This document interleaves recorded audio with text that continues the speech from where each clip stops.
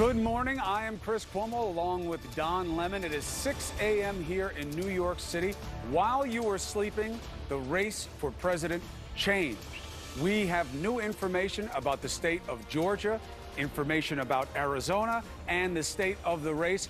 Counting takes time, but we're getting new batches of votes, Don, and they're making a big difference. We certainly are, and people may just be waking up, but you and I have been up all night doing this, making sure we got the numbers correct. We wanted people to wake up and get the right information.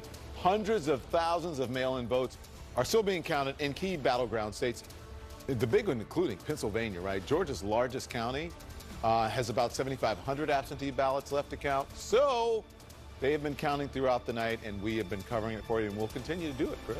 Beautiful people doing our work, volunteers, a lot of them. We've been watching them working tirelessly just to get a vote done for us. Beautiful demonstration of democracy. So what do you say? It's time to get caught up on all the newest results this Thursday morning. So we begin with a key race alert.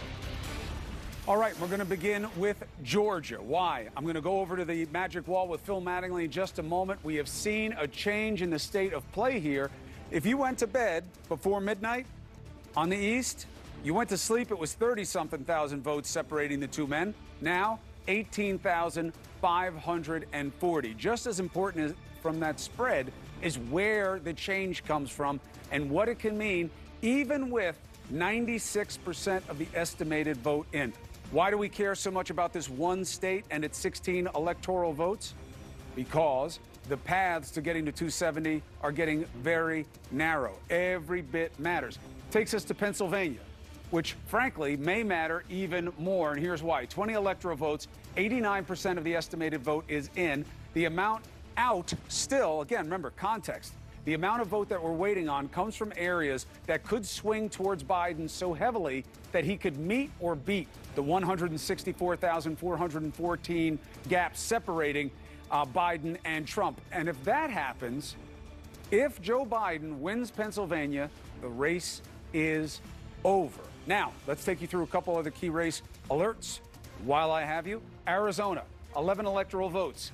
86% of the vote is in. Now, this is an important opposite dynamic of the other races, which is that Donald Trump is making ground on Joe Biden, okay? It's been happening all through the night. Why? Well, he won it last time. Maricopa County is the whole race. He did well there last time, and it looks like he's doing better with certain batches of votes this time. Why? We'll take you through it at the wall. The gap right now stands at 68,390. That is quite a few lower than it was. And every time we've done new votes, Joe Biden's going the wrong direction there. If he loses Arizona, the state of the rate changes, and so do the pathways. We'll take you through that in just a second. Then Nevada, 6 electoral votes. This is the easiest to get through because nothing has changed, because they're not giving us information until later this morning. Very slim lead. It will come down to the biggest county, Clark County, which is where Las Vegas is. Biden should be doing strong results there, but we will see. Okay, now let's look at the big wall. 253, 213, but that's going to change today. I'll tell you that right now. It is going to change today. How? Well, I can't answer that. I have to go to Phil Mattingly. He's at the magic wall. It's good to see you. Thank you very much for being with me. It's great to be making history with you here and living it. One of the best parts of our job. So, when we look at Georgia, we just saw a change. Where were we? Where are we, and why? So we started this night at about 31,000 vote lead for Donald Trump, and progressively it has dropped over the course of the last 12 hours. It has dropped even more since we've been on television the last 6 or so. And why has it dropped? Because of where the vote is outstanding, and those are generally places of strength for Democrats and for Joe Biden. It has almost been universally the case. When batches of votes have come in, the lead for Donald Trump has dropped, and that just happened again moments ago. And the reason why? Fulton County. Fulton County is the largest county in the state. It is the home of Atlanta. You look at the margin here. Obviously, this is a Democratic stronghold. And with the batch of votes that just came in, Joe Biden netted out another 4,400 votes, bringing him to where he stands now. So the big question in the state of Georgia, how much vote is left outstanding there, right? 96%. You say that's not a ton of vote outstanding, 4%. Well, when you're talking about under 20,000 votes, and you're talking about where that vote is outstanding, I'll give you a hint. Right here, a little bit right here as well. What's the commonality in all of those areas? Those are all blue areas. They're all still waiting for vote to come in. What about all that red action? Well, we'll take it down and actually show you what's outstanding. 159 counties, right? So there are a lot of different little areas. So this is what really the true picture is. This is what the true picture is, and so you're looking for areas of strength here. And if you're looking for areas of strength, so this is taking it down to what's 88% reporting or less. This is where you look when there's this much vote in, where there's vote outstanding. And you go right here, you go to Clayton County. This is a Democratic stronghold. You look at the margin, you realize there's going to be a couple thousand votes there, given the size of it. You can move outside a little bit as well. Move over into Savannah. Right. Look at the margin, a little bit tighter, but look at the margin, 87% reporting. There's going to be more vote there. Now, you pointed out, there's some red counties here. So what's Donald Trump's prospects here? What's Donald Trump's prospects? Look at the size of the counties. Look at the size of the counties. Dodge County is the 87th largest county in the state. There's just not a ton of vote here. And I think one of the big questions over the course of what we've seen in the last 2 days has been, even in red counties, even in counties that Donald Trump is winning and will win handily, when the mail-in vote comes in, it is traditionally leaning Democratic even in those counties. So what that all means is Joe Biden still, the way things stand, if he continues to win this vote that's outstanding at a rate of around 60 to 62%, he has a chance to overtake Donald Trump. To give you some context here, the vote that was coming in out of Fulton County over the last couple of hours has been coming in at a rate of 80% to 20% Biden. That is above that 60 to 62% range. Will that hold? That will dictate whether or not Joe Biden ends up overtaking Donald Trump in the state of Georgia. But there's a pathway right now for Joe Biden in Georgia. So let's get the flavor of the moment with Nick Valencia. He is in this all-important county in Georgia. Nick, we've been watching the women over your shoulder all night long. I think we lost one of them. I still see her coat, though, and her partner in crime is still there. They have been working all night long behind you. Amazing. They stayed there all night. So what does this information mean where you are when these votes came in? What does that tell us about how much more action we have coming out of your location? Well, it's their important work that shows us that this race is close and only getting closer here by the hour, Chris. At 12 midnight, we knew that there was 20,000 absentee ballots that still remained to be counted by Fulton County. They've been able to make a considerable dent in that. As it stands right now at 6 a.m. Eastern, just 7,500 absentee mail-in ballots left to be counted. What we don't know is the raw data. Who is this benefiting? Who are these votes going towards? We know just from looking at the data, Phil Mattingly, laying it out beautifully, that these mail-in ballots have benefited, by and large, Joe Biden. Will that continue to be the case? The big question has been the same for the course of the last 24, 48 hours. Are there enough Democratic votes on the table here in Georgia for Joe Biden to take this state and be the first Democratic presidential nominee to win the state since 1992?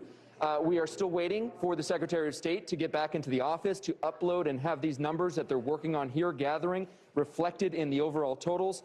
Before the Secretary of State went to bed, they told us there was 90,000 absentee ballots across the state. We don't know if that is the current number. We don't believe it is, just because of all the work that they're doing here. I mentioned 20,000 absentee votes they started at midnight with. They're down to 7,500, doing a lot of work here. At that rate, we should get some more final tallies from this county around 7 a.m., 8 a.m. Eastern. But again, we are still going to have to wait till the Secretary of State reflects that in the overall numbers. Chris. Nick, thank you very much. I want to go back to the wall, but just one string of salient thoughts for 1 second here so you can get some context. One, the people behind Nick have been killing themselves, and they've been doing it for us, okay? They are volunteers. They're just regular people, and they're doing these jobs that are crazy, tedious, and difficult. And Nick's been taking us through it all night long. And we appreciate them, and we asked them to reach out before we see one of them is getting ready to leave, finally. Imagine that, leaving your family all night long to do this. Now, why is the count taking a long time? A, false premise, not taking that long, okay? We don't get results in elections as quickly as somebody suggested to you at the beginning of this process.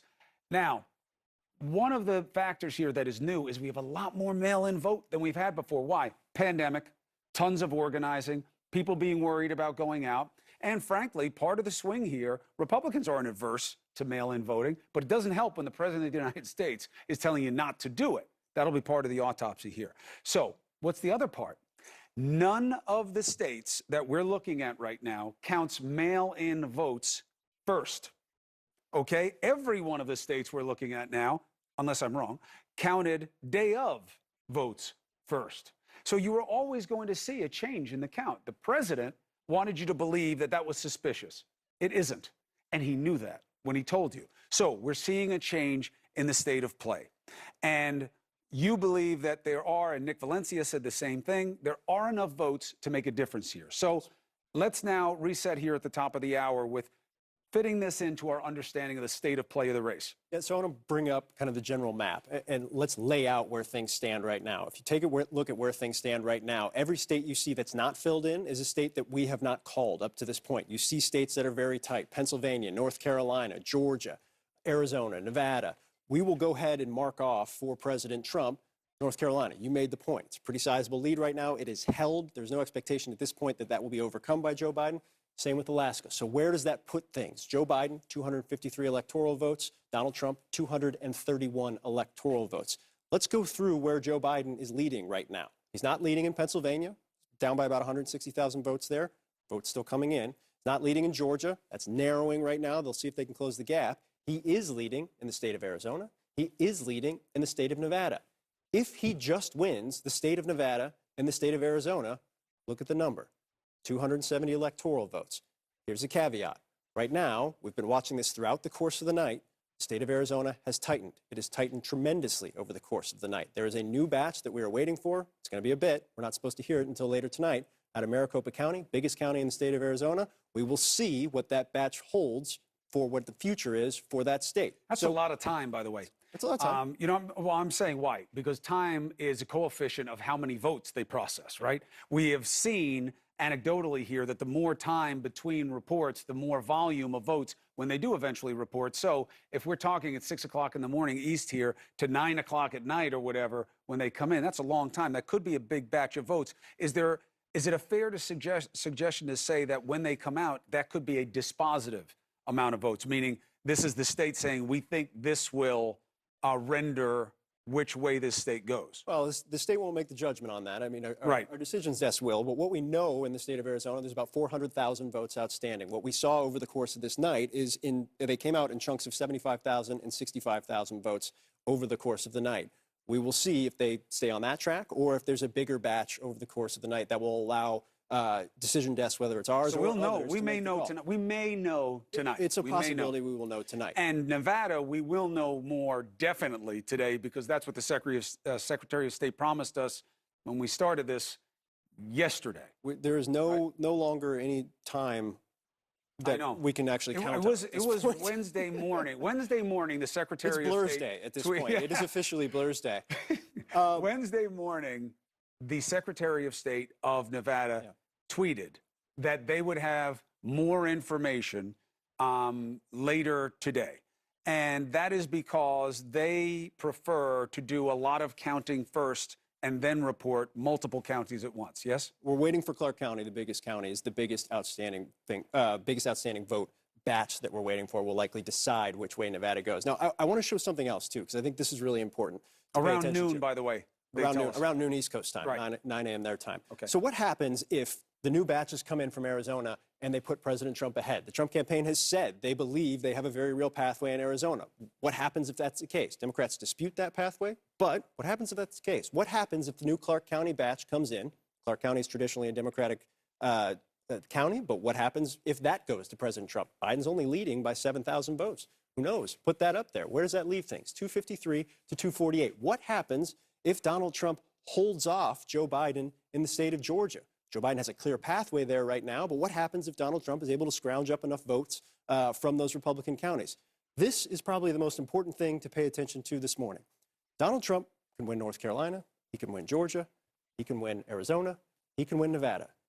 If Joe Biden wins the state of Pennsylvania, Joe Biden is above 273 electoral votes. Now, there are multiple pathways for Joe Biden right now, but the straightest pathway is winning the state of Pennsylvania. That is what President Trump absolutely cannot allow to happen, and that is what the Biden campaign right now, as they look at the numbers in Pennsylvania, which we can get into in a little bit if we have time, that is the clearest pathway to 270. Let's take a break. We'll come back to the wall and go through this. And the question I have not asked Phil Mattingly yet, which is amazing because I've asked him everything that I have been able to think of twice. So stay with us, and then we will figure out how long are we looking at until we know which way we're going to be heading hopefully together.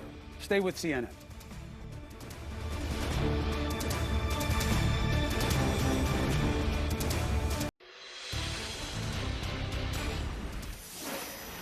Now, after a long night of counting, it's clear that we're winning enough states to reach 270 electoral votes needed to win the presidency. I'm not here to declare that we've won, but I am here to report that when the count is finished, we believe we will be the winners. Former VP Joe Biden there, Chris Cuomo, Phil Mattingly here at the Magic Wall. His campaign team believes that they will win Pennsylvania. I just got an email from President Trump as a longtime friend and supporter, as it is addressed to me. I don't know how to make it stop. I've tried. Now I just go with it.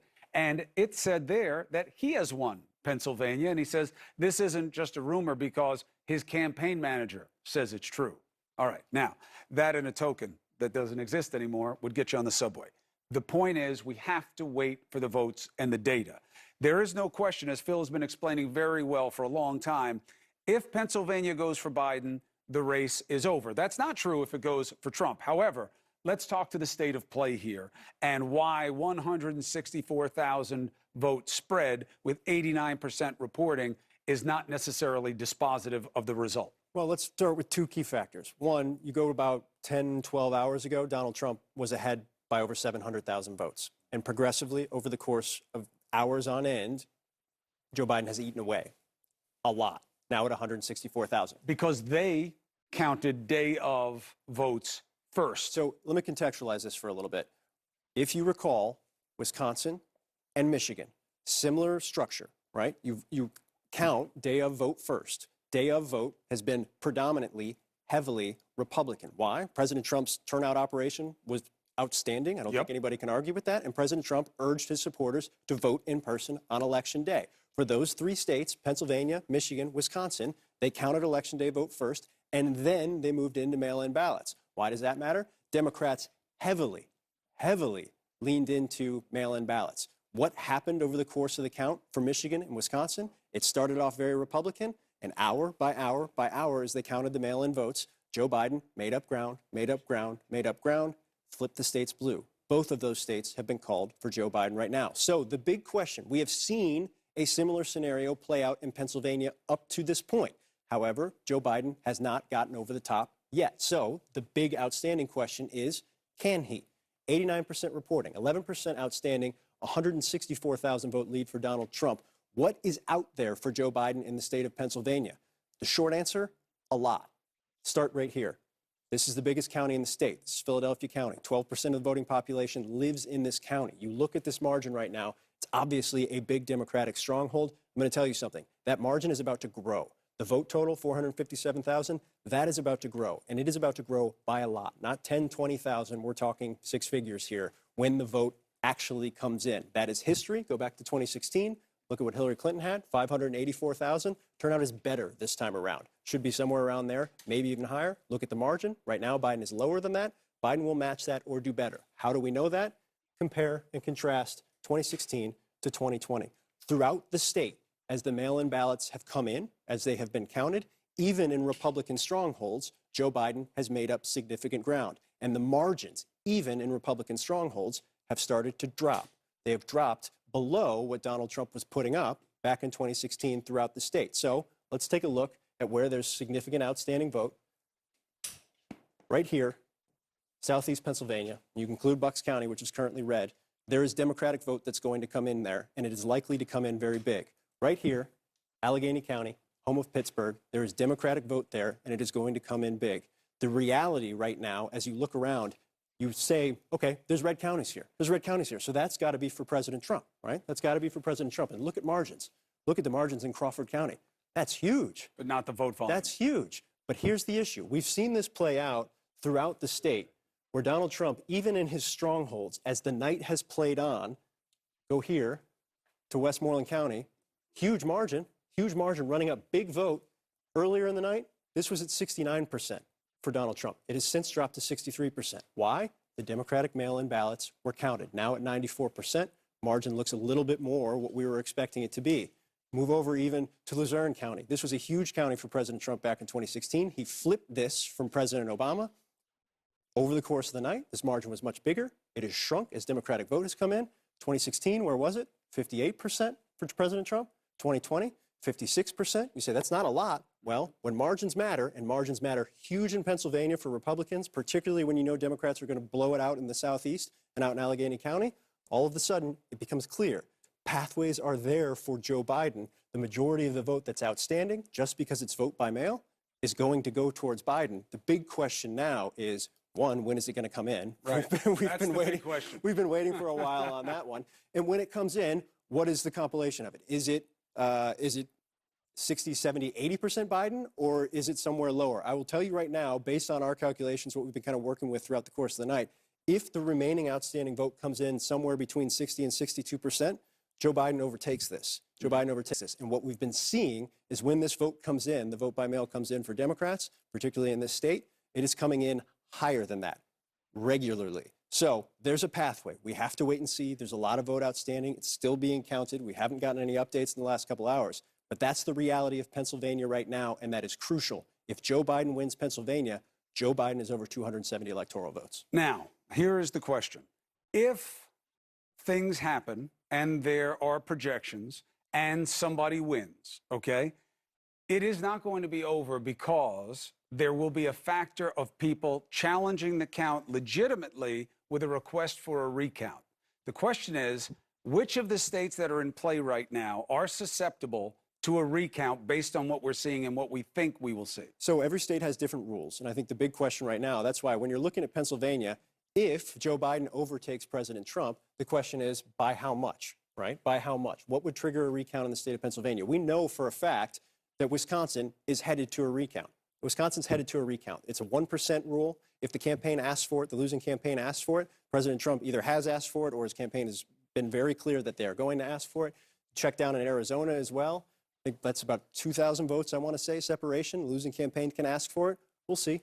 We'll see. There's a lot of votes come in. We've been talking about it, 400,000 votes outstanding. So we'll see there. So there's a couple things at play. We know there's going to be at least one recount. Georgia is almost certainly headed to a recount, whoever wins. Whether Joe Biden makes up the difference right now or Donald Trump hangs on, it is going to be razor thin. Georgia could head to a recount. So the other factor here is whoever clears 270 electoral votes, do they clear it to where the recount states don't even matter, right? You lock in 306 electoral votes or 290 electoral votes, and it doesn't matter if there's one state outstanding. You're already above 270 no matter what. But it's definitely a factor because of how close these races are. Right. And then it's time and drama, because the chance that the vote comes back different is likely. Materially different, unlikely.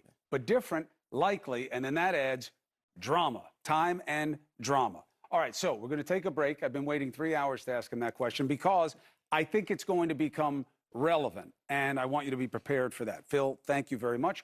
Quick break, a lot more content on the other side. We'll be right back.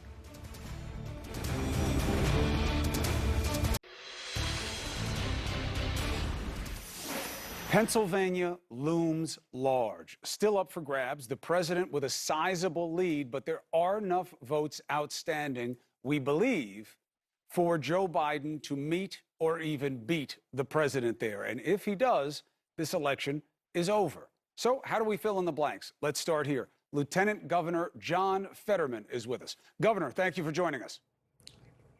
Thanks for having me. One simple question.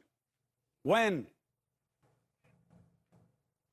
I mean, it could be as early as today, but I don't want to give your viewers that guarantee. But my understanding is Allegheny County is finished, and a lot of the counties are doing their best. They're all doing their best to process this as quickly as possible, for sure. And your viewers can do the live feed of Philadelphia's voting. They have that available too, so you can see for themselves. I know everyone's really working hard and committed to getting a full, complete count of all these votes at this point.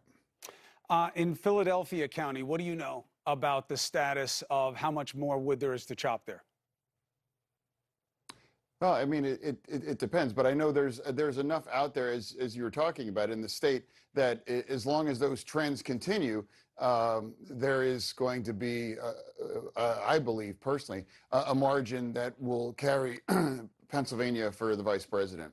You have any sense of the numbers? We're hearing like 120,000 uncounted ballots in Philadelphia. Does that sound right to you? Yeah, I wouldn't dispute that. Yeah, that sounds like that could be right. And then there's other counties that are Democratic strongholds like Montgomery and I believe Chester. I heard you mention Bucks. Really, some of those collar counties out in SEPA are traditionally strongholds for Democrats, and they trend strongly more than you would expect because of the mail-in ballot phenomenon in this particular election. Have you encountered any problems or heard about them? You know, anything that could be seen as an irregularity? Not at all. Not at all. In fact, you know, we had the highest turnout in the state's history, and you know, during a pandemic, and our election just went incredibly smooth. In fact, the governor said it was the smoothest one he can ever recall, and that's the truth. And anyone that says otherwise, that's a lie, and that's attached to an agenda that's trying to create and foment more chaos. That's why, Governor, I'm very happy that you took the opportunity to come on, talk to us about the state of play.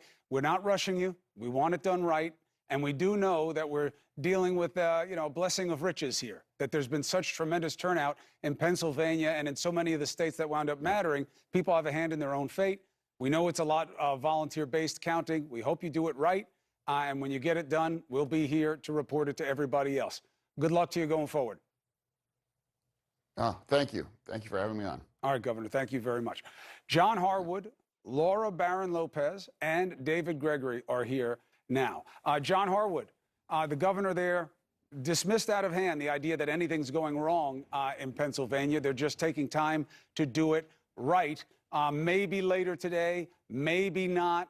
Do you believe that this race will come down to Pennsylvania, or do you believe it will be over before that comes in? Well, I think if Joe Biden obviously holds the leads that he has accumulated so far in Nevada and Arizona, he doesn't need Pennsylvania, but it looks like the trends are favorable to him, and it looks like he may end up, if these counts and trends are accurate, with more than enough electoral votes than he needs. I think it is striking, as the Lieutenant Governor said, that we have had an election that proceeded smoothly by all accounts pretty much across the country, which is remarkable given the pandemic that we're going through, that we were able to have a smooth election. And the other thing that I think is notable is as we watch the vote count, say, in Philadelphia, in Pennsylvania and in Georgia, we are seeing a slow and granular demonstration of the change taking place in the United States. We are gradually becoming a more diverse country, a better educated country, a more urban country. That is produced a shift in the power dynamic, which is moving power away from people who've held it in the past to a different set of people. And that is slowly, vote by vote, ballot by ballot, being demonstrated. Don't know if that's enough to tip this particular election, but we know where the country's headed long term. Laura, you know, it's a sad suggestion, but we have to consider it at this point. It sounds like something we would say about a developing country, but the hardest part of this process may not be the counting. It may be the acceptance period of the counting by the players. What do you see as the variables in that? Well, as you've said, Chris, I mean, even if the counting ends today, tomorrow, and we ultimately know the winner, this could drag on for a few more days or weeks, given recounts, given the lawsuits that Trump is threatening and has been pushing in certain states to try to even halt counting. And so, I mean, the president himself forecasted it, that he may not peacefully transition power if he loses in the month leading up to the election. He was refusing to say that he would peacefully leave the White House. And so that, as well as any potential pending legal suits that the president and his campaign pursue, are things that we have to keep an eye on, and things that we may have to be covering, you know, for the foreseeable weeks. Hey, David, what impresses you in the state of play right now at this point in the race? Well, I think it's interesting. I wonder, the Republicans, led by Donald Trump, had a strategy. Get out the vote, make sure it's an election day event. Voter participation has been incredibly high in this election, which is a good thing. Democrats pushed for this mail-in voting because of the pandemic. They did that early, and now it's created this heartburn for them as the counting goes on. But I'm struck, too. The counting seems to be going well. There's not much evidence at all of irregularities. Sure, these are some close races that we're talking about in these states, and there may be recounts. But the president and his team talking about suing because they haven't had access. I don't know what the evidence is of that. They haven't produced any evidence of any irregularity. And for all the talk and all the bluster, people have been at this for decades. Nothing untoward. And I think the fact that it's taking a while indicates that, yeah, we had a surge in what we normally have. Mail-in balloting, mail-in voting is nothing new. It's just that there's a lot, and these are close races. So I think it's appropriate that we have states, we're impatient, but it's appropriate that they're taking their time and counting the votes and not trying to rush the outcome. All right, David, thank you very much. I appreciate it. Everybody, stand by. We're going to take a break. Today could be the day that we find out who is going to lead this country into what is hopefully a better tomorrow. Stay with us.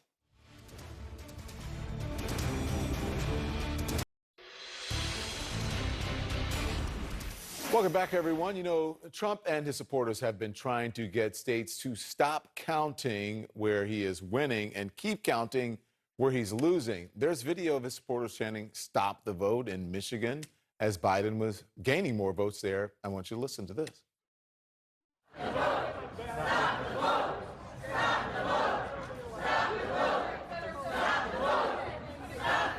Okay, but check this out. This is in Arizona, where new votes were coming in for Trump.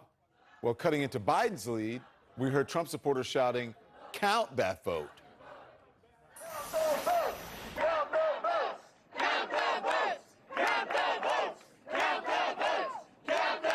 All right, so let's discuss what this means here. Joining us now is a former presidential candidate, Andrew Yang, and political commentator, S.E. Cupp, and CNN senior political analyst, Mr. John Avlon. So, S.E., which is it? Stop the count or count the vote? Whatever works for Donald Trump. And that is I think, the whole cake of the past 4 years. Trump's reorienting the Republican Party around whatever his impulses require and demand at the moment. There's no undergirding, conservative philosophy or principle. It's whatever he needs. And the trick he has pulled off is that he has managed to convince a lot of people that he should win just by saying so.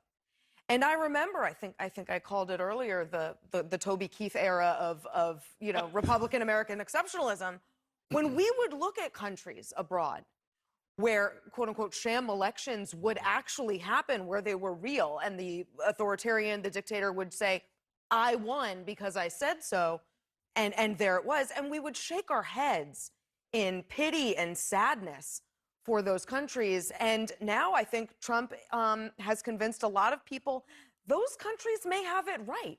They may have it better. Their idea might be the better one. That's astonishing. Well, what happened to the Republican Party, the constitutionalists that let everybody vote, right? This is your sacred right as an American. But I don't know. I mean, which is it? Should we stop the vote, or should we? If you're looking, some of us are still here. Yeah. But if you're, I said, well, hold on. What happened? What happened? Trump happened, and Trump. I used to say 4 years ago, Trump wore the Republican Party like a rented tuxedo to get through the election. And here we are with the dry cleaning bill. That tuxedo is in the corner. It's crumpled up. It's got cigarette butt stains and, bodily fluids on it. And the Republican Party has got to figure out what to do with the rented tuxedo. They let him wear it for 4 years. I can hear the people in the control room. It's time to get a new tuxedo. I don't know what you guys were thinking I meant. No. Nobody. She's talking about sweat stains. Please.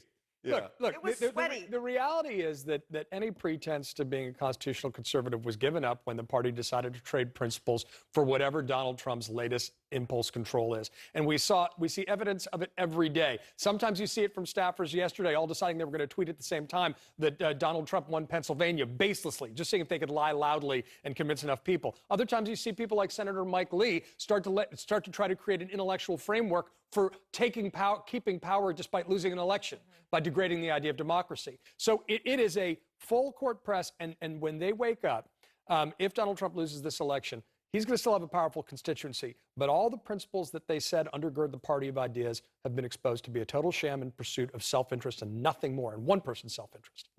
I just wonder what happens. Will people go with, I call it the Trumplican party. I don't know if I'm the original person. If it's Trumplican instead of the Republican Party. That's good. Now, No, I got that. Because he clearly owns the party. What happens to all of those people who just sat by?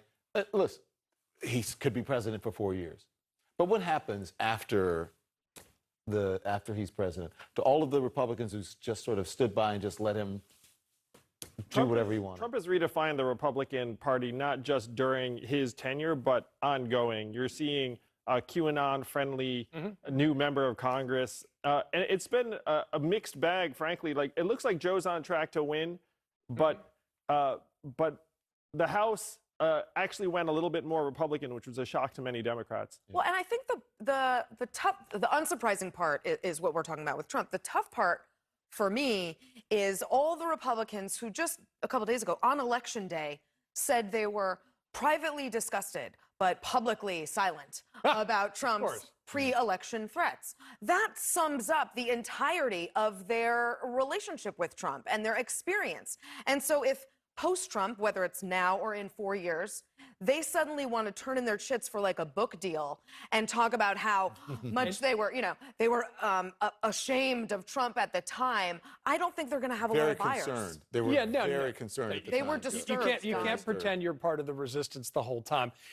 The reality is, though, that Donald Trump, look, we're seeing the counting go forward. We should counter revote. But don't ignore the fact that Donald Trump is trying to get his supporters to ignore the results. Right. And that's why all these votes matter, and we should pay close attention to the margins and the way things are going. But still, the President of the United States is still trying to spread disinformation to try to hold on to power. And remember, the reason we want everyone at home to remember the reason we're talking about this is because every single vote should count. You should be able to get out there, exercise your right under the Constitution, and vote and have that vote count. No one should be saying, stop the vote, stop the count. Every single vote in America should count. We're counting them for you as they're coming in, and we're going to update you on the other side of the break. Don't go anywhere.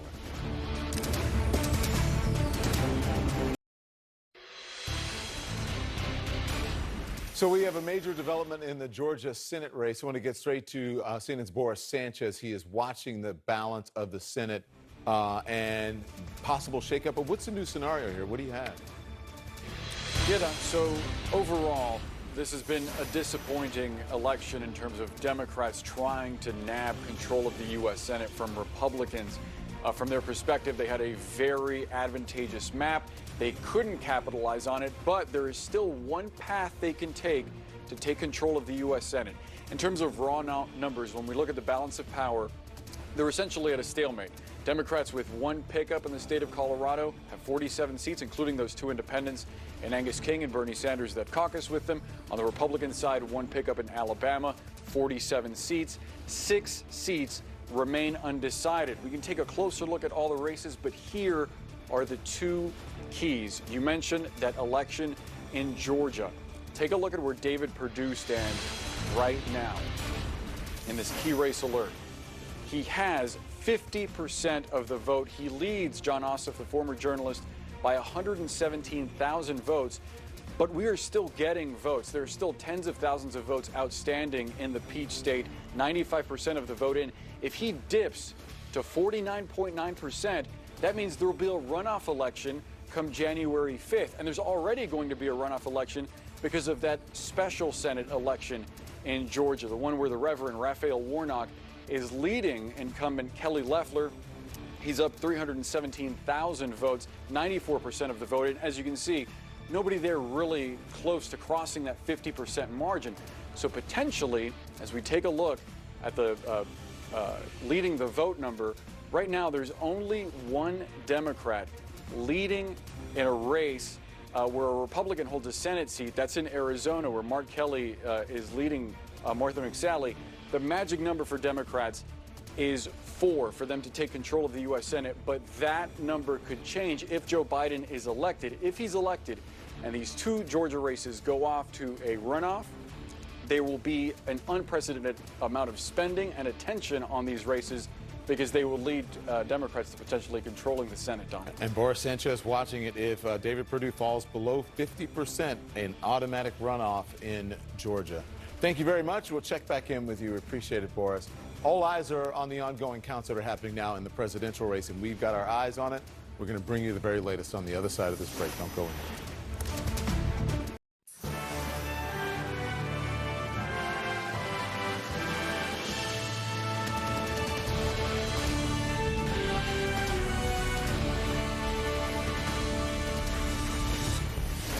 Good morning. It is Thursday, November 5th, 7 a.m. in the East, and this is election night / morning in America continued. I'm Chris Cuomo with the legend Don Lemon, and look, we saw changes overnight, but more importantly, we now have the table set, and there's a very good likelihood that we have a pretty clear picture by the end of today of which way this country is going to go. And I think everybody, that would be to everyone's satisfaction because everyone is on pins and needles, Chris. But you know what? You got to do the work. As you and I have been saying, every single vote counts, and counting every vote takes some time, as we know, because we have been up all night. We'll do this as long as we have to until we find out who's going to be the next president of the United States. We've got new numbers coming in this morning, Chris, from the vote count in Georgia that went through the night, and President Trump's lead is eroding there. Look, the grind is the glory when it comes to counting these votes. It's slow work, it's tedious, it's painstaking, they have to be very exacting, and it takes the time it takes because you want no mistakes. As long as they have powder, we'll keep going. As long as they can powder our faces. But here's what we know, that the state of play has changed in 2 fundamental ways, all right? Don just mentioned Arizona, okay? Biden's lead there is shrinking. The president is overperforming. Is there enough vote in the state's largest county, Maricopa, for him to meet or beat Biden? This calls for a key race alert. All right, we'll get to Arizona. We'll start with Georgia. 16 electoral votes, 96% of the estimated vote in, and those estimates are just that. They are a close guess, but very often inaccurate. But more important than just how much is out, it's where it's out. We've watched the president's lead slip overnight from somewhere over 30,000 to now 18,540. This state very much in recount territory, if necessary, based on the outcome of the election. But the tale of the tape here is, where is the outstanding vote and what is the ratio of how that batch of votes is coming in? That's where we see Joe Biden having an opportunity to meet or beat the president. Will he? Maybe, maybe not. We'll take you through it at the wall in a second. Pennsylvania, this is the Megillah. 20 electoral votes. About 90% of the vote is in. But again, the big question, where is the outstanding vote? And that really gives a suggestion of potential strength for Biden. This is the biggest lead that we're dealing with. This is the state that the president used for a presumption of finality early on in this race. Look how far I am ahead in Pennsylvania. And then things just stopped. One of the most gross lies we've heard from this current president. Why? He knew damn well that Pennsylvania counts day of votes first. They never even looked at the mail-in votes until they finished with that. So, of course, we had a skewed sample. And to his credit, the president did very, very well on day of voting. But now comes the mail-in vote. And as big as that lead is, it started at 600,000 plus. Now it's at 164. Every time they bring in more vote, it goes down. The question is there enough of an outstanding vote for Joe Biden to meet or beat the president in Pennsylvania? If there is, this race is over. Onward. Arizona, as we were saying, 11 electoral votes, 86% of the vote is. This is the opposite story here. Biden's lead has been going down. Why? Trump is strong. He won Arizona last time. This was the potential flip state for Biden. Maricopa County, you win Maricopa, you win Arizona, but by how much? And with what kind of vote? Here we see the president overperforming in the late-breaking vote there in batches. Are there enough votes there for him to meet or beat Biden? If there are, changes the state of this race. We'll take you through the details in a moment. Leaves us with Nevada. 6 electoral votes. Easy tell because there's nothing to tell. We were informed by the Secretary of State whenever we started this coverage after the election that he would come out later today around noon, 9 o'clock or so our time in the morning with, that doesn't make any sense, probably noon their time. They'll come out with more information about what's happening there in the all-important Clark County. That's where Las Vegas is. That is usually a Democrat stronghold. Will it stay that way? Very, very thin margin. Very, very thin margin. Electoral map. Let's look at the state. 253 to 213. This map is going to change most likely today. By color, that's who it's been picked for. No color, that means no projection yet. But let's go to Phil Mattingly breaking down what's happening at the Magic Wall. It's good to see you, my friend. So we've seen things change tonight. Not like we did last night. A little slower. Less vote you have, the more slowly it goes. And we've seen people really going through their paces to get us the vote. Paths. What are the paths that we're watching now? Yeah, so you see the map right now. I kind of want to play things out first before we actually dig into what we saw over the course of the night. Let's start races that have been called up to this point. Every state that you see filled in is a race that CNN has called. If it's red, it went to President Trump. If it's blue, it went to Joe Biden. If it's gray, that means we have not called the race yet. There's still vote outstanding, and they are still counting. So you want to try and map out how do you get to 270 electoral votes if you're President Trump or if you are Joe Biden. Right now, as it currently stands, Joe Biden, 253 electoral votes. President Trump, 213 electoral votes. And let's just say, for the sake of doing this, of gaming this out, that President Trump hangs on to the state of North Carolina. He's had a pretty consistent lead there. Chris just told you about it. And ends up hanging on to Alaska, which is expected to some degree. That leaves Pennsylvania, Georgia, Arizona, and Nevada. So let's talk about pathways. Where is Joe Biden leading right now? Joe Biden is leading in the state of Arizona. Joe Biden is leading in the state of Nevada. If Joe Biden wins the state of Arizona and the state of Nevada, Joe Biden is at 270 electoral votes. That is one pathway for Joe Biden. Here's the question, though. You mentioned, as you went through the results, that Arizona has tightened. It has tightened significantly over the course of the last 24 hours. It went from about 220,000 votes to about 60,000 votes where it stands right now. What happens if President Trump stays on that track? What happens if in the next couple of batches coming out of Maricopa County, President Trump is able to flip Arizona? Biden's team doesn't think that's possible. Trump's team says it is. We'll give it to Trump just to kind of play this out, game this out a little bit. You talked about Clark County, what we're waiting for in Nevada. What if the 7,000 vote lead that Joe Biden has in Nevada disappears when that new batch comes in? We don't know yet, don't know the composition yet. Give that to President Trump as well. What if Georgia, razor thin margin, under 20,000 votes right now, but what if President Trump is able to hang on to Georgia? Where does that put things? 264, 253. Here's the point that I'm trying to make as I game all this out. The outstanding closest states right now, President Trump can win all of those states, including 2 states where he's behind, 2 states where it is very, very close. If Joe Biden wins the state of Pennsylvania, this race is over. Period. End of story. And why is that important? I want to dig in real quick if we got time to do so, because I think this is probably the most important thing you're going to watch throughout the course of the day. Obviously, we've got Georgia. Obviously, we have Arizona. And we're very, very keen on what comes out of Nevada, 12 o'clock Eastern time, 9 o'clock out in Las Vegas. Let's go into Pennsylvania and take a look. Why, when President Trump is 164,000 votes ahead, 89% in, 89% reporting, the biggest margin by far. A lot of races are projected with a much smaller percentage of vote. I'm going to flash you back to Wisconsin and to Michigan. You laid it out perfectly. It was the early day vote that was counted first. It's a very, very similar construct in terms of how these 2 states count, or how these 3 states count. In Wisconsin and in Michigan, it started out very, very red as they counted the election day vote. Why? President Trump had a great turnout operation. They've turned out across the country at record levels for Republicans, and they came out on election day. What were Democrats doing? They were voting by mail. They were voting by mail in enormous margins. Pennsylvania is very similar. It has been very red. We talked about it. 600,000, 700,000 vote lead for President Trump over the course of the last 24 hours. It has now been whittled down to 164,000 as you count the mail-in ballots. The mail-in ballots are not just heavily Democratic. They are skewing very Joe Biden, and there are a ton of them that are still outstanding, somewhere between 400, 500,000. And why does that matter? Well, The biggest outstanding county right now, Philadelphia County, largest county in the state, 12% of the voting population, still 30% outstanding. If you want to get some context here about why this is important, how much vote is still out there right now, take a look at this margin, 79.4% to 19.7%. But more importantly, take a look at the top line vote. There has been record turnout throughout the country. There has been record turnout in a lot of Pennsylvania counties that we've seen up to this point. Joe Biden at 457,000 right now.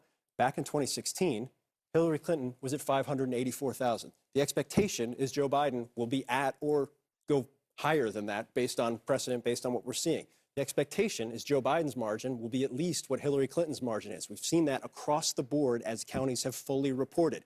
That means there is a lot of vote outstanding in just this one county if you go through the map right now, if you go through what we're looking at. Across the board in Pennsylvania, almost county by county, even the major President Trump strongholds, counties like Luzerne, where he runs up a very, very big margin, 10, 12 hours ago, I was at 65%, 67%. It has dropped. Why has it dropped? Even in Republican counties, as Democratic vote by mail has come in, even in Republican counties, it has eaten at margins. And why does that matter, top line, and then we can move on? Look at margins.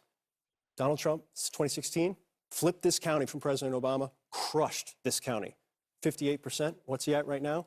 2020, 56%. Doesn't seem like a lot, but when you roll that up in red counties and Democratic strength in southeastern Pennsylvania, Allegheny County, where Pittsburgh is, that's outstanding vote right now. That's what's still to come in. Right now, Democrats are looking at the map in Pennsylvania. They're looking at the outstanding vote, and they're saying, we have a pathway. We have a very legitimate pathway. We'll wait and see. There's still a lot of vote outstanding. Still got to count the votes. Still got to mercifully report the votes. Take your time. Do it right. But that is where Pennsylvania stands right now. And as I noted, 20 electoral votes. Joe Biden's at 253 right now. 20 gets him over 270. Georgia. Let's tick down to Georgia, because this has been the one place where we have seen results throughout the course of the night. And throughout the course of the night, this has gone from 31,000 to 29,000 to 26,000 to 18,540. So the question in the state of Georgia, as this has continued to narrow, is with 96% reporting, does Joe Biden have 18,540 votes out there? Not total, in net, after factoring in President Trump as well. And the short answer is he has a path. There's enough vote outstanding. Why is there enough vote outstanding? I want to go down to the Democratic stronghold. That's the Atlanta metro area. You've got Clayton County. You look at the margin here, 87,000 to 14,000, 84% to 14%. Still about 16% waiting to come in Clayton County. Pull out a little bit more. Let's flip down over into where Savannah is located in Chatham County, 87% reporting. That means there's vote here. That vote is right now splitting towards Biden. It's vote by mail as well, which is largely splitting towards Biden. What I'm telling you is even though there's 94, 95, 96% reporting in the state right now, there is outstanding vote in Georgia that could go towards Joe Biden. If you want one really good example, Nick Valencia, who's been amazing on the ground for us throughout the course of the night, has been talking about Fulton County. We've seen batches of Fulton County vote come in. There's still some outstanding right now based on Nick's last report. When it's coming in 2, 3, 4, 5, 6,000 at a time, it is breaking 80-20 to Joe Biden. That is even higher than the current margin that we've seen. What does that mean? Vote by mail, not just going Joe Biden in Joe Biden counties, it's going at a higher level. In order to win Georgia, Joe Biden needs to win the rest of the outstanding vote, somewhere between 62 and 64%. 80-20 is higher than 62 to 64%. Bottom line, there is a pathway. There's a pathway. We're still waiting to see how much outstanding vote is left, whether or not he can actually meet that pathway. But the bottom line with Georgia is there's an opportunity for Joe Biden to close it, but it's tight, and it's going to stay tight no matter which way it goes. Absolutely. I mean, every one of these races, even Pennsylvania, even though the current disposition has it at 164,000, that is promising to be tight also. Now, there is a point of instruction here that we can make as we go to Nick Valencia, who is in that all-important Atlanta seat county there that we've been watching him throughout the night. There was a reference made that people are finding votes for Biden all over the place, okay? That is a misstatement of fact, and it is a very malignant characterization. Nobody is finding anything. They've had the votes. They voted, they counted first the people who came in on the day of the election. They had these ballots. They're postmarked before or as of the day of the election. They are legal and legitimate. Okay, nobody's finding them. They're just counting them, okay? And I want to take you to Nick Valencia so you can see what counting them really is. Now he's standing there. He's almost alone. People are trickling back in. We watched volunteers with Nick. Let's go to Nick, where they came and they stayed all night long, since midnight. And Phil and I would watch as Nick was presenting the information he had there and doing his interviews, and they were just going like crazy all through the night. They are citizens. They are volunteers. They're doing the job because they believe in this country. They're what we call Americans. And it was so big there in Fulton County as you were going through it. And now, as we get into these early morning hours, what is the state of play there? They're basically done with their job, right? What are you hearing? Just really quick on those poll workers, some of them have second jobs. So as you saw them leave the door here, they were on their way to their morning job, wrapping up their more than 12-hour marathon shift. Next to me here, this Rick Barron, Fulton County Elections Director here, and things are close here, and they're only getting closer. Donald Trump had about a 30,000 vote lead at around midnight. That's almost been cut in half, Rick.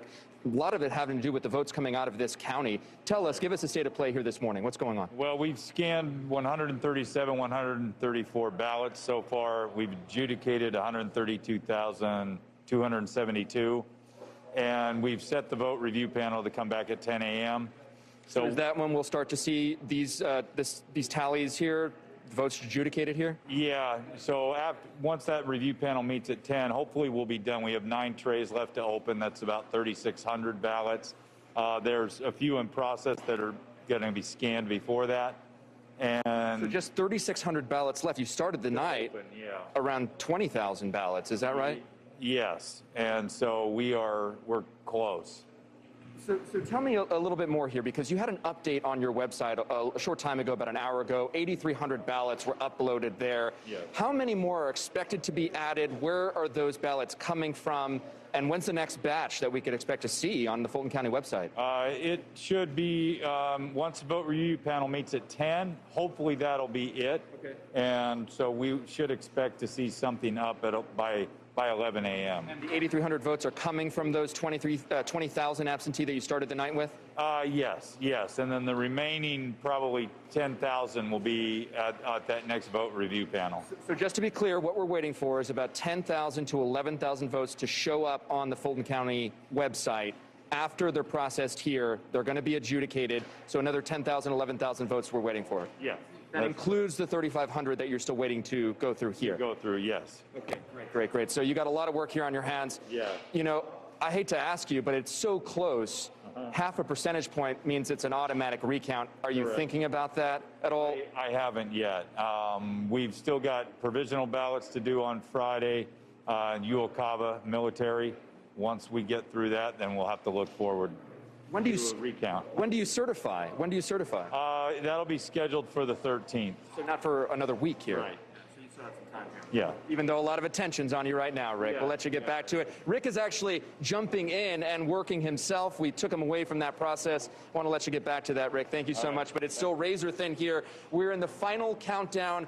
You heard it here, just about 3,500 votes left to be tabulated here in Fulton County. A Democratic stronghold. Joe Biden trying to become the first Democratic presidential nominee to win the state of Georgia since 1992 and hand President Trump a devastating blow to his re-election bid.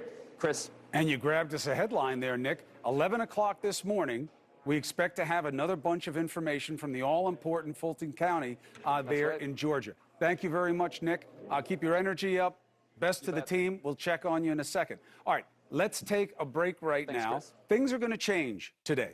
The shape of the race is going to change. The votes are being counted. It is a beautiful demonstration of our democracy in action.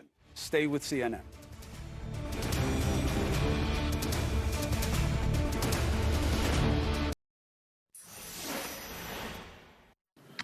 And even in the face of a pandemic, more Americans voted this election than ever before in American history.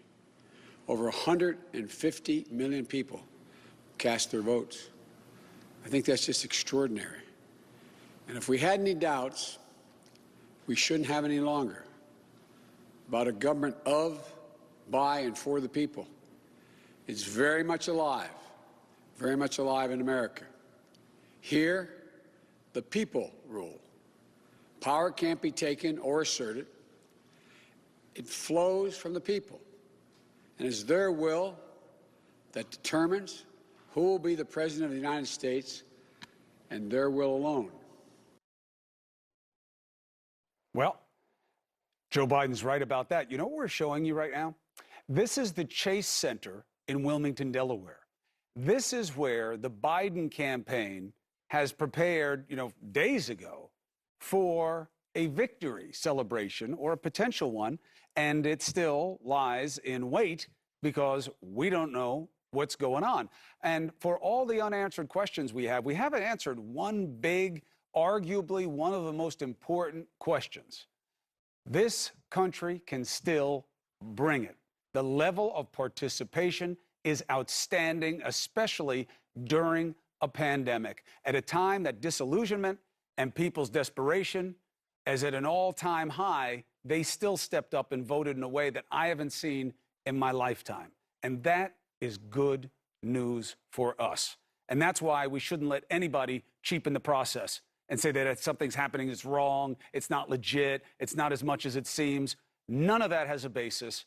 And the idea that you guys stepped up and voted has 100% proof of itself as a basis. Let's discuss what other questions may get answered today. Let's bring in John Harwood, Laura Barron Lopez, and David Gregory. Greg, we just heard from that county commissioner in Fulton County in Georgia. 11 o'clock, they're going to give us another batch. We're expecting numbers later tonight from Arizona. Also this morning, we're going to hear from Nevada. Could today be the day that this race really takes definite shape? I think it could. I think it could because we're just getting closer to the finish line of the counting, and it's remarkable. You know, the level of participation is something that I've been thinking about as well, and it's important. It's also been motivated by fear. And so there's a lot of darkness and a lot of heaviness in our election season because of the fear of 4 more years for Trump, the fear of the left and what Biden represents. The rigidity of the differences in this country are really playing out. And what I've been thinking about this morning as we take such a granular look at the vote is the obvious point.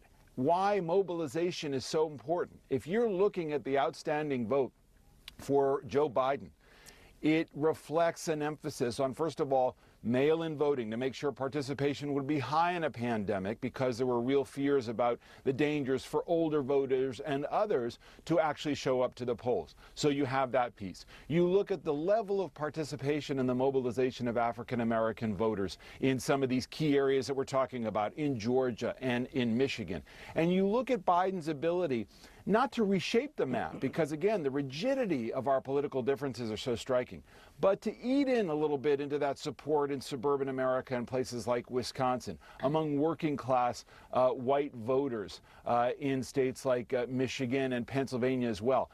These are marginal differences that we're spending time looking at this morning in granular detail that may ultimately tell us the story of the difference between 2016 and 2020. Laura, things are tight. This race is tight. We could have a recount. We could have 2 recounts. We may have none, depending on Pennsylvania, because the other recounts wouldn't matter if the margin there is right.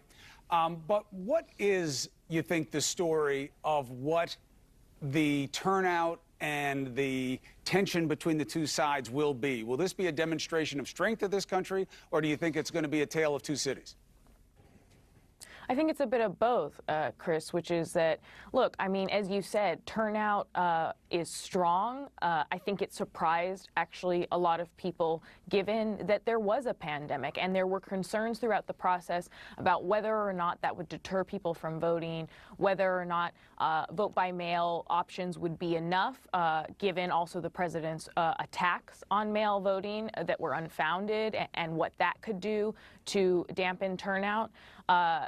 But despite all of that, we've seen an increase across the board. We also saw an increase among young voters in turning out, especially in the early vote. And so that's another story that we'll look into as we see the different pieces of the electorate that manifested. But and then I think there also, though, is the other element, which is that we could very well end up with Vice President Joe Biden in the White House, a Republican-controlled Senate, and a House controlled by Democrats. And so with that split government, what is able to move through? House Democrats that I was talking to yesterday really didn't want to totally explore what they could even move through a government made up of those elements because of the possibility that they could face a Republican Senate and how difficult it could be to get through a lot of the big policy proposals that Biden has been talking about. We know that a president sometimes only gets one big item during their first term, and he has a lot of things that he wants to address if he is ultimately the winner. So I think that speaks to this tale of two cities, as you said, Chris, which is a country that has divided sides, and that's why it's so close. Yeah, I mean, I'm not a big red-blue person. I'm really a have-not person. And I think class is really what's playing out here, and you conflate it with color, and you get the rift between have and have-not in this country, and it has to be addressed. We just haven't found the right way to do it, John. And that leads me to the idea of messaging. And do you think there's a chance that Donald Trump finally picked the wrong thing to bully and disrespect, which is the election process? Because he came so strong and so wrong about this being a fraudulent, way of doing things, a fraudulent process. And it's so demonstrable that he is not just wrong, but lying about it. You think this may be the one that backfires? Well, Chris, he's picked a lot of wrong things to target and told a lot of lies during his presidency. He's paid a price for it throughout his presidency. We know that he's the first president in the polling era to never reach 50% approval. I do think that, as Laura and David said, we have a stark demonstration of how divided the country is. We've also had an outpouring of participation. And I think one thing that is true, I've been watching Joe Biden try to become president for a long time. I was there in the spring of 1987 in Wilmington, Delaware, when he announced his presidency, his presidential campaign in 1988. It hadn't worked out for various reasons. He wasn't a terrific candidate in 1988 or in 2008 when he ran. But he happens to have arrived at a moment where if the task for the country is to try to bridge the divide in some way, to try to pull the country together in some way, he has the ideal set of personal characteristics to attempt to do that. Don't know if he can. It's going to be very difficult. Laura said presidents get a chance to do one thing in their first year. If he's got a Republican Senate, don't know if he can do that one big thing. It's going to be very tough. Republicans have been very unyielding in taking on Democratic presidents. But the contrast with Donald Trump served to Joe Biden's benefit in this campaign. That's why he's leading in this race. And if what is needed is a salve or a balm on those divisions, Joe Biden, by virtue of his biography, by the resilience that he's shown in the face of personal setbacks, by his instinct as a person, is very well suited to try to do that. Don't know if he can. Will the third time be a charm? Hurry up. Go ahead, David. Yeah, I just think it's such an important point because he does have that skill set, and Americans tend to get it right. If we end up with divided government like that, it's a real test of whether we can get back to some kind of politics of the possible, or whether the rigidity of our differences are what prevail because people just want to win the argument. But the prospect of a divided Congress is very interesting because Biden has the ability to bridge it. That'll be the test. David Gregory, thank you very much. Laura and John, let's stand by for a second, take a break. President Trump, Joe Biden waking up this morning. No idea which one of them will lead this nation after January 20th.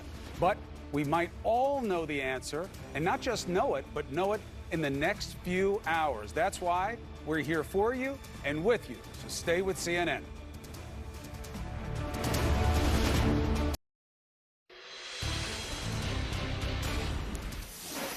You ask Phil Mattingly to describe the state of play of this election in one word, I guarantee you it will be Pennsylvania. Why? Look, well, math to start with. Joe Biden with 253 electoral votes. You don't need to win any other state if you win the state of Pennsylvania. That's 20 votes right there. Also, the DNA of it. It follows what we saw in Michigan and Wisconsin. Starts off red because they're counting Election Day votes. When they start counting vote by mail, which leans heavily Democratic, the blue starts to catch up. And that's what we've seen. The blue has started to catch up. Once was 700,000 votes. Now it's 164,000 votes. The question is, can Joe Biden complete the comeback and actually overtake Donald Trump?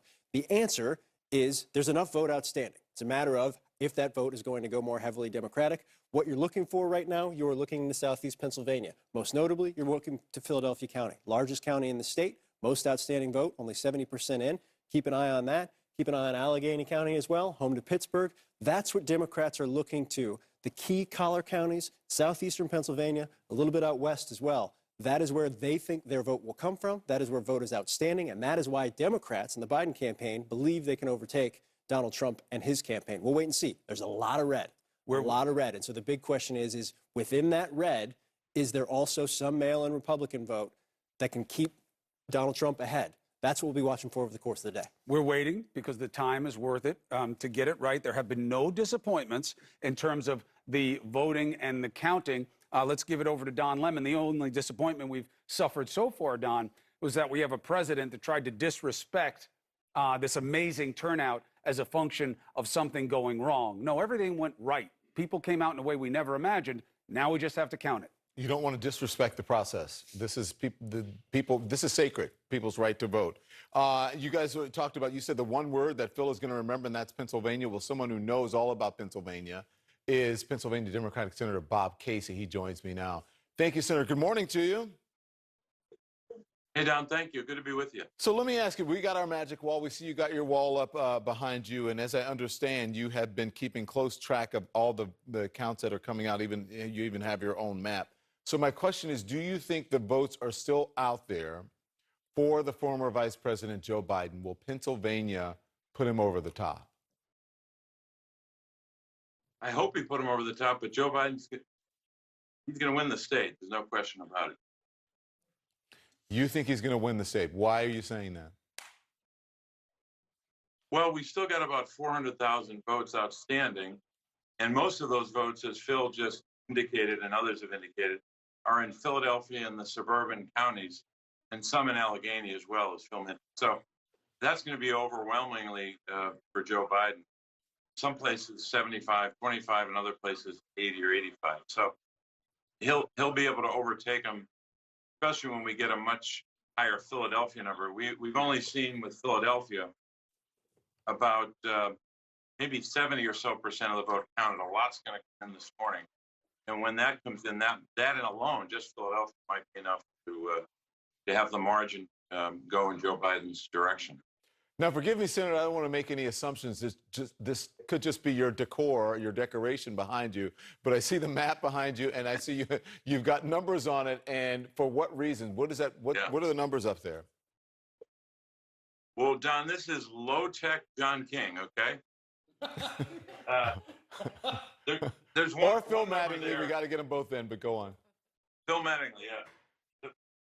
Philly was plus 71 for Barack Obama, plus 67 for Hillary Clinton. That was the percentage margin. I think Joe Biden is going to be either in the middle, or he might even meet the Obama number, and that would be significant.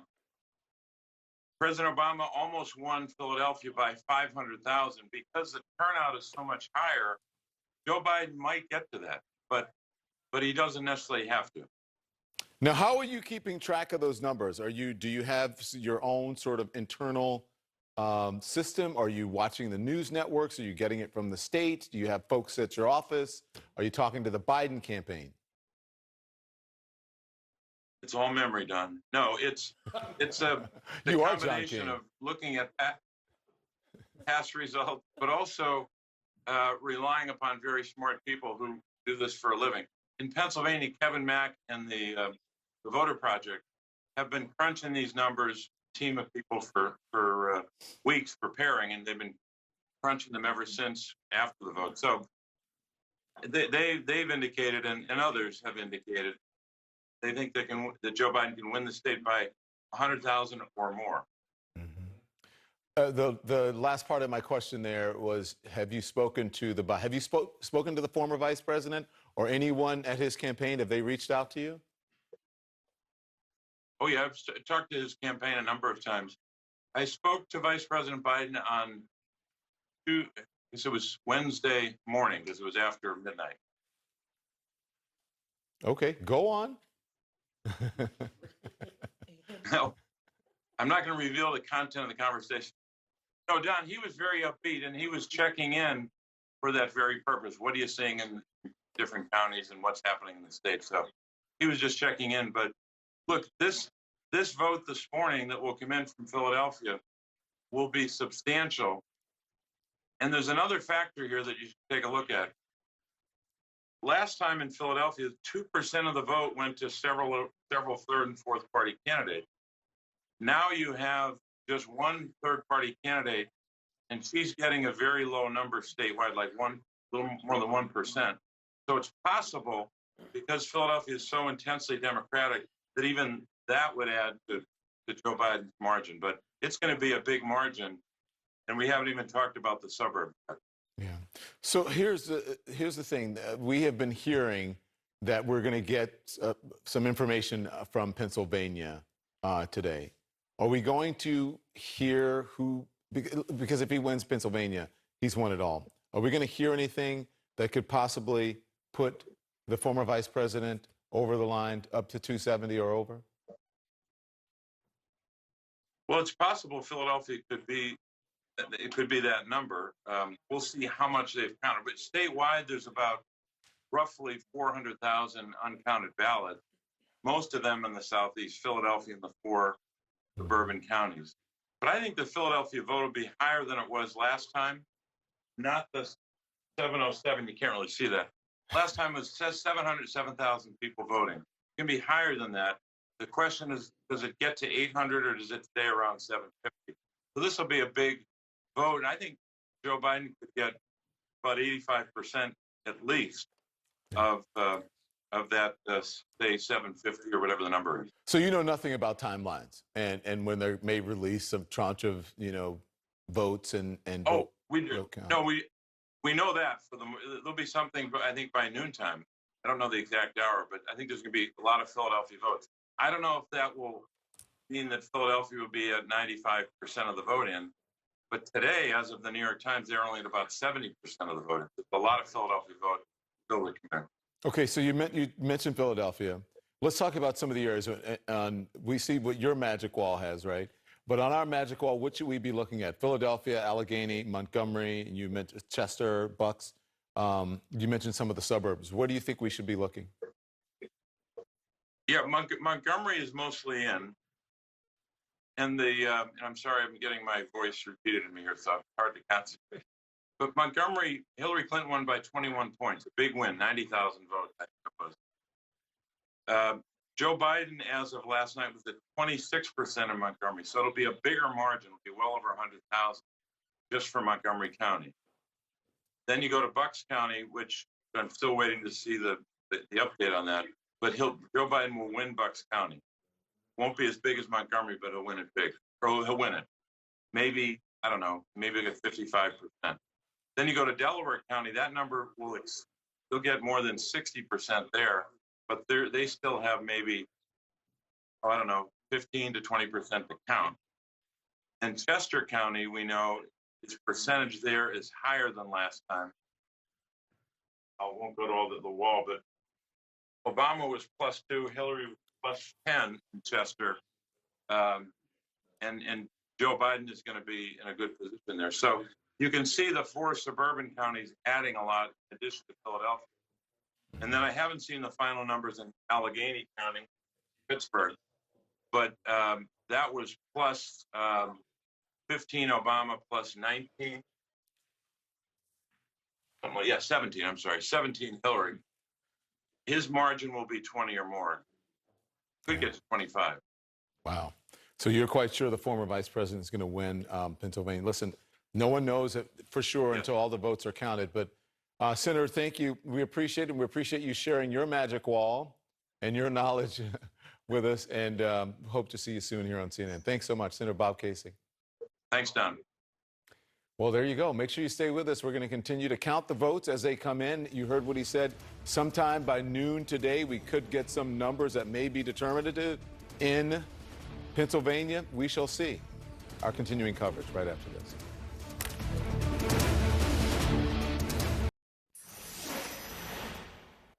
So we had a busy night here.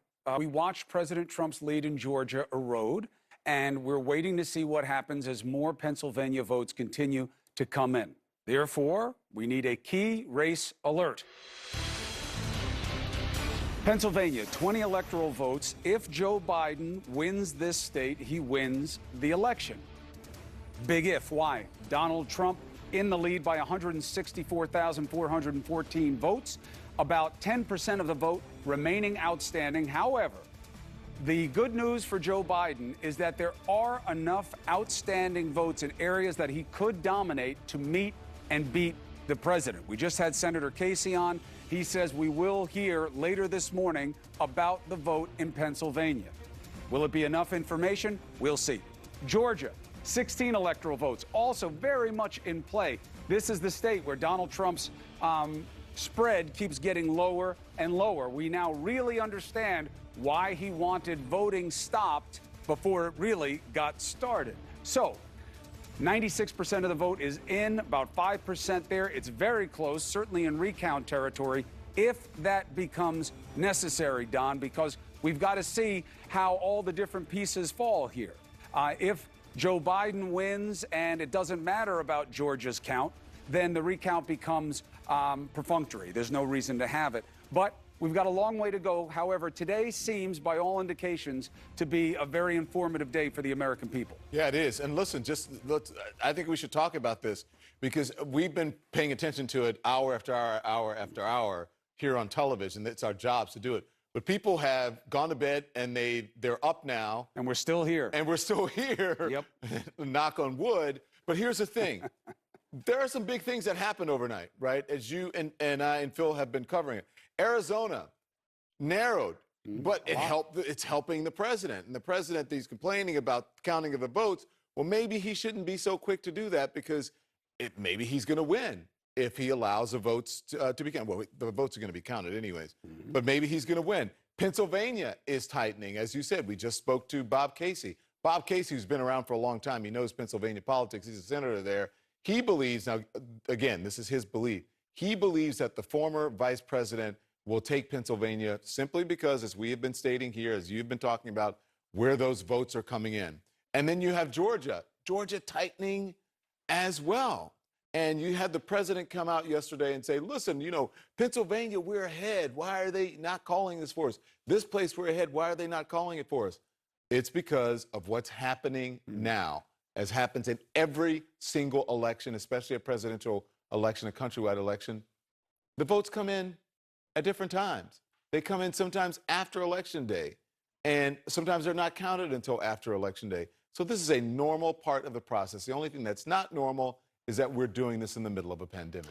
Yeah, the president once mused that he could shoot somebody in the face on Fifth Avenue and people would still love him. Maybe, but if you shoot all of us in the face at the same time, there's no one to love you. And when you go after the democratic process in an election, I think he underestimated what putting stink on an election would mean to the American people. They came out strong. You and I have never seen turnout like this before in our lifetimes. If Joe Biden wins, well, I shouldn't say if he wins. As a presidential candidate, he's gotten more votes than any other candidate. But just turnout. We're going to see numbers of absolute votes and turnout in areas and demographically, the likes of which we've never seen. And that is good. And for the president to inject shame into that game, that success of America is a mistake, especially when he needs it done. He needs the votes to be counted in Arizona, and we'll be watching. Well, one thing you can count on us here on CNN covering this for you. If there is a victor, whenever that is, or it's going to be one soon or sometime, but whenever that is, you'll see it right here on CNN. This is what it's all about. The gift of journalism is being a witness to history. So there's a lot going to happen this morning.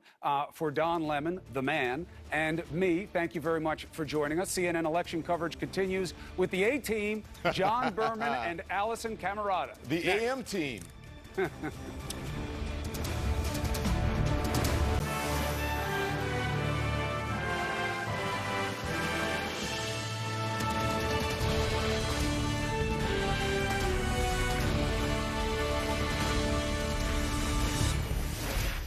John Berman here. I want to welcome our viewers in the United States and all around the world. This is CNN's special live coverage of an American presidential election that is still undecided at this hour.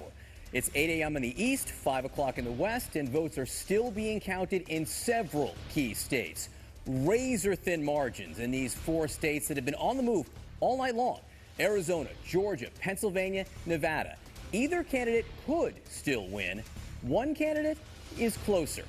Former Vice President Joe Biden, currently with 253 electoral votes, he is as little as 1 state away from victory. As of now, the president has 213 electoral votes. He has an uphill climb, but still very much in it. Now, despite the fact that there is no real evidence of any irregularity, none, the president is launching lawsuit after lawsuit to challenge vote counts in key states. But let's start with the real numbers that tell the real story. Stand by for a CNN Key Race Alert. This is where things stand in those states where things are very, very close. In Arizona, worth 11 electoral votes, Joe Biden with a 68,000 vote lead. This margin has been getting narrower by the hour there. The president banking some votes. We're watching it very closely. In Georgia, with 16 electoral votes, Donald Trump ahead by 18,000. This, too, getting narrower by the minute. Still votes to be counted in urban population centers that have been skewing Democratic. Joe Biden has a chance there. In Pennsylvania, Donald Trump with a 164,000 vote lead, 20 electoral votes up for grabs. We're not completely sure how much vote is left. Is it 400,000? Is it 700,000? Either way, the votes that have been coming in, highly Democratic. Vote by mail, urban population centers. Joe Biden been banking votes and getting closer and closer as the night's gone on. Other states we're watching very closely this morning. North Carolina, 15 electoral votes. The president with a 76,000 vote lead. Both campaigns think the president is relatively safe there. Not much has changed. Finally, Nevada, 6 electoral votes. Joe Biden with a 7,000 vote lead. This has been static. We haven't seen any new vote from Nevada for quite some time. We are expecting it later this morning. We will keep you posted as it comes in. Let's give you a sense of what this means for the overall map. Joe Biden with a 253 electoral votes at this point. Donald Trump 213. You can see Joe Biden potentially 1 state away from victory if that state is Pennsylvania, worth 20 electoral votes. So let's walk over to the magic wall. Phil Mattingly is there. And Phil, that's where I want to start, with Pennsylvania, where they've been tabulating all night. I want to start there because if Joe Biden manages to win, it puts him over the top. Yeah, look, it's a crucial point. Both candidates have pathways to 270 electoral votes. Joe Biden has more, and the cleanest one for Joe Biden right now is to come back and take control of the state of Pennsylvania. We start in Pennsylvania right now. Donald Trump, as John just noted, a margin of 164,000 plus votes. That is down from more than 700,000 votes over the course of the last 12 hours. Why is that happening? Think back to Michigan. Think back to Wisconsin. Election day vote is counted first in all 3. Testament to President Trump's turnout operation. But once the vote by mail started getting counted, that happened after the fact, that is heavily Democratic. And we have seen, just as we did in Wisconsin, just as we did in Michigan, both states called for Joe Biden. Vice President Biden chip away 10, 20, 30, hundreds of thousands of votes. Here's the key question. How much is outstanding and where is it? It is hundreds of thousands of votes outstanding. And as John noted, it is Democratic strongholds. It is southeastern Pennsylvania. It is most notably Philadelphia County. I want to take a look at Philadelphia County real quick just to make a key point. Philadelphia County, right now, this is a county where Hillary Clinton had more than 580,000 votes back in 2016. Right now, Joe Biden's at 457,000 votes. The expectation, turnout is better. It's bigger. And there's 30% outstanding just in this county. You move out to the rest of southeastern Pennsylvania. There's a couple other counties with tens of thousands of votes that are expected to come in. Move out west as well. Allegheny County, home to Pittsburgh, Democratic stronghold as well. The reality right now for Democrats, when you talk to them, when they're on the ground, when you talk to them in the campaign, they're looking at this map right now, and even though they're down by 164,000 votes, they're saying not only is there a pathway, there's almost an expectation that they will be able to overtake Donald Trump at some point in this state, just like Michigan and Wisconsin. The question is when. This has been pretty static for the last couple of hours. And also, what else does Donald Trump have outstanding? Can he defend the lead, or at least some form of the lead, as the vote starts to come in. 2 points I want to make just so people understand the math here. If there are as few as 400,000 votes left, and we're not totally sure, if it breaks like it has been, Joe Biden would get 300,000, the president would get 100,000. That'd be a difference of 200,000. You can see that's enough to win. The other point I want to make is Pennsylvania, the automatic recount is what, 0.5%? We're almost, we would be within that. There would be a recount. Not clear that would change anything, but that's the situation on the ground there. Let's talk about Georgia, Phil, because Georgia, look at the margins in Georgia right now. This 18,000 votes. Yeah, this has been the live ball throughout the course of the night. Over the course of the night, repeatedly, batches of 8, 10, 15,000 votes have rolled in. That was 31,000 votes for Donald Trump in the lead about 6 hours ago. Now it's down to 18,500. And this is a crucial point I want to make. You made clear the outstanding vote for the most part right now is coming from population centers that are Democratic strongholds, parts of metro Atlanta, parts of Savannah over here, a little bit of vote coming out over here as well. The best example of what's going on in Georgia right now has been what we've watched happen in Fulton County. Now, there's not a ton of vote left outstanding in Fulton. There's some in the other counties surrounding it. But as Fulton County has come in over the course of the night, you have seen 8, 10, 15,000 vote batches come in. Those batches have been breaking towards Vice President Biden 80 to 20. 80 to 20. When that happens, pull it back out and show you 18,540 votes starts to go away pretty quickly. So is there a pathway for Joe Biden to make up this margin right now? Yes, there is. What's the problem for President Trump? Joe Biden, with the remaining vote outstanding in the state right now, only needs to win about 60 to 62% of the remaining vote. Again, in Fulton County, 80 to 20. We'll see if he can replicate that going forward. That's going to be the big question. But is there a pathway in Georgia for Joe Biden? There is. There is. But boy, is it close. It is within 0.5% in Georgia. Either campaign can request a recount. You have to believe that would probably happen. But again, unclear whether it would change anything. A lot of the vote we're watching come in from Democratic areas. We're watching it come in throughout the morning. Stay tuned. The story in Georgia and Pennsylvania has been Joe Biden closing the gap. The story in Arizona is the opposite. That's exactly right. Look, if we were talking about the margins that were shrinking for President Trump in those past two states, this is a margin for Joe Biden that has shrunk by about 150,000 votes over the course of the last 12 or so hours. Why has that happened? Maricopa County, biggest county in the state, 60% of the population is here. You know this county very well. It has shifted away from Republicans over the course of the last couple of cycles. Right now, Joe Biden with a pretty sizable advantage there, all things considered, 51% to 47%. Here's the issue for Joe Biden that has occurred. As Maricopa County has dropped new batches of vote results after counting those results, those batches have leaned towards President Trump. We talked about the margins that Joe Biden needs to win Georgia. President Trump needs to sit somewhere between 55, 56% in every batch that comes out. The last two batches of votes that have come out, he has hit 56, 57%. And that, because of that, he has chipped away. I want to pull it out a little bit more. He's been chipping away 10, 15, 20,000 votes per time. Now, we're not going to get a new batch of votes out of Maricopa until this evening, so we might be waiting a little bit here. But you want to talk about a state where the Trump campaign made very clear when they were down by 200,000 votes, we have a pathway. We have a pathway. Do not call this state. We still have an opportunity there. We know we have voters outstanding there. They're coming in.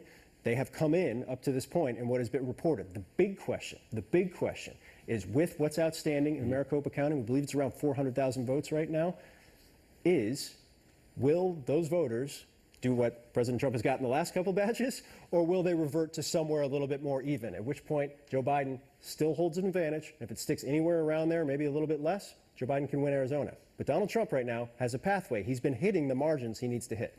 Just hitting the margins. Democrats think there are more independent votes out there which lean his way. We don't know. We're going to be counting throughout the day in Arizona. Phil, can we broaden out and talk about the path to 270? I emphasize Pennsylvania first because that's the whole ball game. If Joe Biden wins it, it's over.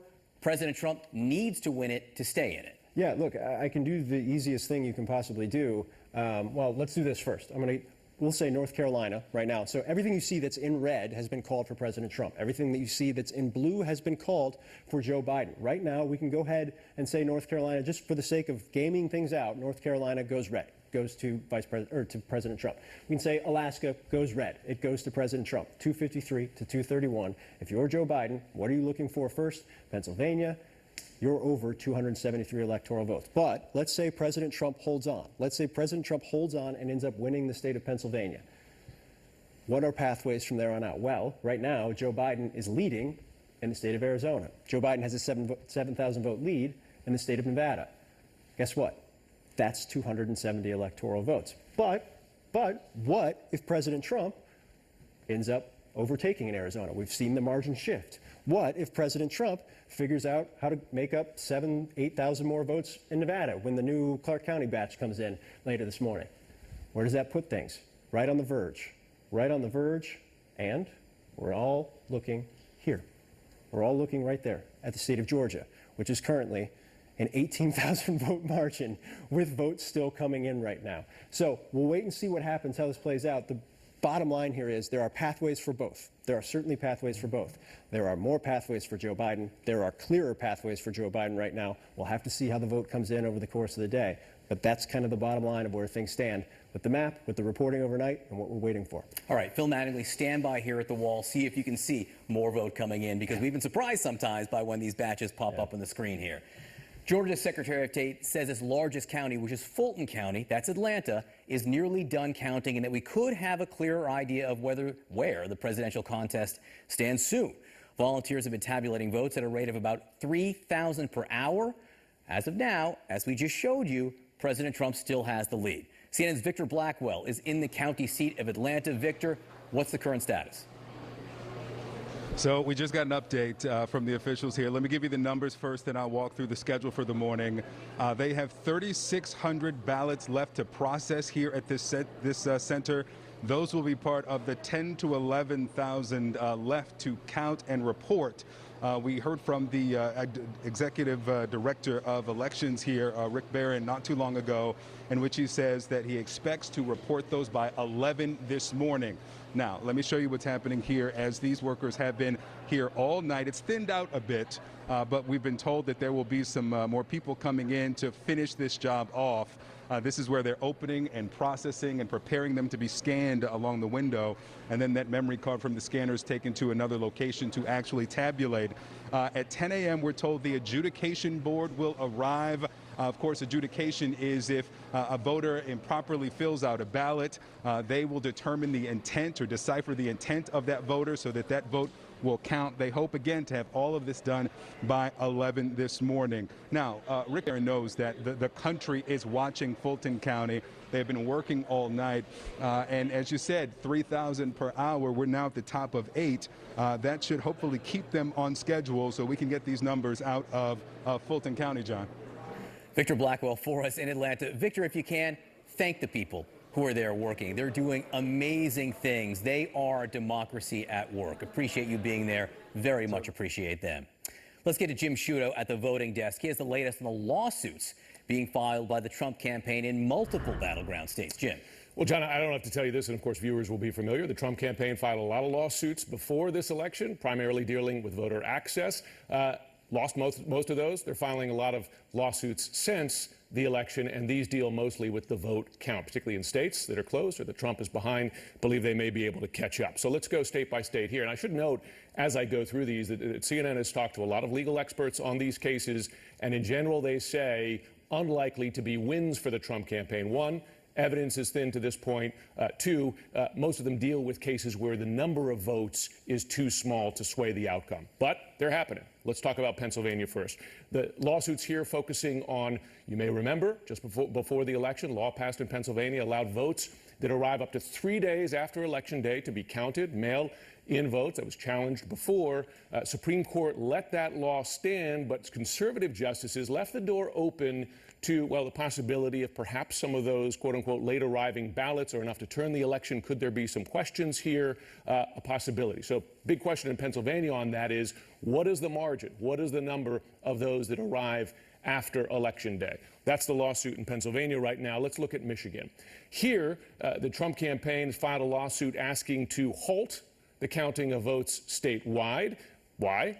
They are demanding what they're calling meaningful access to observe the processing, in particular, of mail-in ballots there. Of course, Michigan has been called by this network and others, but Trump campaign wants to halt the counting there. Let's go on to Nevada. This state has not been called yet, and we may be getting more data there later today. Keep in mind, before I go down the details of this lawsuit, that Republicans tried this twice already and failed. But 3 times the charm, they hope. They're going after it again. The focus here is looking at signature matching software used in that state to match signatures on ballots that come in. It uses some artificial intelligence. That's the basis of their claim there. And what they're demanding is to stop counting there as that issue is adjudicated. Finally, let's look at Georgia here, another state, as you were just saying, John, with Phil, extremely tight margins here, and that's why you're seeing a lawsuit pop up. And this one deals with an extremely small number of ballots, which Republicans say these were ballots that were still being processed, somehow ended up in a pile of ballots ready to be tabulated. That's their focus there. Like the other lawsuits, they deal with such a small number of votes, unlikely to turn things there, but they're pursuing. Remember, this is a president who likes to file lawsuits on a whole host of things. They tried it before the election, mostly on voter access, lost most of those cases. They're trying after the election. It's a close one, and they're pushing these hard. I should note, just before I came on air, another lawsuit filed in the state of Pennsylvania by the Trump campaign. This one deals with 2 issues, the issue of poll watchers there and voter ID laws. The Trump campaign claiming in this lawsuit that there was an attempt here, in their words, to disenfranchise Republican voters. So add that to the bin of lawsuits in the state of Pennsylvania there. Again, big picture, we expected these lawsuits to happen. The legal experts CNN has been talking to say evidence thin, number of votes too small to affect the outcome, but there are lots of them here. And as we've watched in the last several months, sometimes the courts can surprise. John, we'll keep on top of it. Jim Sciutto, terrific work. One point you made that I think is worth repeating. The margins matter here.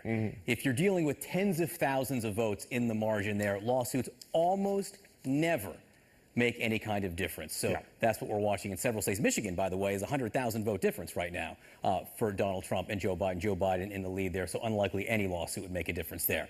Jim, thank you. Let's go over to Allison Camerata now here in New York. Okay, John, let's stay on the topic of those lawsuits and get some analysis from 2 CNN election law analysts and experts. We have Rick Pildes, professor of constitutional law at NYU School of Law, and Jonathan Diaz, who serves as legal counsel for the Campaign Legal Center. Great to have both of you. Okay, so Jonathan, you heard Jim Sciutto lay out all of those different lawsuits right now. President Trump's campaign has launched this slew of challenges in Pennsylvania, Michigan, Nevada, Georgia, Wisconsin. Are there any that you just heard Jim lay out that you think do have merit and will move forward?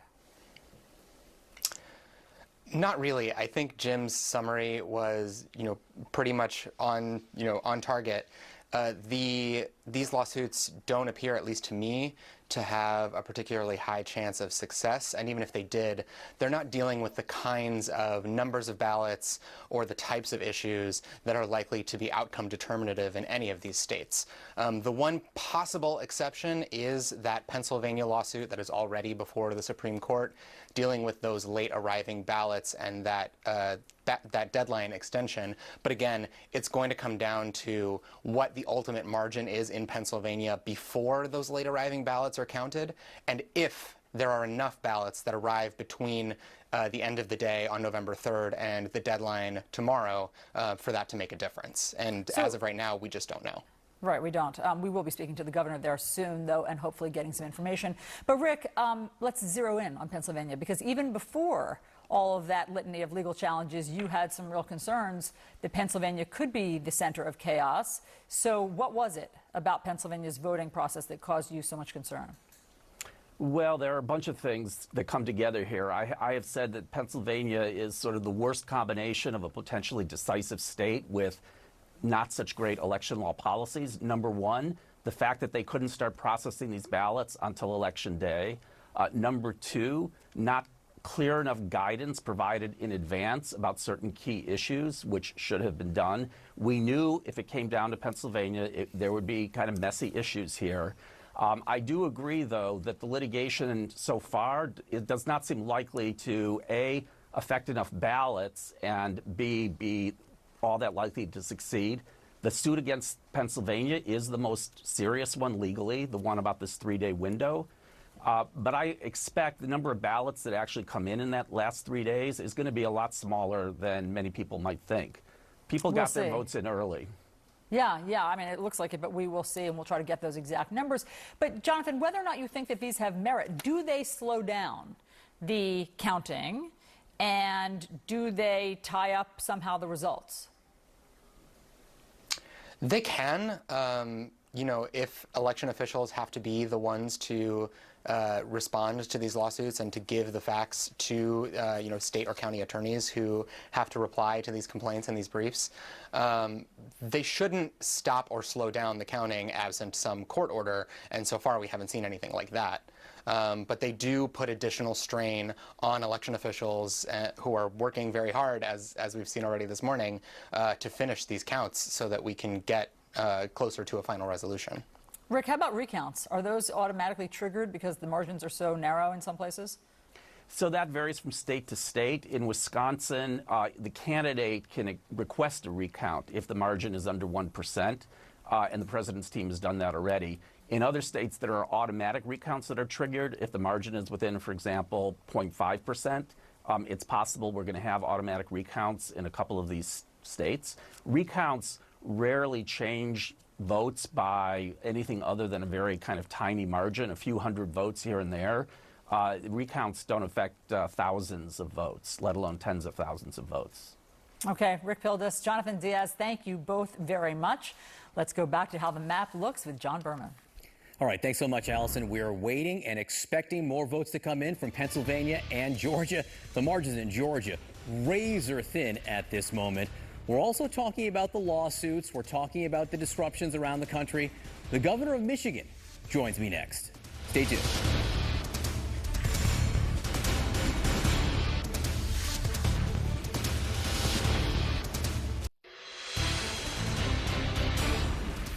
All right, these are the margins in 4 key states. You can see how close it is. In Pennsylvania, Donald Trump leads by 160,000 votes, but Joe Biden is closing in fast.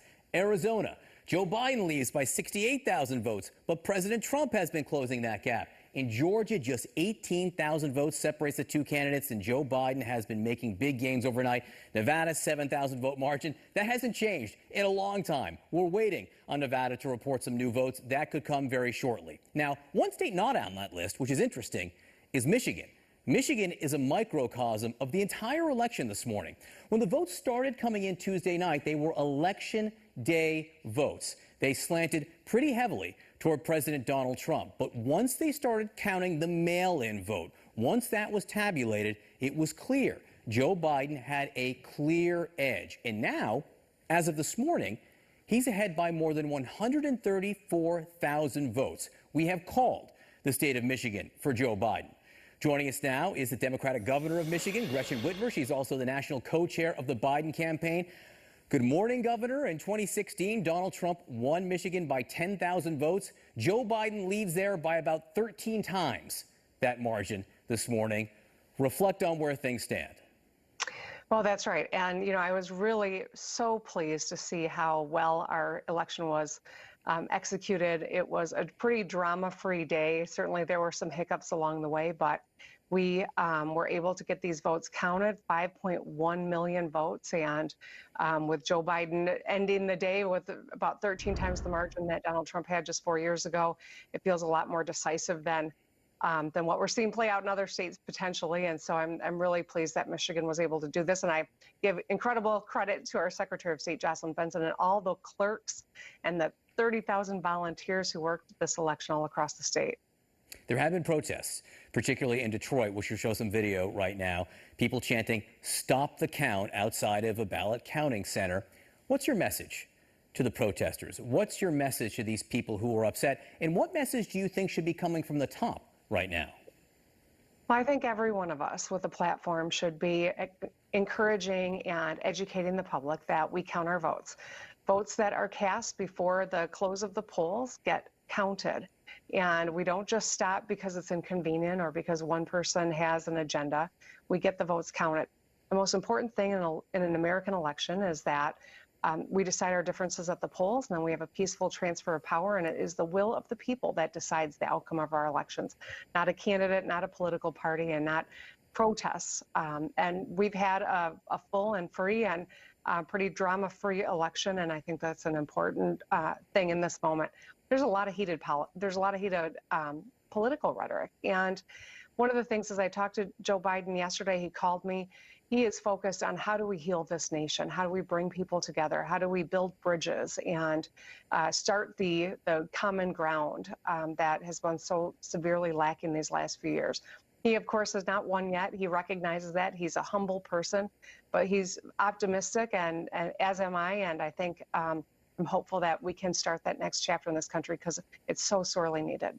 What message do you think the American people sent in this election? If Joe Biden manages to win, that's unclear. Democrats still suffered losses in the House of Representatives and didn't do nearly as well in some areas as they thought. So how do you juxtapose maybe the mixed messaging coming from the American people?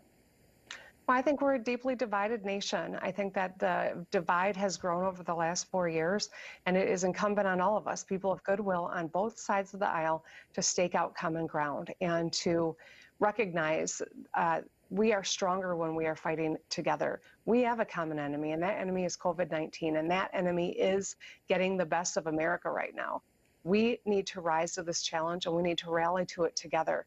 This is a very serious moment in the nation where we had over 100,000 new cases reported over the last day. These numbers continue to climb, and so we need to rally together for the sake of our economy and, frankly, for the sake of the health of our fellow Americans. 100,000 new cases reported overnight, the highest day yet. When the dust settles on this election, the coronavirus reality will very much still be here. Thank you for pointing that out. Governor Whitmer, again, to the president, who has been saying and tweeting outlandish things, untrue things, about the counting in Michigan, what's your message? Do you worry that what he's doing could lead to violence?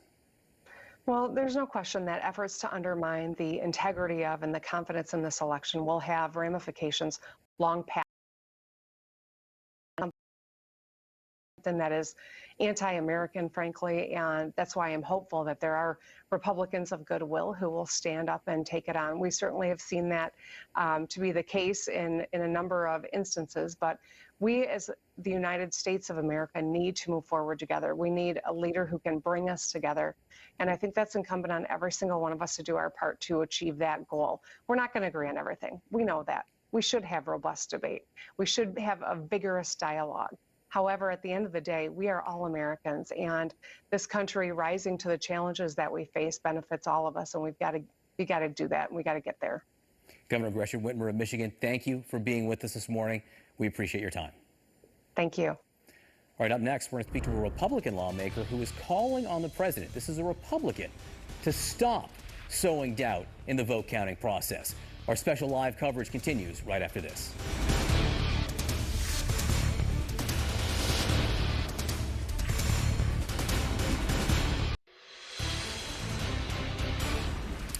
John Berman here. This is CNN's special live coverage of the U.S. election in the state of Arizona.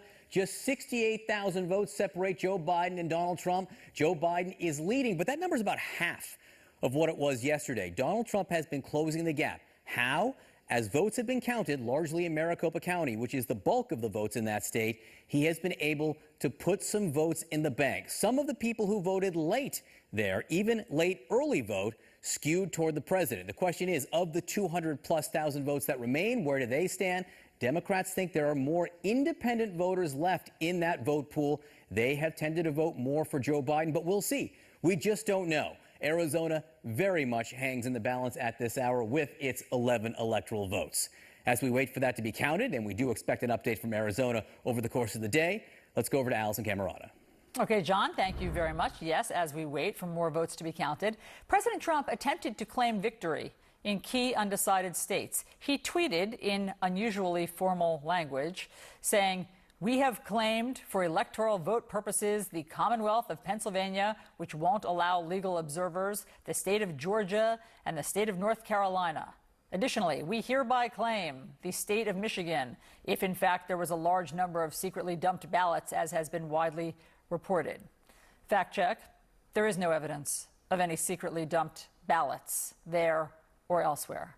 Joining us now to talk about this and more, we have Republican Congressman from Illinois, Adam Kinzinger, and he has just won re-election for his congressional seat. Congressman, congratulations. Thank you very much. Let's just talk about that tweet for a second. We hereby claim the state of Michigan. Does using 17th century language make something true? No, not necessarily. And, look, I think with that tweet, I guess it's one thing for a president to kind of declare that he thinks he's going to win or even declare victory. That's a bit much. Shouldn't do it. Where I have a real problem with what's going on is when a president starts alleging voter fraud without evidence of that. Look, if there is voter fraud, trust me, it's going to be discovered because you're going to have people that, quote unquote, voted that didn't. And they're like, I never voted. And there's a place for that, which is the court system. The problem with throwing out unsubstantiated charges is it undermines faith in democracy.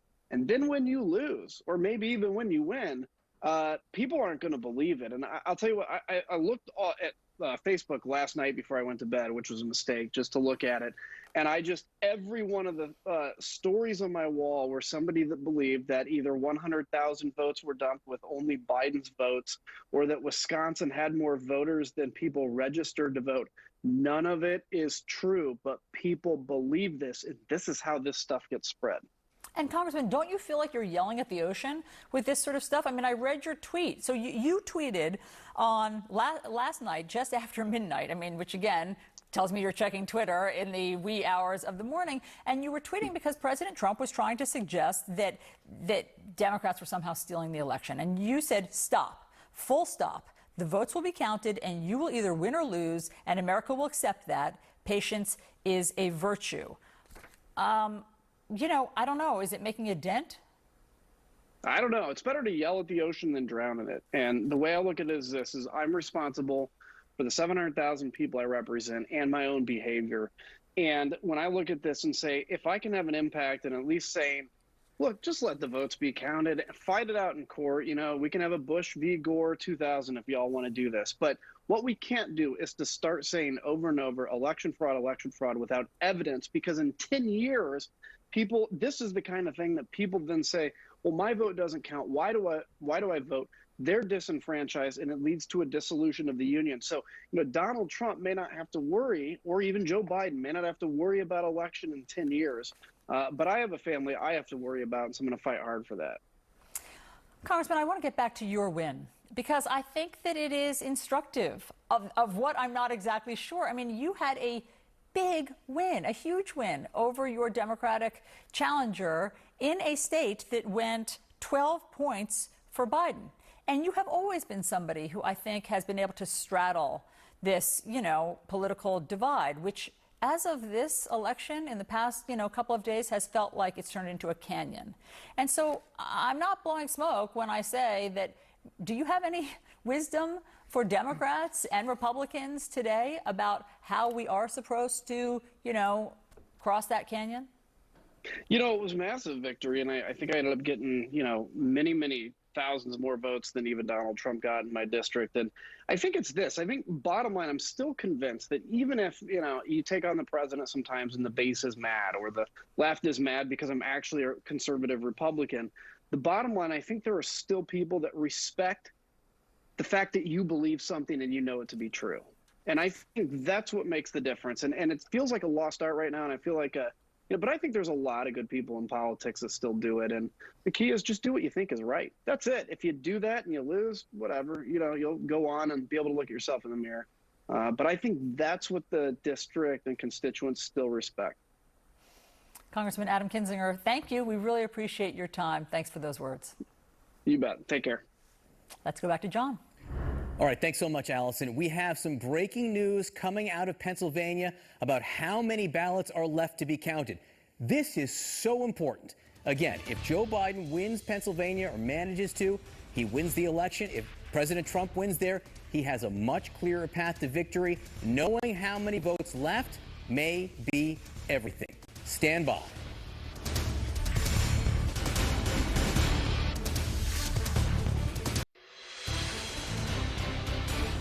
All right, John Berman here. This election still very much hangs in the balance, and there is one state that could decide it all. That state is Pennsylvania, with its 20 electoral votes. If Joe Biden were to win that, he would win everything. As of this morning, he trails Donald Trump by 164,000 votes. That seems like a lot. It is a lot. But yesterday morning at this time, it was more than 600,000 votes. Joe Biden has been closing the margin and closing the margin fast. The key question when you look at this is how much vote is outstanding and where is that vote left? That could tell us everything in Pennsylvania. Pennsylvania could tell us everything about this election. Let's go to Kate Baldwin now, who is live in Philadelphia. Kate, I understand you have an update on these crucial questions of how much vote and where. Yeah, thanks, John. In the name of the game, and it's not a game, it's nothing but entirely serious today, is the number of votes that are left to be counted. And we have updates this morning from two of the biggest counties and also most consequential counties when it comes to which direction Philadelphia is going to be going, Pennsylvania is going to be going. Here in Philadelphia, the largest county in Pennsylvania, we've learned this morning that they believe they now have 140,000 votes still to be counted. And we've gotten some clarity on what type of ballot we're talking about here. That number includes the mail-in ballots that we've been tracking so closely, but it also includes in-person election day votes from 38 precincts in Philadelphia that have yet to report their total numbers. But make no mistake, the bulk of that number, the vast majority, the bulk of that number, John, has to do with the mail-in ballots that are being processed in the convention center facility behind me. We are also getting some new information from Bucks County, which is the most competitive county, suburban county. They call them the collar counties that are right outside of Philadelphia. Bucks County this morning reporting that they still have 28,000 votes to be counted. Those are mail-in ballots that they have left to count, and that they are confident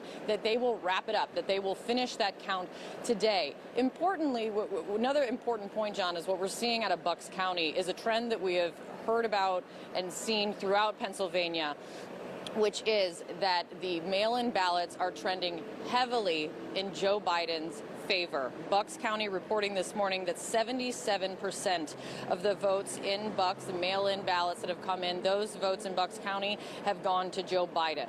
There's a sense that while it might not be completely wrapped up in terms of all of the votes and ballots being counted, that today might be the day, John, where there is some real clarity coming out of Pennsylvania in which direction we're talking about this state going. Kate Baldwin, I have to say, you are pushing to get us the key answers in the key state that may decide this election. Thank you so much for your work. Keep us posted as these developments come in. We're also getting some breaking news out of Georgia. This is a state right now where there is also a razor-thin margin where Joe Biden has been closing the gap overnight. The answer here involves how many votes are left to be counted. This, too, could be key. Stand by for that.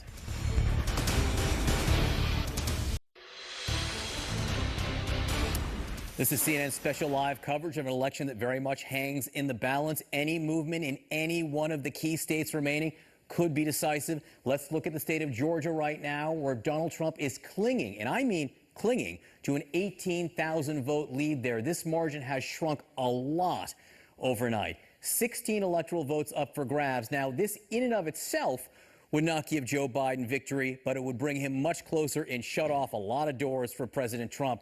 One of the key questions is how many votes are left to count. We have breaking news on that. Let's go right to the ground. CNN's Victor Blackwell is there. Victor, what have you learned?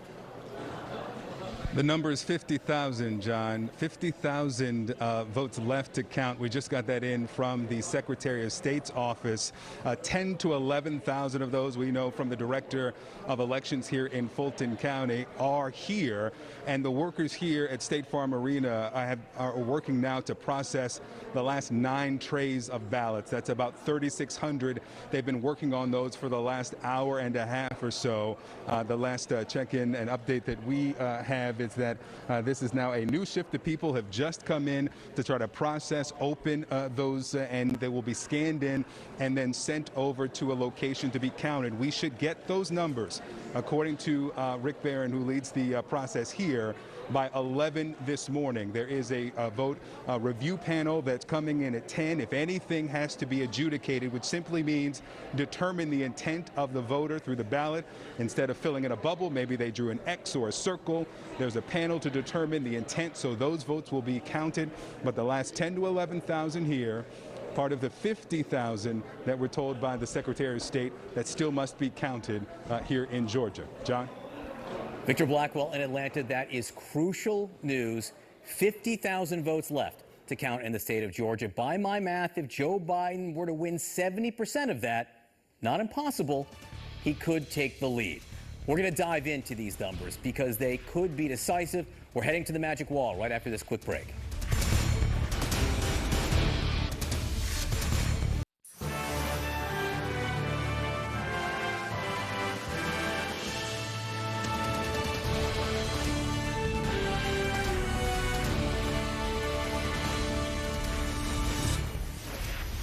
John Berman here. I want to welcome our viewers in the United States and all around the world. This is CNN's special live coverage of an American presidential election that is still undecided at this hour. It is 9 a.m. in the East, 6 o'clock in the West, and votes are still being counted in several key states with razor-thin margins in these 4 states that have been in the move all night long. Pennsylvania, Arizona, Georgia, Nevada. Either candidate could still win this election. One candidate is closer. Former Vice President Joe Biden, currently with 253 electoral votes. He is as little as 1 state away from victory, depending on which that state is. As of now, the president has 213 electoral votes. He does have an uphill climb, but still very much in it. Stand by for a CNN Key Race Alert. This is the situation in each of these states. In Arizona, Joe Biden has a 68,000 vote lead, 11 electoral votes there, more than 200,000 votes left in that state. Donald Trump has halved Joe Biden's lead overnight. He is closing in. The question is on the makeup of the remaining vote. Donald Trump would have to overperform, get about 60% of that as the day continues. Stand by for more information on that. In Georgia, Donald Trump leads by 18,000 votes. Not very much. That has been changing all morning long. We just learned there's 50,000 votes left in that state. If Joe Biden hits 70% of the vote in that remaining chunk, he could emerge victorious. In Pennsylvania, Donald Trump leads by 164,000 votes. This may be the most important state. If Joe Biden wins his 20 electoral votes, he wins the whole thing. Can he make up that 164,000 vote margin? It depends where that remaining vote is. We just got new information on that, so stand by. Other states we're looking at this morning. In the state of North Carolina, 15 electoral votes up for grabs. The president has maintained a steady lead of 76,000 votes. This has not changed. Both campaigns think President Trump will win there. Still, we're watching it closely. Finally, in Nevada, 6 electoral votes. Joe Biden with a 7,000 vote lead. We haven't had an update out of Nevada in terms of new votes in about a day. We are waiting for more information from there. The outstanding vote is mail vote, largely from Clark County. That does skew Democratic. Still, we need to learn much more about that. Let's look at the overall situation right now. Joe Biden has 253 electoral votes, Donald Trump 213. You can see on the map all the states in white that have yet to be decided. Any one of these states could tell us where this election is going. One state could give one of these candidates the presidency. That state is Pennsylvania. So I'm going to go over to the magic wall right now and talk to Phil Mattingly. Let's start with Pennsylvania because this would be decisive, at least for Joe Biden. It would be decisive for Joe Biden if he wins Pennsylvania. That's 20 electoral votes, and that would put him over 273 to be exact. And here's why Pennsylvania is so important right now. You look at the top line margin. President Trump up 164,000 votes. Here's some context to that. Over the course of the last several hours, President Trump has gone from up 700,000 votes down to where he currently is right now. Now what it's all about? Outstanding vote. Now the big question, how has Joe Biden eaten into so much of Donald Trump's margin? Well, it's a similar story to what we saw in the Midwestern states of Michigan and Wisconsin, where they started out red as they counted Election Day vote. They couldn't count mail-in ballots until later in the night after they'd finished the Election Day vote. Once that vote started being counted, which was heavily Democratic, Joe Biden started to catch up, and then overtake. Both of those states have since been called for Joe Biden. Pennsylvania, we're seeing a similar type of progression. Will Joe Biden have enough? Well, here's what we know at this point in time. Joe Biden's largest county outstanding by far is Philadelphia County. It is the largest county in the state. It is heavily Democratic, and as of now, only 70% is reporting. What we know about the outstanding vote in Philadelphia County is it's about 140,000 votes. What Philadelphia County has been breaking so far has been 79 to 19%. The expectation from Democrats on the ground is that the outstanding vote here, the vote by mail, will skew potentially even more Democratic. So say that outstanding vote in Philadelphia County ends up being about 140,000 votes and it breaks about 80-20. That's 112,000 votes for Joe Biden right here in this county to start adding up. Now, netting out would be a little bit less than that, but that's potentially six figures in one county. You've got Bucks County over here. This is about to flip blue. We've gotten some information about where this is ending up. Right now, there's about 29,000 votes outstanding here. But once the wall updates, we're still waiting to get all of this data in real time. Joe Biden will have pulled ahead by about 6,000 votes in this county as well. Add that to the tally. What you're seeing throughout the course of this day is in southeastern Pennsylvania, Democratic stronghold. Joe Biden has vote outstanding. Joe Biden is picking up vote. Joe Biden is expected to pick up more vote. What you're also seeing, Allegheny County, home of Pittsburgh, there is vote outstanding. It is leaning heavily Democratic, and it's leaning even more Democratic because it's primarily vote by mail. The other issue, where there is outstanding vote in red counties over the course of the night, even in President Trump's strongest strongholds in this state, as the mail-in vote has been counted, as the mail-in vote has been reported, the mail-in vote, even in strongholds, these red counties you're seeing, particularly out west, has leaned Democratic. So even where there's outstanding vote in red counties, much of that vote is coming in Democratic as well. So the big question now, how much is left? We know it's hundreds of thousands of votes. Can Joe Biden make up this margin? Something just changed, by the way. When I was standing up before that, it was at 163,000 vote margin. Now it's 146,000 vote margin. Right? Yep. So Joe Biden has closed the gap by 18,000 votes in the last 2.5 minutes. So you can see the results as the votes come in. And just one more point I want to make here, Phil, because people are going to look at this and say 146,000 votes is still the biggest gap. This is the state with the largest gap that we're still looking at right now, but it's also the state where Democrats are most confident. Both those things can be true because of what you just said. Senator Bob Casey of Pennsylvania, a pretty well-known Pennsylvania family, said earlier today, Democratic senator from the state of Pennsylvania, Joe Biden will win Pennsylvania. He predicted Joe Biden would win Pennsylvania by 100,000 votes. Now, here's the caveat. He's a Joe Biden supporter. Mm-hmm. He obviously believes in Joe Biden, wants Joe Biden to win the state of Pennsylvania, but it just underscores your point. Democrats are feeling increasingly confident because of what's outstanding, because it's vote by mail, and because it's almost primarily in their strongholds throughout the state. All right, let's go to Georgia, because the math here is fascinating. Victor Blackwell just reported there's 50,000 votes left to count.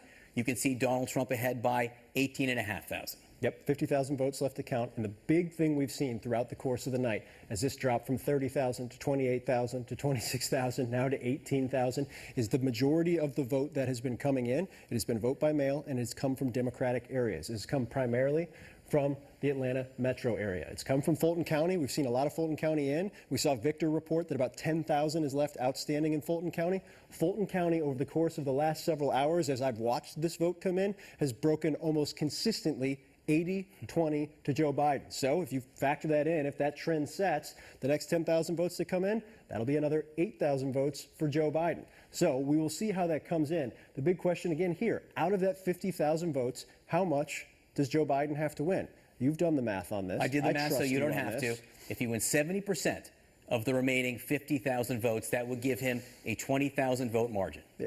So can he win 70%? Well, in Fulton, he's been winning 80. So the big question is, what's outstanding here? Take a look, take this down a little bit. You see a couple red counties here. The big thing Democrats are looking at right now is you go to Chatham County, home of Savannah, still 13% outstanding. Not a huge margin, but that's a comfortable margin. So and we'll remember, see how we're that talking comes about the mail-in votes. So even if the overall margin isn't 70-30, the mail-in vote margin in these counties might be. Has been trending Democratic and at even higher level than what we've seen in these counties. You bring up Richmond County as well, home of Augusta, 67.9% to 30%, healthier margin there with about 14% of the vote outstanding.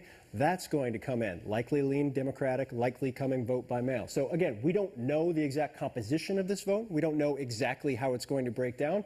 We do know what's happened over the course of the last several hours, not just in Georgia, but other states as well, to provide some context. And that context shows that Joe Biden has a chance has a chance in these 50,000 votes that are outstanding right now of hitting that 70% mark that it looks like, based on John Berman's math, I trust it, you should as well, that he can hit that 70% mark on what's outstanding and potentially pull ahead in Georgia. We'll see. All right. We'll see, but it's tight. We're going to talk about very tight. Arizona a little bit later in the broadcast. Donald Trump has been closing the gap there. Joe Biden still clinging to a lead. But let's talk about the overall path to 270 now, Phil. Yeah, I think one of the things that I've tried to convey, and we've talked about a bunch since I came in here, is just the importance of Pennsylvania because of the trends where it's going. And it's pretty simple here. What you're looking at is this map where it's filled in red. Those are states that CNN has called for Donald Trump. Where it's filled in blue, those are states CNN has called for Vice President Biden. We'll go ahead, for the sake of gaming this out. Donald Trump has a fairly comfortable lead in North Carolina. Both parties say that right now. It has not been called. It's about 78,000 votes. Let's go ahead and give Donald Trump North Carolina. Let's go ahead and give Donald Trump Alaska, because they're going to be counting for weeks in Alaska right now. What does that leave? That leaves Pennsylvania, it leaves Georgia, it leaves Arizona, it leaves Nevada. What happens if Joe Biden wins the state of Pennsylvania? He's the next president of the United States. the next president of the United States. It's the clearest path. It's a pathway that Democrats on the ground say is within reach right now. They say it's the most likely path. It is I the think most we have to be clear. It's path. the state they're most confident about. They could be wrong, but people need to know it's the state the Democrats feel the best about right now. And there's no question about it. You talk to any Democrat right now, you talk to campaigns, this is where they feel the most immediate pathway is. So, for the Trump campaign, the reality is this. They need to find a way to keep this red. Don't necessarily know if it's going to happen. Doesn't appear right now like it's going to happen, but there's still vote outstanding, a lot of vote outstanding, and Donald Trump is leading still by about 140,000 votes. So the big question is, if Donald Trump can hold on to the state of Pennsylvania, well, right now he's trailing in Arizona, but the margin has narrowed. The margin has narrowed. What happens if the next batch of big Maricopa County vote comes in and Donald Trump wins there? What happens then? Georgia, Nevada. We're still waiting to see what happens in Nevada. Georgia is extremely tight. Donald Trump wins Georgia. Donald Trump is over 270 electoral votes. Here is the bigger problem for the Trump campaign. It's not just Pennsylvania. They also are currently trailing in Arizona. They also are currently trailing in Nevada. They also are staring at a reality that Georgia is tightening extraordinarily quickly.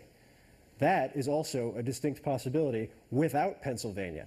Add Pennsylvania to it, and there is a pathway right now for Joe Biden to get to 306 electoral votes. You could make the argument Joe Biden has a clearer pathway to 306 than Donald Trump does to 270 right now. One thing we want to make completely clear, they are still counting. They are still counting in all of these states, and all of these states are very close. Both candidates have pathways. I would argue Donald Trump has pathway. Joe Biden has multiple, and the clearest one by far, is Pennsylvania, where Democrats are feeling very confident as things currently stand. All right, Phil, thank you so much. Please keep looking at these votes as they come in, because sometimes we get unexpected updates that just pop up. All right, keep us posted. The Trump campaign has already filed lawsuits in 4 of these states and is calling for a recount in Wisconsin. Joe Biden leads there by 20,000 votes. Let's go to Jim Sciutto at the voting desk for the details on the legal battle. Jim. Well, John, could you say that we've entered the legal phase of this election as the counting goes on? Yes, but it would, of course, would have to be the legal phase, Chapter 2. Trump campaign filed a lot of cases before the election, those dealing primarily with voter access. They lost most of them, by the way, now dealing with the count. Now, to be clear, CNN's talked to a lot of legal folks from both parties, and in general, the view of these cases is that the evidence is too thin, by and large, and also that the number of votes that they are targeting too small to turn the election. Now, let's be clear, there are a lot of different judges, courts out there. You never know, it's unpredictable, but that's the general view. So let's go case by case, state by state. Let's begin with Georgia. You were just talking about the tight margins there. So you got a tight margin in that state, so tiny numbers of votes could make a difference. And Republicans here focusing on a small number of ballots that, as they were going through the counting process, this pile of ballots being processed somehow ended up in a pile of ballots ready to be tabulated, says the Trump campaign. They are challenging that, and of course could be the basis for the campaign to challenge the state's results more broadly if it goes blue and the margin is tight. That is the focus right now in Georgia. Let's go to Pennsylvania, another key state. The focus here, state law allowing for ballots, mail-in ballots, to be received up to 3 days after the election. You'll remember the Trump campaign challenged this prior to the election. Supreme Court stepped in, let it go forward. Now, conservative justices on the Supreme Court seem to leave a possible pathway open to challenge that after the election if those, I want to say, quote-unquote, late-arriving ballots, because by state law they are not late, but that's how they're being described there. If they were to be enough to turn the election, could there be a challenge there? The state officials there, Democrats, taking it seriously enough that they have arranged to segregate those late, and again in quotes, arriving ballots from ones that came earlier, so that you wouldn't mix the pot. In effect, you can keep some segregated that might be challenged. I should also note that even conservative justices have allowed some deference to what voters believed when they cast their vote. That if this was the law then, and they thought, hey, this is what you told me was okay when I cast my vote, that they wouldn't or might have hesitation to challenge that. Again, we don't know how they decide in the end, but that's the basis of the lawsuit there in Pennsylvania. Let's go to Michigan. Of course, state already been called by this network and others, but Republicans there have filed a lawsuit to halt the counting statewide. Why? Their claim is that they want meaningful access to observe the processing, in particular, of mail-in ballots there. That's in Michigan. State already called, but a challenge underway. Finally, in Nevada, another close state. And to be clear, before I lay out the details of this lawsuit, the Republicans have tried this path twice already, and they've lost, but they're hoping third time's a charm. They want to look at signature matching software in that state, which uses some artificial intelligence, anyway, to match the signatures of voters with prior signature records, and thereby stop the counting. Again, they've lost this case already a couple times, but they're pursuing it. And again, in these states where it's tight, these numbers could presumably make a difference. They could conceivably make a difference. A final note, just because this came in just a short time ago this morning, another lawsuit in Pennsylvania. This one relates not to that 3-day extra time allowed for ballots being mailed in, but relates to poll watchers and voter ID laws. The Trump campaign's argument here is that there's an attempt here to disenfranchise GOP voters. Again, big picture with these cases, John, the general view that the evidence is too thin and that they're not going to affect enough votes to turn the election. But you and I have lived through 2020 together. We've seen some surprises here and there, including in the courts. So never say never. And of course, we'll keep on top of this if any new lawsuits are filed today. Yeah, the margins absolutely do matter, though, Jim, and you're so right to point that out. Recounts, lawsuits change dozens of votes generally, hundreds tops. Not thousands. It just doesn't happen. So that's what makes the counting, which is what's going on right now, so crucial. Jim Sciutto, thanks so much for that report. Lawsuits, though, it's what the Trump campaign has left right now. It's the strategy they have as the margins narrow in places like Pennsylvania and Georgia. John Harwood following the campaign in Washington.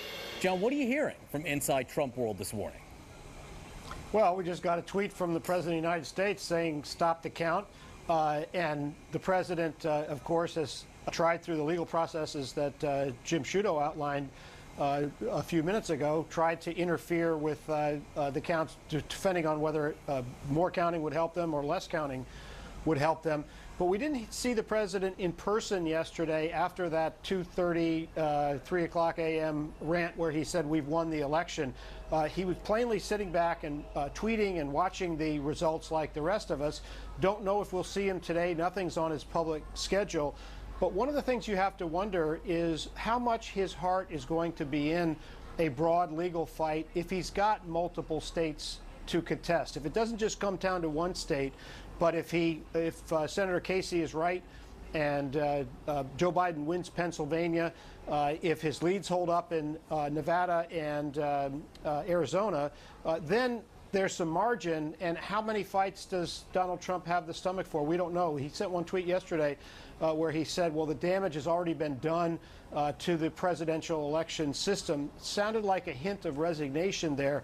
So we don't know how much fight's left in him over this situation as the counts get worse for him. Have to watch what develops during the day. Yeah, we don't know where the count will go ultimately. What we do know is when the president says stop the count, he's talking about not counting votes that were legally cast and legally arrived by Tuesday night. That is undemocratic, unconstitutional, not going to happen. John Harwood at the White House, thank you very much for that.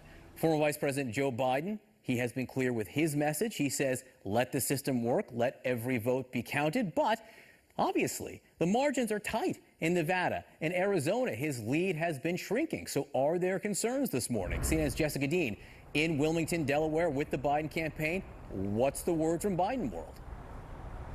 Well, good morning to you, John. The Biden campaign remains incredibly confident this morning. They say they feel very good, and they are assured that when all of these votes are counted, that Joe Biden will be the next president of the United States. They really are confident in that position.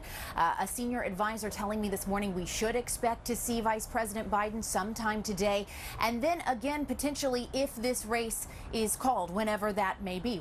We don't know yet, but we should expect to see Vice President Biden sometime today. They really don't want to cede that spotlight to President Trump at all. They want to continue to keep Vice President Biden out front. But they remain optimistic. You mentioned their messaging, and it has been consistent. We heard it from Biden yesterday. We continue to hear it from the campaign this morning, which is let the process play out, make sure every vote is counted, and then let's see where we are. Again, they believe they will come out on top. Let me tell you why. They feel very good about Pennsylvania. They see very encouraging signs in Pennsylvania. In Arizona, they know that their lead is shrinking, but they anticipate and think that they can hold the lead even with those new votes coming in. And in Georgia, they are keeping their eyes trained on these Democratic strongholds. You saw Phil walking through where those remaining ballots are out in Georgia. The Biden campaign watching those very, very closely this morning, John. All right, Jessica Dean, please keep us posted. They're counting in Pennsylvania and Georgia. More votes just came in. The margins changed. We'll have a key race alert when we come back.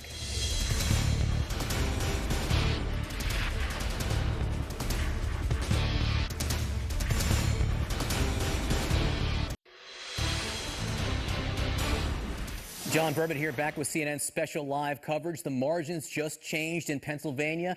Donald Trump, his lead shrinking again, now by about 142,000 votes. He leads Joe Biden. It was 146,000 about 5 minutes ago. You can see Joe Biden inching closer. If Biden wins Pennsylvania, still a big if, he will win the presidential election. The presidential race, not the only one out there. We're watching several key Senate races as well. Let's go to CNN anchor Brianna Keilar in Washington for an update on that. Brianna. And John, of course, the Senate is going to be hugely important to whoever wins the presidential election in order to get their agenda taken care of. So let's look at the balance of power here. Democrats looking to flip the Senate. They need 51 seats. 47-47 right now, Democrats to Republicans. There are 6 seats that remain unprojected. And keep in mind, when you're looking at the magic number for how many seats Democrats need in order to change the balance of power, it's 4 right now. And that's actually where they started this whole thing before the election. So they haven't moved much. And what that means is that with the results of so many Senate seats coming in, they really have a narrow pathway to get there. So let's look at some of the outstanding races that we're keeping our eye on right now. In North Carolina, Thom Tillis is leading right now over Cal Cunningham, his Democratic challenger.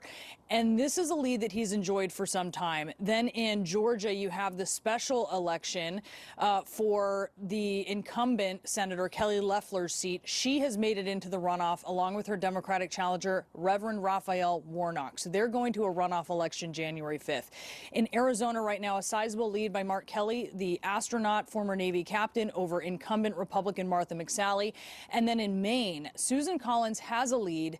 Keep in mind, though, Sarah Gideon, her Democratic challenger, the House Speaker there in Maine, has conceded this race. So we're still waiting a projection on that race. But if things stay the same here, you would be looking at a Democratic pickup by Mark Sally in Arizona, and that would take the magic number to 3. And then if you're looking here in Georgia, where you see David Perdue has a lead of 50%, that's good. Keep in mind, though, in Georgia, you need to have 50% in order to avoid a runoff.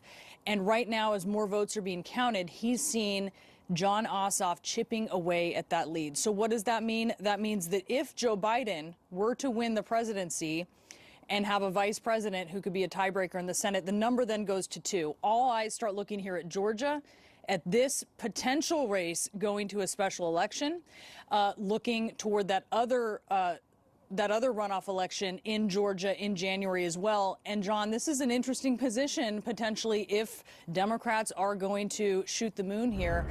They would find themselves hanging everything on the southern state of Georgia. So that's an uncomfortable place to be for Democrats. If it's something they could succeed in, it would be extraordinary. But this is, after all is said and done, this isn't exactly a comfortable position for them to be in. No, it's not the position they thought they'd be in. But let me just make clear what you're saying here to make sure I understand it correctly. We could be talking about 2 runoff elections in the state of Georgia. They would take place in January. We're guaranteed 1. We could get 2, yes, depending on what happens in the Georgia vote in the next few minutes. And if there are these 2 runoff elections, that could determine control of the Senate. Control of the Senate could be up for grabs until the first week of January. That would be something, I suppose you could say, that would be very 2020. That's very 2020. So watch that 50% number for David Perdue.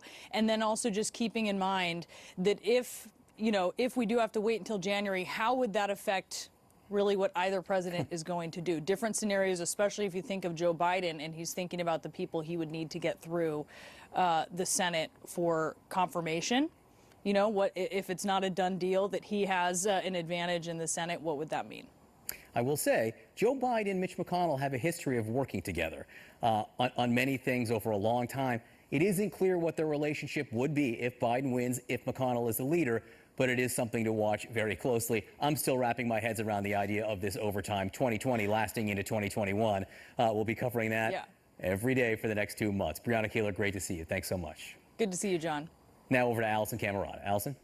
Hashtag 2020. I hear you. All right, meanwhile, as Brianna just explained, if Joe Biden wins the White House, he is most likely will be facing a Republican majority Senate. So with us to discuss this and more, we have CNN political analyst David Gergen and CNN special correspondent Jamie Gangale. Great to see both of you. David, you've been around Washington a long time, so let's talk about that scenario. If Joe Biden wins and we have a Democrat in the White House with a Republican-led Senate, does that spell gridlock for the next 4 years? It doesn't spell gridlock, but it does spell very tough to govern successfully. and let's face it, even the Democrats are confident about taking the White House. The reality is dawning it may be a Pyrrhic victory. Because if you have Mitch McConnell, I know John just said he does have a record of working with Joe Biden, but nonetheless, Mitch McConnell is going to be, and the Republicans in the Senate will be a blocking force. At the same time, the Supreme Court is taken, and then Joe Biden's going to have all this pressure from his left with AOC, the Squad, and others. He's going to be under a lot of cross pressure to deliver on the progressive agenda, the very thing that Mitch McConnell is going to try to block. So you can see that's difficult. And then on top of that, Brianna, something we haven't had in a long, long time, is a president who is leaving office who may be a continuing force in American politics. Remember that what happened here with Trump. He got 65 million votes. 65 million votes, 5 million more than he had last time. So, and he has, every indication has been he wants to be a continuing force. People come down to Mar-a-Lago to kiss his ring and that sort of thing. This will be tough. Joe Biden is the right person to be negotiating this, to navigate this, but it will be tough. I mean, if Democrats thought that Donald Trump was going away, even if he were to lose, they probably have another thing coming. And so, Jamie, what about that question that John Berman just posed and David picked up on? Do we know how Mitch McConnell and Joe Biden get along? Because we all remember 2008 when Mitch McConnell famously said that his single most important objective was to block Obama's agenda and make him a one-term president. Does that same sentiment extend to Joe Biden? So they do get along. Let's say, put it this way, they have gotten along in the past. And I think to David's point, though, both parties have to come to terms with how divided the country is. Democrats have to come to terms with that huge number of votes that Donald Trump just got, despite the fact that I would say he mishandled coronavirus, despite the fact he has a tenuous relationship with norms and the truth. And Republicans are going to have to come to terms with exactly what David just said, and that is I don't think Donald Trump is going anyplace. And do they want to try to wrestle the party back from him? Can they do it? He does not want to leave the spotlight. If he loses, I don't think he will. I talked to two people who've worked very closely with him, and they both said to me, don't be surprised if he says or teases that he might run again in 2024 if he loses. So the Republican Party is going to have to deal with that, as well as Joe Biden if he wins. Really interesting reporting, Jamie. David, I want to pick up on what you just said about how Joe Biden is going to have to negotiate the left side of his party, the progressive Yes. wing. But this race was so much tighter than pundits predicted, than polls predicted. And so doesn't that send the message to Joe Biden that he has to lead from the middle? Yes, I believe that the pressure, I think he's going to be under cross pressure. I think he does need to lead more from the middle and have cabinet members that reflect more from the middle. But after all, the progressive wing of the party, supported him through this campaign. They kept their mouths shut. It wasn't the Bernie Sanders 4 years ago that Hillary thought it may have cost him the presidency. In fact, Bernie Sanders was out there campaigning for him. Elizabeth Warren has been campaigning for him. AOC's been campaigning for him. They brought out a lot of young voters. This avalanche of people who voted early, a lot of them were young, inspired by these progressives. So if you're sitting there in the White House, you have to pay serious attention to it. They are the future of the party, no doubt. So I think he has to navigate between. How he does that, I'm not sure. He needs probably to build up his own relationship with the American people so that he comes into any negotiation with a lot of stature and a lot of people pulling for him. In other words, if he can restore trust in the White House, that people think we finally have a leader that we enjoy working with, that could give him some additional leverage because he's going to need it. Allison, could I just have one quick word? Coronavirus. If he wins, this is not a usual year he's going into, and I think some of the pressure, political pressure, will be lessened by the fact that there's going to be one objective, and that's, getting control of COVID. Really interesting, and first we have to count all the votes. So, Jamie, thank you very much. David Gergen, thank you very much. Let's go back to John Berman. All right, thanks so much, Allison. We are starting to see demonstrations in Philadelphia. The one you see behind me is people encouraging the counting of the vote, which is happening because that's democracy.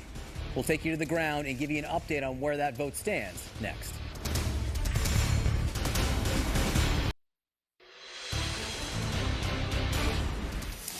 All right, John Berman back with our special live coverage. Take my word for it, Donald Trump's lead in Pennsylvania just dropped again by about 7,000 votes. His lead has shrunk to 135,000, was more than 160,000 about an hour and a half ago.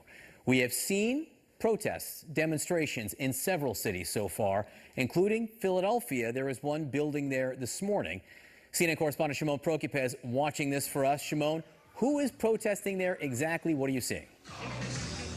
So you have both sides here, John. This morning, to my right side here, you have Trump supporters who, as you can see, they have signs that say voting ends on Election Day. And then we have signs that say count legal votes, sort of channeling a lot from what we're hearing from the president's legal team. And then on the other side, you have the Biden supporters. And as you can see with them, it's been mostly a party atmosphere. The DJ's been playing since about 8 o'clock this morning, and they're just standing around dancing. It's been peaceful. The Trump supporters have just been standing here quietly holding their signs. And obviously everyone awaits to see what Philadelphia and what Pennsylvania here does. We're outside the convention center where the counting of the votes is taking place. And as we've been reporting, there's about 140,000 ballots that are being counted here behind us. And that is why, John, so many of the people that we see here have gathered here this morning. Yeah, they're watching the count along with all of us. They have a bit of a rooting interest in which way it goes, to be sure. Shimon Prokupecz, it's great that it's still peaceful. Please keep us posted. All right, we're watching the vote come in. It keeps on changing. Every 10 minutes or so, we get a new batch of votes. What's the very latest from Pennsylvania, Georgia, Arizona? Back to the magic wall next.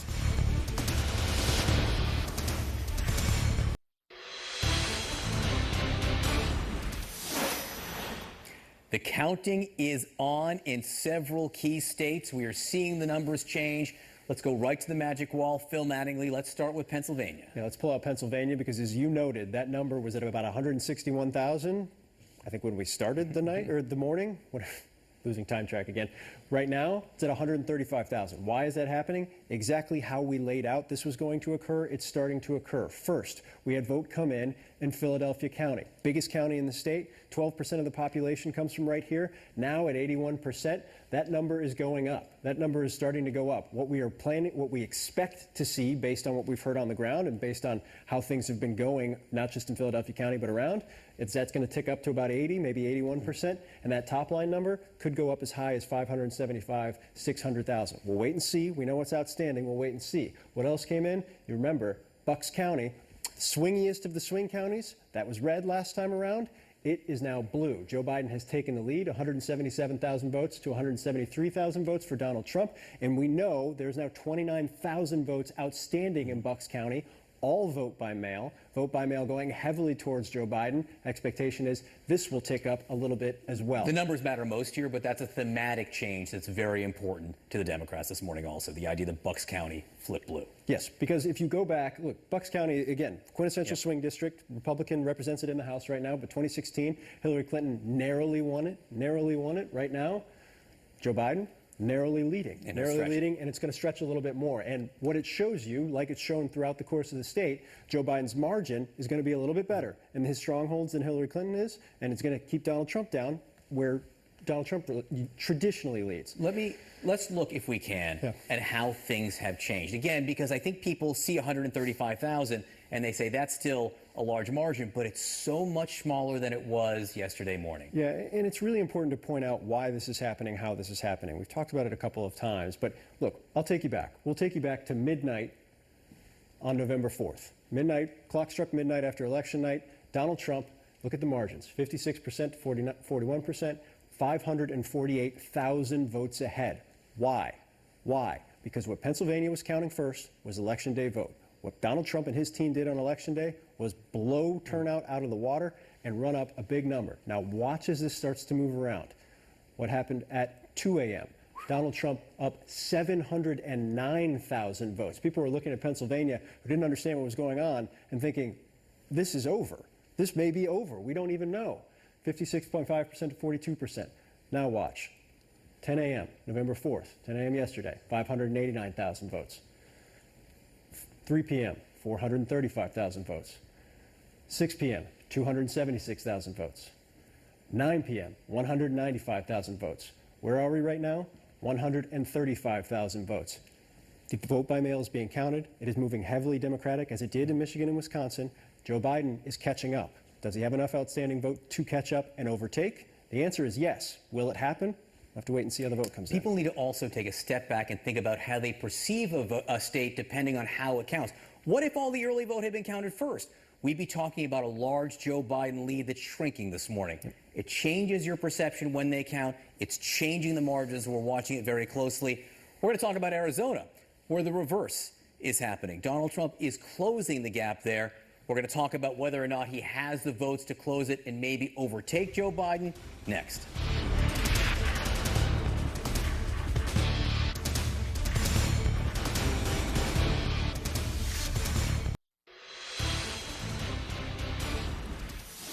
The U.S. election still hangs in the balance. The state of Arizona still very much in play. Joe Biden's lead there has shrunk. It is now less than 70,000 votes. Let's go to CNN's Stephanie Elam live in Phoenix. Stephanie, what are you seeing? What are you hearing?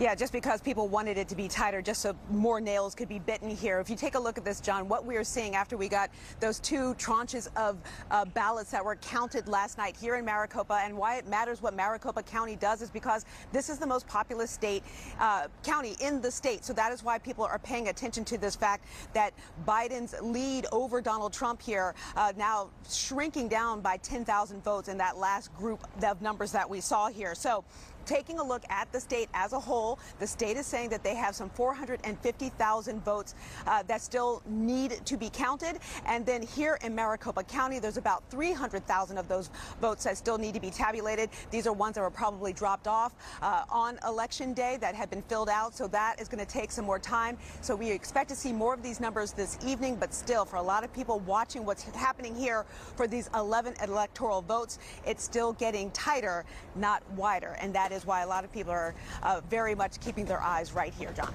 Stephanie Elam in Phoenix for us. 4 years to grow back those fingernails. We can start in a day or two. Thanks so much for being with us, Stephanie.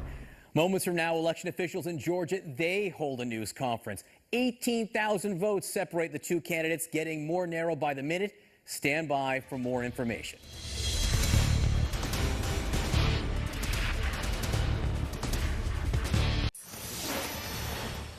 The final votes in the final states being counted as we speak in Atlanta, where they've been at it nonstop all night. Those ballots and others are all that stand between Joe Biden, President Trump, and the White House. And we could have answers very soon.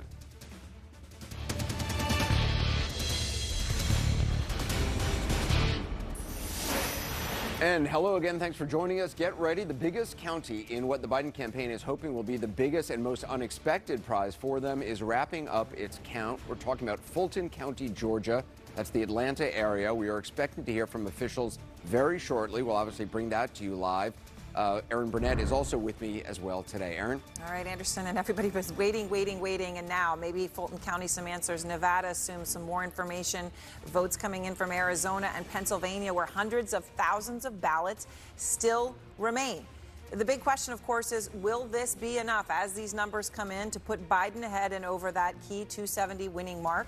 And Nevada, I mentioned as well, Anderson, obviously the Biden margin is slim and shrinking, but we do expect an update on that in the next few hours. Yeah, and there's new reporting on the mood at the White House. We'll be hearing live from our correspondents. We also expect to hear from a number of key newsmakers. A big morning, perhaps a decisive one. We'll know more from Georgia momentarily. Before we go any further, I want to quickly show you just how razor thin the margins now are in the remaining key states. What a race this has been. Let's take a look. Nevada, Joe Biden is ahead, but only by 7,647. That's really unchanged. That's the numbers we saw yesterday as well. Nevada, unclear exactly when we'll be getting new numbers from them. Yesterday, they had indicated that as a state, they would report numbers at 7 p.m. On each successive night. We're waiting to hear if we're going to get new numbers before then tonight, but that is a very slim lead for Joe Biden. Georgia, President Trump is ahead, but that lead has been shrinking. He's ahead by 18,586 votes. As I said, we're expecting to hear more from Georgia officials with new numbers very shortly.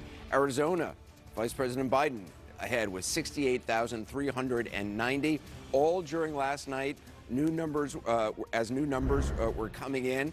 Biden's lead shrinking somewhat in Arizona, but still a lead of 68,390. North Carolina, President Trump ahead, 76,737 votes. And Pennsylvania, this is just a fascinating race to watch in Pennsylvania. President Trump is still ahead with 135,702 votes, but a lot of votes still to be counted, a lot of votes still to be processed, and his lead has been shrinking. Even today, throughout the morning, we've been seeing the president's lead come down little by little. 5,000 votes here, 6,000 votes there.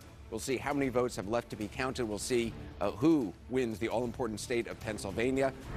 If Vice President Biden wins Pennsylvania, that could be it. That is the shape of the battlefield right now. Remember, it is changing by the moment. John King is here to walk us through all of it. So, John, the race tightening in these three crucial states, Georgia, Pennsylvania, Arizona. Take us through it. And let's walk through it, Anderson, with just as you just noted, today could be the decisive day. Joe Biden at 253 electoral college votes. He needs to get to 270 to win the presidency. That's why I'm going to start in Pennsylvania, because Pennsylvania alone would do it if Joe Biden can overtake the president. The president had a much bigger lead if we rewind the tape. Go back to midnight Tuesday night, it was giant.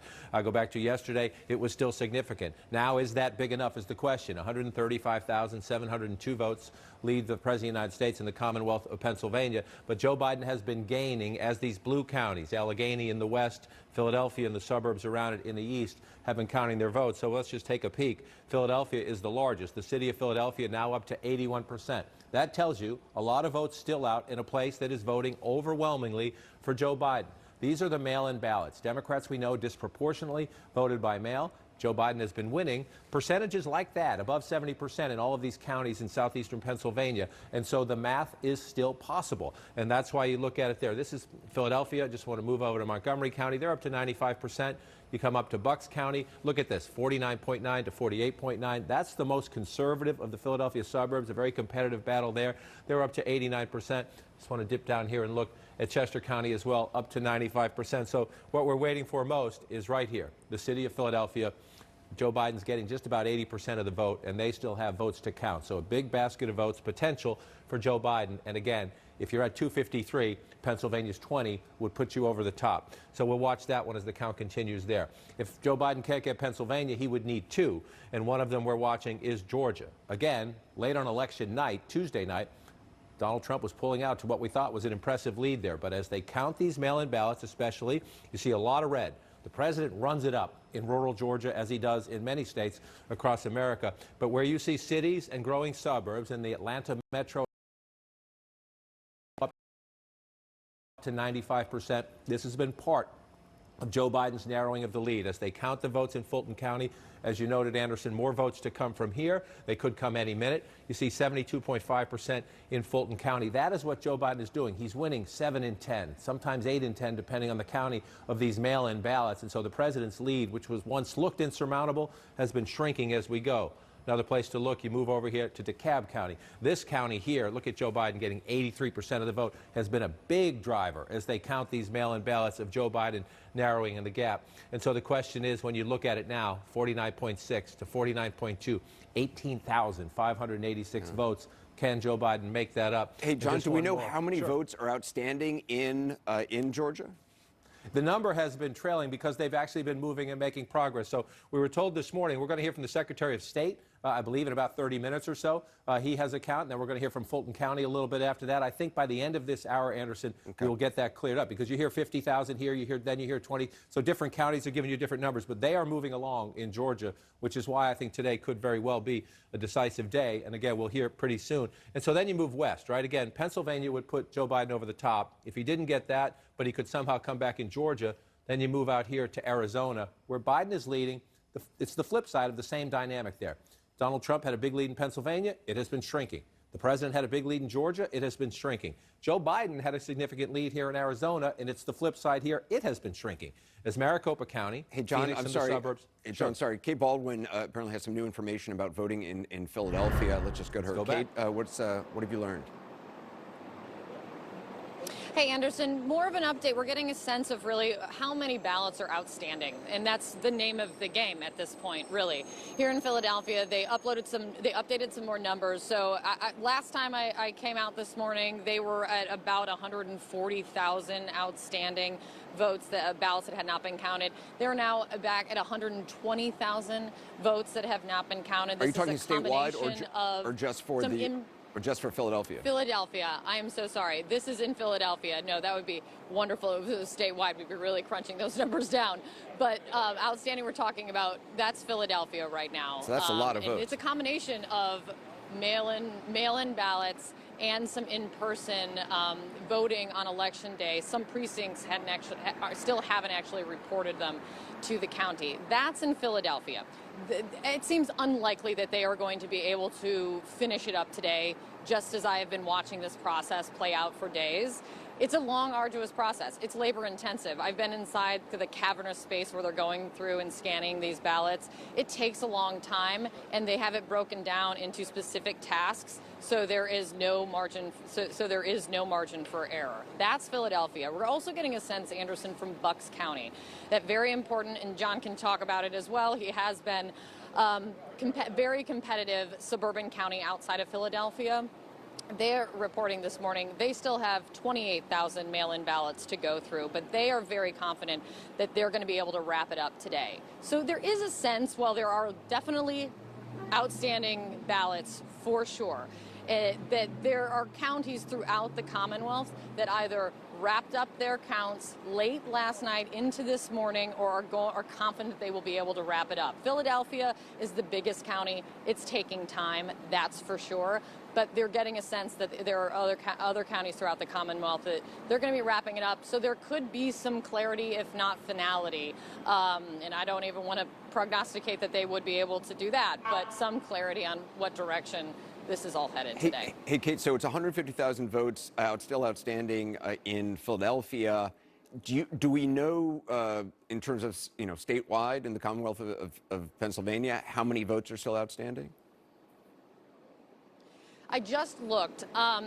So the number of mail-ins that are still outstanding throughout the state, it has now gone under 1 million. That was kind of a marker that we were all waiting for, because we had learned from the Secretary of State that they have had such a huge turnout in terms of mail-in voting this time. They were looking at 2.5 million mail-in ballots returned, which was just a huge number. It's 10 times as many as they've had in previous elections. And overnight, they have gone down. I believe at the moment it's in the 700,000 wow, that range is still so for many, mail-in though. ballots, That's incredible. absentees. It's still so many. Yeah, it's still so many. That is true. I've been pushing and asking what's going on in the process that takes time.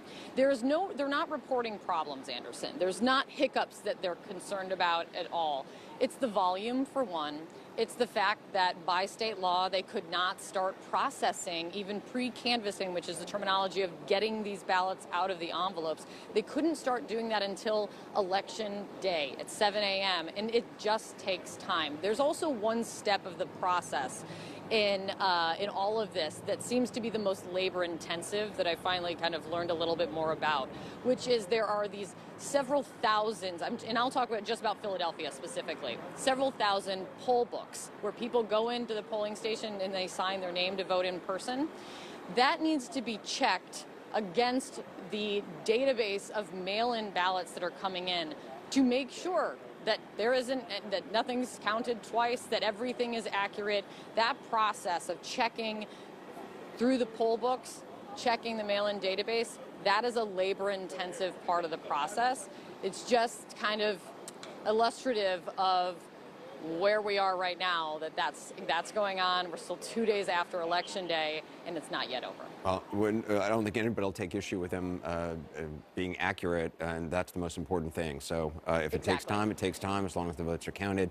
Kate Baldwin, great information. Thank you so much. John, let's look at Pennsylvania. There you got it, Bucks County. I knew you would. Yeah. So just think about what Kate just said. So Bucks County, she said 20,000 ballots, I think, still outstanding, somewhere in that ballpark. The candidates are splitting the ballots in the overall count in Bucks County. We do know that as Pennsylvania, not just Philadelphia, has counted these mail-in ballots, Joe Biden has been winning disproportionately so in the statewide count. But let's assume even they just split the ballots here, right? The evidence is that Joe Biden's coming out on top in these mail-in ballots, but they're splitting the overall vote here. But then think about the significance of what Kate just said about Philadelphia. Right? She said 120,000 mail-in ballots just to be counted. We know Joe Biden is getting 80% of the vote in Philadelphia right now. So imagine that, 120,000 ballots, right? That's more than 90,000 votes for Joe Biden if these ratios keep up, right? It's higher than that. But just think ballpark, 90,000 plus votes for Joe Biden net, right? Trump gets his share. Joe Biden's getting at least a net of 90,000. He gets 90,000 votes out of there, and you add that into that, right? 135,000 ahead. So Joe Biden could cut significantly into the president's lead just with what we're going to get later out of Philadelphia. Now, how quickly are we going to get it? That's the question Kate keeps asking every 15 minutes or so. But that's why we have to watch this throughout the day. We know disproportionately in these mail-in ballots in Pennsylvania, Joe Biden is winning by a big margin. That doesn't mean that will continue when they count them. There are smaller counties up here, Luzerne County. You see the president getting 56. Right. I mean, John Cade is saying that Sure. you know, there's about 700,000 votes total outstanding in the Commonwealth of. So I mean, if 120 or 150,000 of them are in Philadelphia, where are all the others? Bucks County, where else? You still have a number in the suburbs here. These are the most popular suburbs, but they are spread out. And so you see all this red. And so if you're a Trump supporter or if you're a Biden supporter thinking, here we come, we're roaring back, this is why we need to finish the count. But we do know, Anderson, even in a lot of these conservative places, I'm just going to pull one of them up, Jefferson County, they're at 95% right now. You see it's not a lot of votes, 17,000, 4,400. Every vote counts when it's close. But we know even in many of these conservative counties, there might not be as many Democrats who live there, or not as many people who are going to vote for Joe Biden, but the people who are voting for Joe Biden did so by mail. That was a big piece of the Democratic early turnout. So even in the smaller places, when they count the mail-in ballots, Joe Biden is doing better in the mail-in ballots than he does, say, when you look at the overall count. So that's why we have to be patient and pull this out. But the key for Joe Biden is where you see blue on this map, which would be Harrisburg, Philadelphia, and the suburbs here in southeast Pennsylvania, up in Scranton and out in Allegheny, which they did a good job in Allegheny, but they're still not to the finish line, 94%. Where you see blue on the map, we know Joe Biden is getting a disproportionate share of these mail-in ballots. He needs to run it up. But to Kate's point, some of these smaller counties didn't even start until yesterday. It's going to be a very interesting day. But you see that and you think it's insurmountable. When you think 600,000 ballots and a couple 100,000 of them at least down here in southeast Pennsylvania, it's not insurmountable. Hey, John, just got new information out of Georgia. The Secretary of State said that they have a little more than 61,000 outstanding votes left to count in Georgia. And so, again, you do the math at home, 61,000. You look at 18,586 as your lead, and you think, well, is that big enough to withstand that? It really depends on where all those ballots are coming from, Anderson, because, again, you see a lot of red in the smaller rural counties in Georgia. Even in those places, there might be fewer Democrats, but a lot of those Democrats voted absentee and by mail because of COVID concerns. We know disproportionately Democrats decided to vote early by mail or sometimes in line voting early, and Republicans like to show up on Election Day. We just know that. Now, we have to take that anecdotal evidence and now count votes, which is why when you come into here, we focus a lot on Metro Atlanta, but look at this in Chatham County, Savannah. Joe Biden getting about 57, 58% of the vote. They still have 13% of the vote to count. Are they splitting it at this ratio, like the full count, or are those mail-in ballots disproportionately Biden, as we have seen in other places? That's why you have to finish the count. So you're getting down, you're in the 60, you said 60,000 ballpark now. You know, that makes it dicey for Biden in the sense that there's almost a 20,000 vote lead, so you understand the math. Joe Biden has to win the overwhelming number of those ballots. But again, when you wander around the state, 86%, Richmond County. Joe Biden's getting 68% of the vote. Mail-in ballots tend to be a little higher than the overall percentage he gets. So we have to watch this and count it. Again, most of our attention is going to be here in Metro Atlanta. Just want to see if anything's been updated. DeKalb at 95, Gwinnett at 95, Fulton at 95. I want to drop down late. Clayton, this is a place, I didn't mention it enough yesterday, and I should have. We mentioned, you know, Fulton is Atlanta, Gwinnett and DeKalb, the larger counties right around it. But look at Clayton County, suburban Atlanta. Here's Atlanta. You come to the south. They're only at 84%. Count, Anderson, and look. Joe Biden's getting 85% of the vote. You're counting mail-in ballots. Joe Biden's getting 85%. Even though we're down to 60,000, that lead is not untouchable. That's why we count them. You know, if someone was writing this as a screenplay, you know, the notes on it would be, you know what, you're dragging this out too long. No one's going to believe it goes on this long. It's fascinating. Just got to count the votes. That's what it boils down to. And it's important we make that point because the president tweeting this morning, stop the count. That's not what we do here. And we're in the middle of a pandemic. And look, close elections always take time. This is my 9th presidential cycle. I've covered all the governor's races and midterm elections in between. Some elections take time. This one is extraordinary because of the triple voting patterns, if you will. Some people by mail, some people in person early, some people on election day. The people doing this counting, the Secretary of State in Georgia, I believe, is a Republican, right? Some of these county officials are Democrats. Who cares? Right now, they're Americans and they're counting votes. Let's let them finish. Also, we should just point out, these are not new votes, as some have been saying. Right. These are votes that have been cast. They just have to be counted, and that's called an election. John, Absolutely. We're going to check back in with you because obviously there's still a lot going on in Nevada, Arizona that we're watching very closely. So we'll come in, we'll get the update from you on that. But we're getting an update on the status of votes in Nevada. Waiting to hear from officials in Georgia as well. All that next.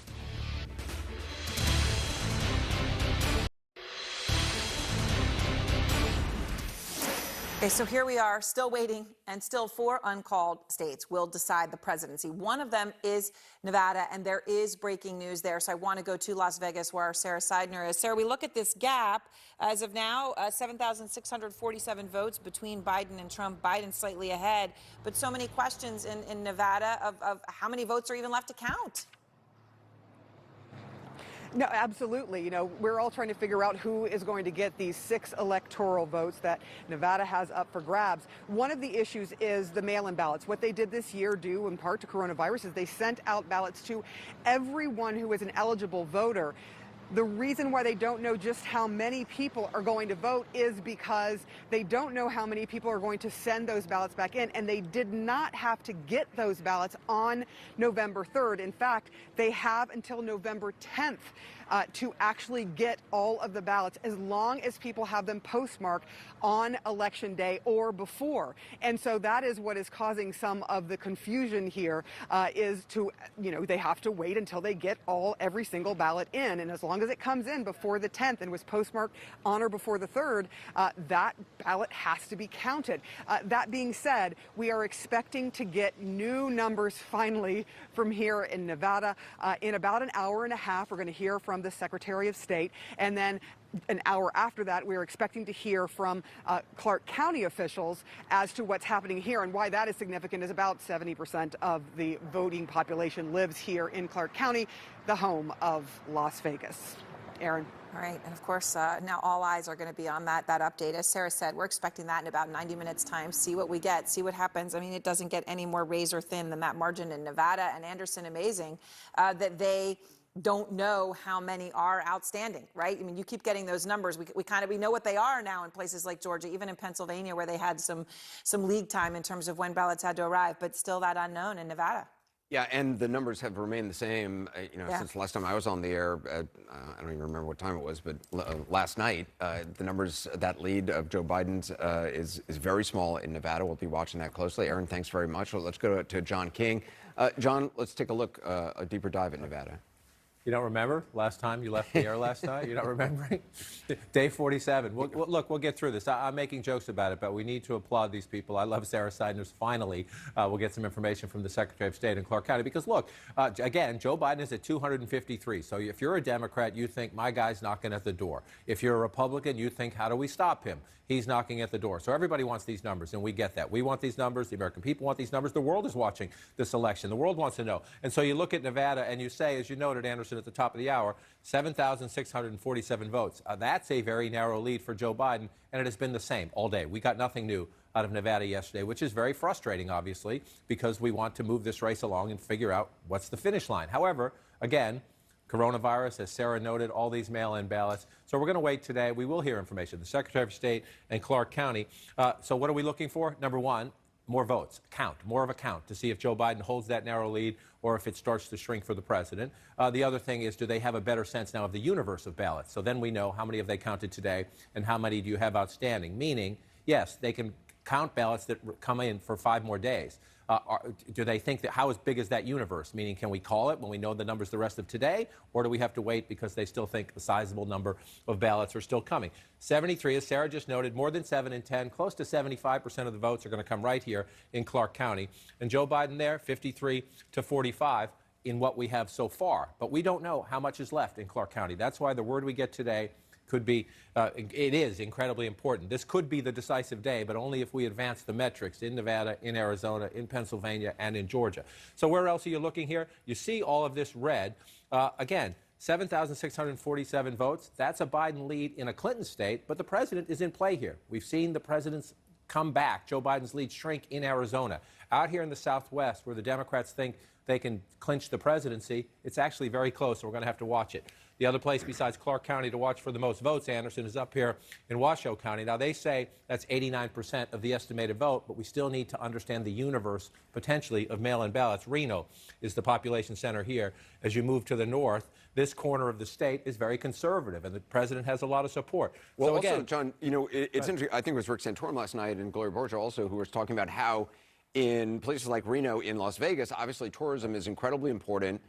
They have been really hurting with coronavirus, and the question is, how does that play among voters who want to see businesses come back, who want to see tourism come back.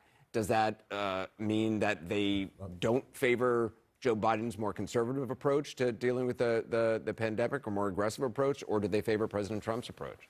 But I think you're making one of the critical points, because we talk about the national campaign we have all the time, right? The coronavirus is the biggest issue in the country. The president was having his rallies at the end. Joe Biden was saying that was reckless. In the national dynamic, the numbers told us most voters thought Biden's responsible way of doing it was preferable to the president's way of doing it. That's a national look. But you're so smart to say, let's look more locally in state by state. In South Florida, for example, the attacks on socialism motivated a lot of Latino voters in South Florida. So some of these targeted attacks that you think might not work nationally do work in certain places. And right here, to your point, the economic argument, the Trump campaign's advertising, the Trump campaign messaging was Joe Biden wants to lock down the country, keep it locked down. Now, that's a distortion of Biden's views, but welcome to politics. And we will see. This will be interesting to watch. Again, 53 to 45. You go back 4 years ago. This is a preliminary count. We don't know if that's going to change when we get more ballots. You go back before. It's pretty consistent, right? Vegas has been growing. The Latino vote is critical to Democrats, but you also have, if you've been to Vegas over the last 25 years, the explosion of the suburbs around Las Vegas, once Republican territory, more becoming Democratic territory. But it's a simple, it's a cliche, but it's true. All politics is local. This area has been devastated because of the economic fallout, the impact on tourism. And so I think you're raising a fascinating question, and that's why when we get more results from Clark County today, we're going to get to answer this. We mostly have a national election dynamic, but in some places there are local issues at play. And that's one of the very important ones. Yeah, we're hoping to hear very quickly, very soon from Georgia officials. John, thanks. We'll check in also with you about Arizona coming up next. But let's go back to Aaron. All right. So, in addition, you mentioned Georgia. So right now, here's how many ballots we understand are outstanding: 61,367. We are specific all the way to the ones place, because that is how razor thin and tight this could be. And as we say, we're going to get some crucial updates this morning from states like Nevada, also Georgia. The Secretary of State expected to speak any moment. So let's go to Atlanta and our Victor Blackwell. Victor, razor thin when you look at the outstanding ballots versus where we are on the gap between President Trump and Joe Biden right now. Yeah, and of that 61,367, as you say, the precise number coming from the Office of the Secretary of State, the estimate that we have from Fulton County is that 10 to 11,000 of those ballots are here, will be counted. And we're expecting that we're getting close to an announcement here. They've rolled out the podium here for a news conference that's coming. I've seen members of the Fulton County Board of Commissioners, the chairman here as well, that there is some announcement that we've been told should be coming at 11-ish. So we'll stand by for that. But of course, the work continues here. We've been told that they've been working to process the last 3,600 ballots that have come in, simply opening them, preparing them to be scanned in the back of the room, and then take that memory card over to another location to be tabulated and reported. But that was 3 hours ago. Now, the work has not stopped here, but there were fewer people here earlier. There was a shift change. People are all working here. They're taking some of the ballots to the opener machine. There are some people back here opening them by hand with letter openers. So the goal is to complete the counting here of the mailed-in ballots and the ballots dropped off in those boxes by 11 a.m. And then they've got to focus on the provisionals tomorrow, the ballots from uniformed members of the military as well. That deadline is 5 p.m. on Friday. But the expectation is this will be done. Now, you'll remember that Brad Raffensperger, the Secretary of State, told us on election night, fairly early in the evening, it was about 9:30, I was there in the room, he said that by tomorrow, Georgia will be yesterday's news. Well, we're now the day after that tomorrow, right, and we're still waiting for the rest of these 60,000 plus votes to come in and that tabulation area. Okay, so let me just ask you, because I think the scene behind you, what's it like in there, Victor? I mean, it's full. People are counting. There are people who like to see this as a sign of the mess of American democracy. I prefer to see it as a sign of its strength and the amazingness of all these people that come together to do this. So what exactly is happening, and how frantic is the counting? I mean, they're late, right? Versus what you said they were going to deliver. They feel the pressure right now to get some answers to this country. It is certainly hectic. And let me get out of the way as I describe what's happening and what the officials are telling me. They understand that the eyes of the country and, in fact, the world are on Fulton County right now to get these votes. A Democratic stronghold, a Democrat trying to close the gap with the president. So they are working around the clock, working overnight. Let me describe what's happening. The people you see seated with the USPS trays, they are the sorters. What they're doing is receiving opened ballots. There's a machine that goes through that cuts them open, the two envelopes, the mailing envelope and the privacy sleeve. They pull the ballot out, take a look to see if the signatures match and if everything looks to be in order. If there is some problem, they raise their hand, they alert a lead. That person then comes over, sorts it out. It can go off to adjudication if necessary. Adjudication is simply determining the intent of the voter. What did this person mean to do? They were supposed to fill in a bubble. Maybe they put an X through the bubble or circled the name. That happens in another space. But after these ballots are sorted, they go over toward the window, if we can show that, Stu. Those are the scanners. There are 5 scanners in this room. They're scanned into the machine, all saved onto a flashcard.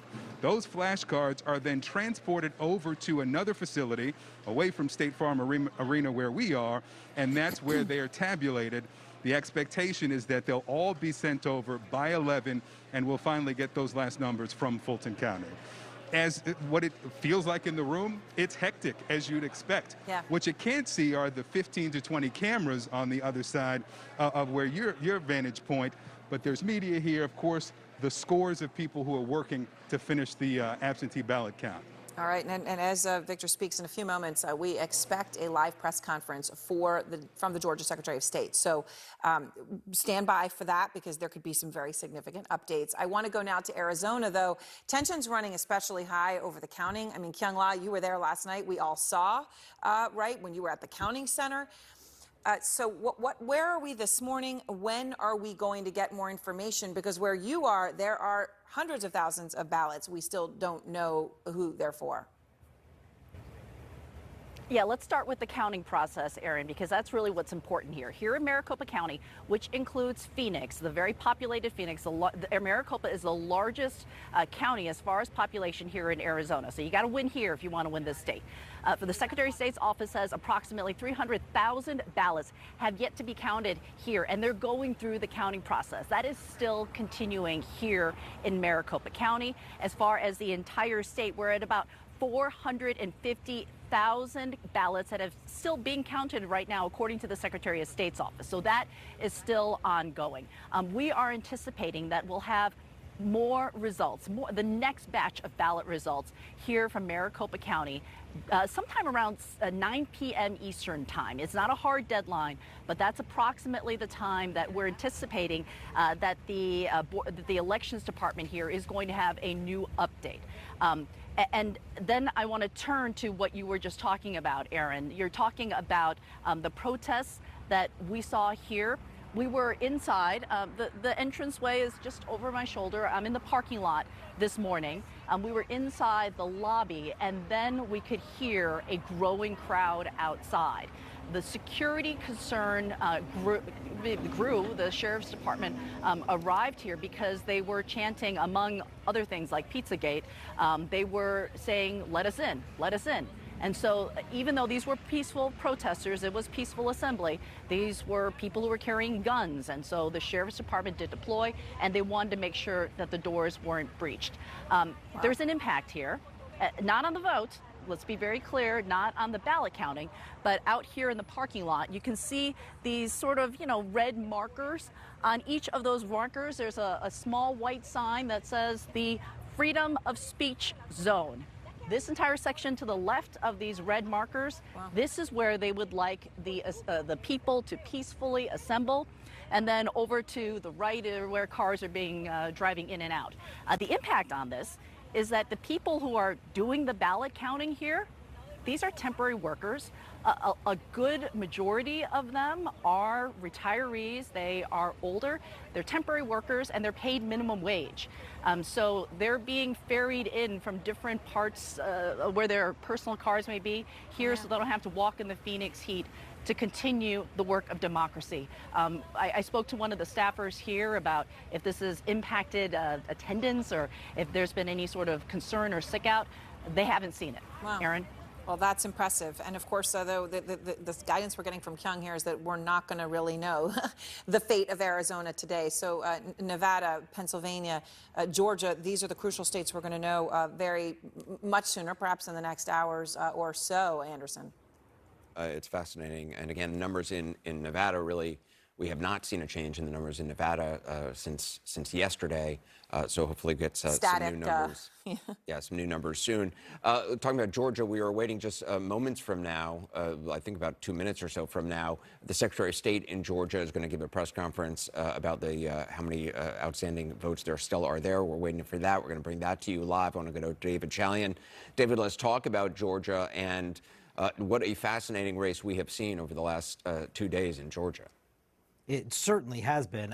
You know, this is one of those sort of Sunbelt expansion states, as the way the Biden campaign referred to it. It has been a long part of sort of the Democratic Party's project to play into where they're seeing demographic changes and lean into the suburban sort of revolt against Donald Trump. They saw that as a laboratory for it this cycle. But it is, I mean, it is razor thin, Anderson. And I was just listening earlier to the reporting. I think that they think there's some 67,000 outstanding votes. We'll see what the Secretary of State says now when we get... it was plus 61,000.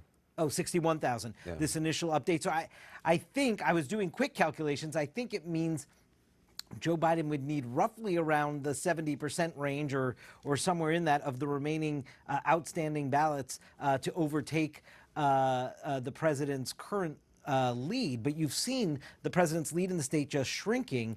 And we know that the late ballots being counted, the mail ballots that are getting tabulated are just overwhelmingly a pro-Biden group of voters. And so that is helping to increase that margin. Now you see it there at just 18,586 vote lead for the president in Georgia. And just remember, Anderson, the president made a final campaign stop in the final 48 hours in Georgia. And it was stunning to sort of see it when they put it on their schedule that a Republican incumbent president would spend time in the final 48 hours in Georgia. They were keenly aware of how close Georgia could be. And it's also why the Biden campaign sent Barack Obama there in the final day of campaigning. Obviously, so much depends on exactly where those plus 61,367 ballots that are still to be counted, where those votes came from in the state of Georgia. Is it urban areas, which is what we have been seeing really in all the states that we're still waiting for, David? Often it's the big metro areas that they have so many votes. That's where we're seeing the slowest results. Yeah, it's where and it's what kind of ballot. Is it a mail ballot? Because those two have been Democratic pockets of vote. And so if it's the combination of two, that you're getting the remaining ballots from sort of pro-Biden geography anyway, like you said, the urban centers or certainly the suburbs around Atlanta have been pro-Democratic in recent years. That's one advantage. And then add to it, if it's sort of the mail voting, that's also a Democratic advantage on top of it. So even it could be that even in some more Republican areas, Anderson, if it's the mail vote, it may not come in as pro-Trump as the Election Day vote would, obviously. And so it is both sort of the political geography of where they're coming in from and what kind of ballots. And we believe these are predominantly mail ballots. We're monitoring this press conference in Georgia to see any information about these 61,367 ballots. We'll obviously bring you more on that. We're listening in. Some of it is just kind of some detail that's not particularly germane. Let's listen in for now. How to do this properly, because the main thing we want to do, fast is great, and we appreciate fast. We more appreciate accuracy. Accuracy is going to be the bedrock upon which people will believe the outcomes of these elections, be they on the winning side or the losing side. So accuracy is vital, and it's the key to all of our processes. And I want to make sure we told everybody in this room and in this state and around the country, this is the first time Georgia has used paper ballots in 20 years. We told people they can expect some results on election night, and we got a lot of them out there. In fact, we got down to 250,000 yesterday. We were down to about 60,000 today. So let me go through what we know we have right now. I brought my computer so I wouldn't screw it up. Bryan County, 3,027. Burke County, 494. Chatham County, 17,157. Clayton County, 7,408. Cobb County, approximately 700. Floyd County, 682. Forsyth County, 4,713. Fulton County, 11,200. Gwinnett County, 7,300. Harris County, 3,641. Lawrence County, 1,797. Putnam County, 1,552. Taylor County, 456. For a total right now of approximately just over 60,000 votes. The anticipation is we will continue to go through the process throughout the day and into the evening if necessary. I know there are large counties in this state that stayed overnight, Fulton County being one of those, to process these, and they've knocked their numbers down to that 11,200. We anticipate getting through this process today. One of the reasons that our friends in Chatham County take a little bit longer is they have a unique system where their board of registration is separate from their elections division, and they handle different sides of the absentee ballot and the reporting process. So that's one of the things that held them up, but I think we're through that process today, and I anticipate getting the majority of the 17,000 in today as well. So with that, I want to thank y'all for being here and answer any questions. We'll start with Justin over here. Can you explain to us why that number seems to be such a moving? All right, let's quickly go to John King. This is really important information. We now have the breakdown, John, county by county of the votes that are still outstanding. And we're told, he says, that's not the Secretary of State, by the way, as election official said, by the end of today, we should have all the votes in. John, what have we learned then? Well, you learn, number one, there's a number of counties. So you have a couple hundred here, a couple thousand there. But the biggest takeaway I had there is listening in. It's one of the counties we talked about a little bit earlier, Clayton County. There were several thousand votes here just south of Atlanta. So you're looking, where do you have 500? Where do you have a few thousand, right? 60,000 total. There were several thousand here in Clayton County. And again, if you look at the numbers, Joe Biden's getting 85% of the vote in this county. So that's what, it doesn't guarantee that when they count the mail-in ballots, Joe Biden's going to get 85% of those. But your eyes aren't deceiving you there when you look, and you could expect, okay, still several thousand votes to count here. 7,408. Right. So your assumption there is, Anderson, that Joe Biden's going to make up some ground there, right? Because he's 84%. Again, it's not guaranteed. You have to count the votes. But we know Democrats are more likely to have voted by mail. And we know that Joe Biden in this county, again, there's Atlanta, you're in the suburbs to the south, is getting 85% of the votes. So the biggest question is this. I mean, the overall math is, can you overcome with those 60,000 votes a lead of almost 19,000 votes, 18,586 for the president? To do that, it's pretty obvious, Joe Biden has to win a disproportionate number of those votes, much higher than the 49% he's getting statewide right now. So he mentioned Clayton County. He also mentioned, I believe, Forsyth County, which I'm going to come down here. Yeah, this is Houston County. Forsyth Houston was County here, there's some votes. 4,713.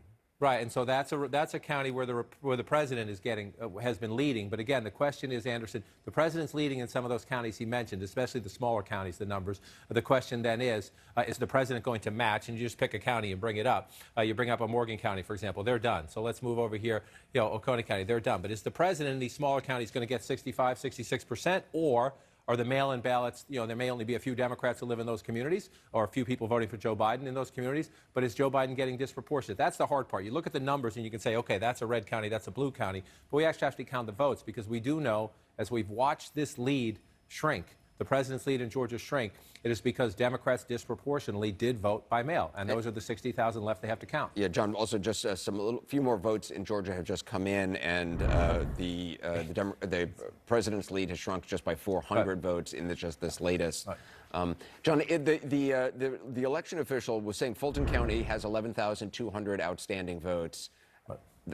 That's the Atlanta area, right?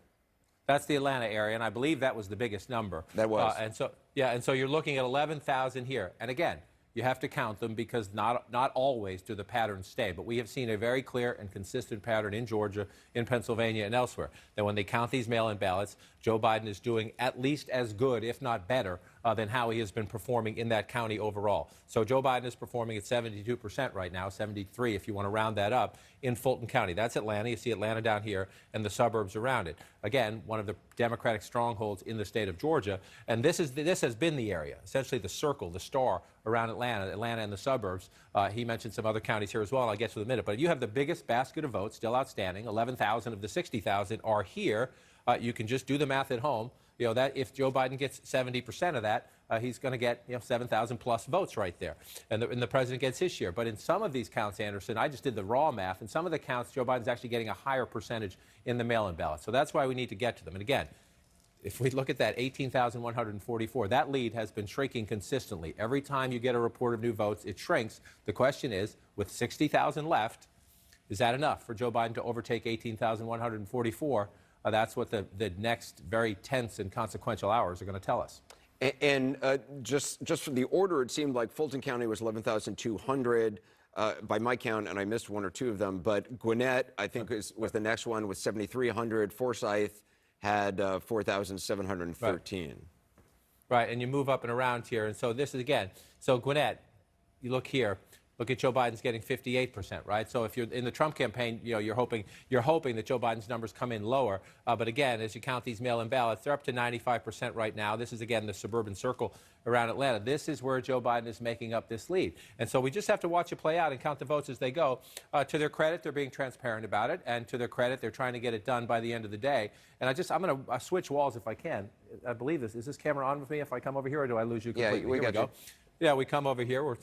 The resources are a little stretched as we count this out. But I just want to show you the significance of this, because we're saying, 5,000 votes here, 6,000 votes there. People at home can get a little confused maybe about why this is so consequential. Joe Biden is at 253, right? He is leading right now out here in Arizona and Nevada. That would be enough to get him to the finish line, but we have to be clear.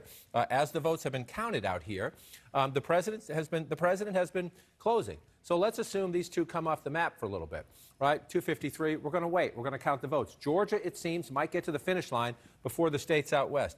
If the former vice president can take this back, that gets him to 269, Anderson. That gets him right there, banging on the door. He's knocking on the door now. That would be banging on the door. If he can get Georgia, then he needs one more. Now, Maine's 2nd congressional district would be enough. The president's leading there right now, and the expectation is he will carry it. So if Joe Biden's not going to get that, if you can get Georgia, then you just need one more, right? Is it Pennsylvania? Is it Arizona? Is it Nevada? We keep counting votes. But Georgia is a bigger prize than the two western states. And also, the theory in the Biden campaign, I'm sorry, let me take 1 minute to play this out, is if they can do it this way, right, get it well above 270, and if they could get Pennsylvania as well, that would get them above 300. The president now is saying, I'm going to sue everywhere. The hope in the Biden campaign is if they can stretch this out a little bit, it's not just one state, that perhaps there's a political dynamic in which people get to the president and say, sir, you might not want to do this. I'm not saying the president will take that course. If you look at his Twitter feed, he sounds very combative today. But the Biden campaign is hoping that if they can get a couple of these wins and stretch it out a little bit, that maybe the political climate would change. Now, I'm getting a little bit ahead of myself, though, because let's come back to where we are.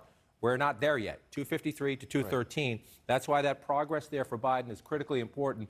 And as we go through these next very consequential hours, Georgia could be a huge part of the statement America is making here. John, can you also just play out just the president's path? Because if Nevada's Biden's leading only by some 7,000 votes, okay, well, I totally got to get a break in. We'll do this on the other side, because I'd like to see the president's path if Nevada and Arizona go to the president. Just ahead, as we wait for these updated vote counts that we are getting today, we continue to follow the votes coming in. We'll have live reports from our correspondents covering both the Biden and Trump campaigns. Also, new reporting on the mood for the Trump team. We'll be right back.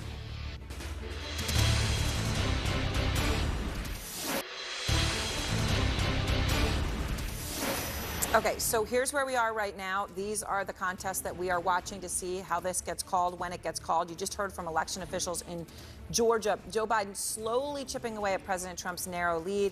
But obviously, as you can see, there are still votes outstanding in Georgia. 61,000. Similar situation in Pennsylvania. The Biden campaign, though, is hoping its narrow lead holds in Arizona and Nevada, as you can see there. Pennsylvania, though, what they're looking at so very carefully. You see that's the widest margin in favor of Trump right now, 135,671. It's also, though, where you have the most votes still outstanding. About 700,000 of them. So we've got Jessica Dean in Wilmington, Delaware, covering the Biden campaign, and our Caitlin Collins is in Washington covering the Trump campaign. Caitlin, I want to start with you, though, because, you know, as we are watching these numbers narrow, and we are going to know a lot more today, you have some new reporting on just how Trump and his aides see the path to 270, and how his aides see it is not the same as how the president sees it. Well, they realize, Aaron, that that path is getting a lot smaller by the day as these numbers are coming in. They feel good about what's happening in Arizona, how Joe Biden's lead shrunk overnight, and they still expect that more votes are going to come in the president's favor. But increasingly, what I'm hearing privately from campaign officials and from people who work in the White House is that reality is setting in, and they realize that they are more and more by the day as these votes are coming in, staring down a potential loss for President Trump. Now, just because reality is setting in for them does not mean it is setting in for the president himself. And actually, I'm told he is still convinced that Joe Biden is stealing this election from him. That's what he's been telling people on the phone over the last several hours. And he is stung by the fact that he has seen leads in states like Michigan and Wisconsin and Pennsylvania, where he thought he was doing so well, diminish. Either they've disappeared entirely or they are going down by incredible numbers, like what we're seeing in Georgia right now as more and more absentee ballots are being counted. So what I'm told is that the president has been on the phone. He is still convinced that this is a fraudulent election and that it's being stolen from him. That is what he's telling people.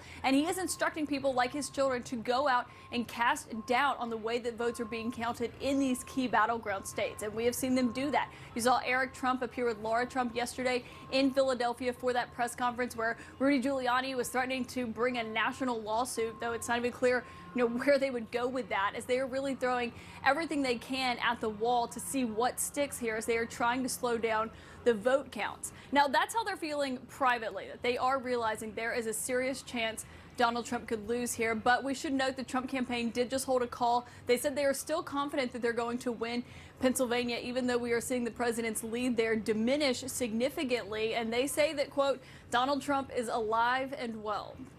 All right. Thank you very much, Caitlin. And so now let's go to Jessica Dean following the Biden campaign. So, Jessica, how does the Biden team see this right now? They obviously still have more than one path to 270. The fastest and easiest is to do it with one state. That state is the one bordering where the vice president is right now, Pennsylvania. Pennsylvania, that's right, Aaron. The Biden campaign feeling very good, very confident this morning. And I'm told by a senior advisor that they believe they're going to win Pennsylvania by a sizable margin when it's all said and done. That's what they think. They also think they're going to hang on to those leads in Arizona and Nevada. They see Georgia as a very real possibility and have been keeping their eyes closely trained on those Democratic strongholds there in Georgia that are still counting ballots there. Again, we have to see what the votes themselves say, and that's playing out as the days go on. But from the Biden campaign's perspective, they feel very, very good and very, very confident that when all the votes are counted, that Joe Biden will be the next president of the United States. Now, I'm also told by an advisor that we do expect to see Biden at some point today.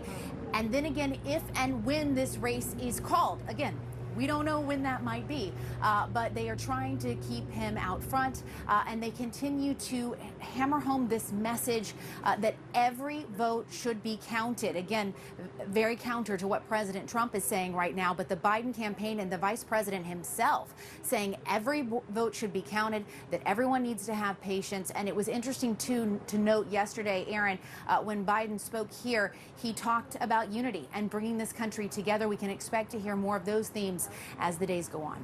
Yeah, and obviously very different strategies from the two men in terms of how they've handled this, speaking publicly by Biden versus Twitter for Trump. Jessica Dean, thank you very much. Anderson, it's amazing. You look at all eyes on Pennsylvania. Jessica's reporting that the Biden campaign thinks they're going to win it by a sizable margin. Yeah. Look, if you take the gap that Trump has now, 136,000-ish votes, but still 700,000 outstanding, a lot of those mail-in ballots, right, have run towards Biden. 60% of them, if you give them to Biden, he still wins, and that's a lower percent than he's been getting in many of those counties. So certainly the math would show that their optimism, they've got reason for it at this point as we wait for the count. Yeah, I loved it what Jessica Dean earlier was saying, that the fact that they were below 1 million votes still to be counted was a sign of progress, which still 700,000 plus votes. It's extraordinary. Aaron, thanks very much. The stakes are rising with every ballot counted. They're being counted as we speak. You see them counting in Georgia and Pennsylvania, as we talked about. The presidency hinging on just a handful of uncalled states. A lot is happening. Let's check in back with John King. So, John, the race continues to tighten. 3 crucial states, Georgia, Pennsylvania, Arizona. Let's take a look, I guess, well, whatever you want to go. But I'm interested in Arizona to see how things are tightening. All right, we'll look out in Arizona first. I think we're waiting here because it's the West Coast, where I think we're going to wait more for the count. But you see Joe Biden at 68,390 votes ahead. You can look at that if you haven't been with us for the last few days and say, okay, that's a pretty healthy lead. If you've been with us for the last few days, that's a shrinking lead. And we can go back and play that out for you here. Let me just pull this up for you and bring this out. When you go back and play it out, it's pretty interesting, right? Let's bring up Arizona and let's go back. This is Wednesday, 12 a.m. You see Biden has a 207,000 vote lead. You move it forward now to 1 a.m. It's 185,000. At 3 a.m., it's 2 a.m., excuse me, it's down to 155,000. And then as they counted votes throughout the day yesterday, 130, 93, down to 97. And then you come out to real time now, down to 68. So if you're in the Biden campaign, they keep saying they're confident they're going to win this, but the trend line there is going in the other direction. So then you come over here to Georgia. We just showed the pictures of the live counting of the vote. It's just the flip side here. The president had a huge lead midnight on election night. As Tuesday gave way to Wednesday, the president had a huge lead way up there, and now it's down to 18,000 votes. We were talking a bit earlier about this. 60,000 votes left. Joe Biden needs to win about 2/3 of the remaining votes. He needs to win about 2/3, 65, 66%, depending on the exact number out there. They say roughly 60,000. He's 18,146 down. Now, can he do that? If you look at that, you think 2/3, well, he's only getting 49% statewide. That's unreasonable, right? No, it's not. We don't know that Joe Biden can get there, but we know, Anderson, 17,000 of those votes are here in Chatham County. Joe Biden's getting 57%, 58% if you round up in this county, but he's even doing better than that in the mail-in ballots, or he has been. Let's let them count the rest. But 17,000 of the 60,000 are right here. Then you come back to the Atlanta metro area, Fulton County. 11,000, I believe. Yes, 11,000 and a couple hundred of those votes are here. You see Joe Biden is getting, he needs 2/3 of the remaining votes. He's getting above 70% here. You move over here to Gwinnett County. Joe Biden's getting 58% total. You have 7,300. 7,000 of the votes are there. So then you move out here. The Secretary of State, the elections officials also talking about if you move further down in Atlanta here, Fayette County is here, is done here. I think they're close to being done. You move over here, and you come over here. So most of these other counties are done. But some of the counties where we're still waiting for votes, some of them are, they're red. And so the question there is, does the president add up to his total or does he not? Now, so we're going to watch Georgia.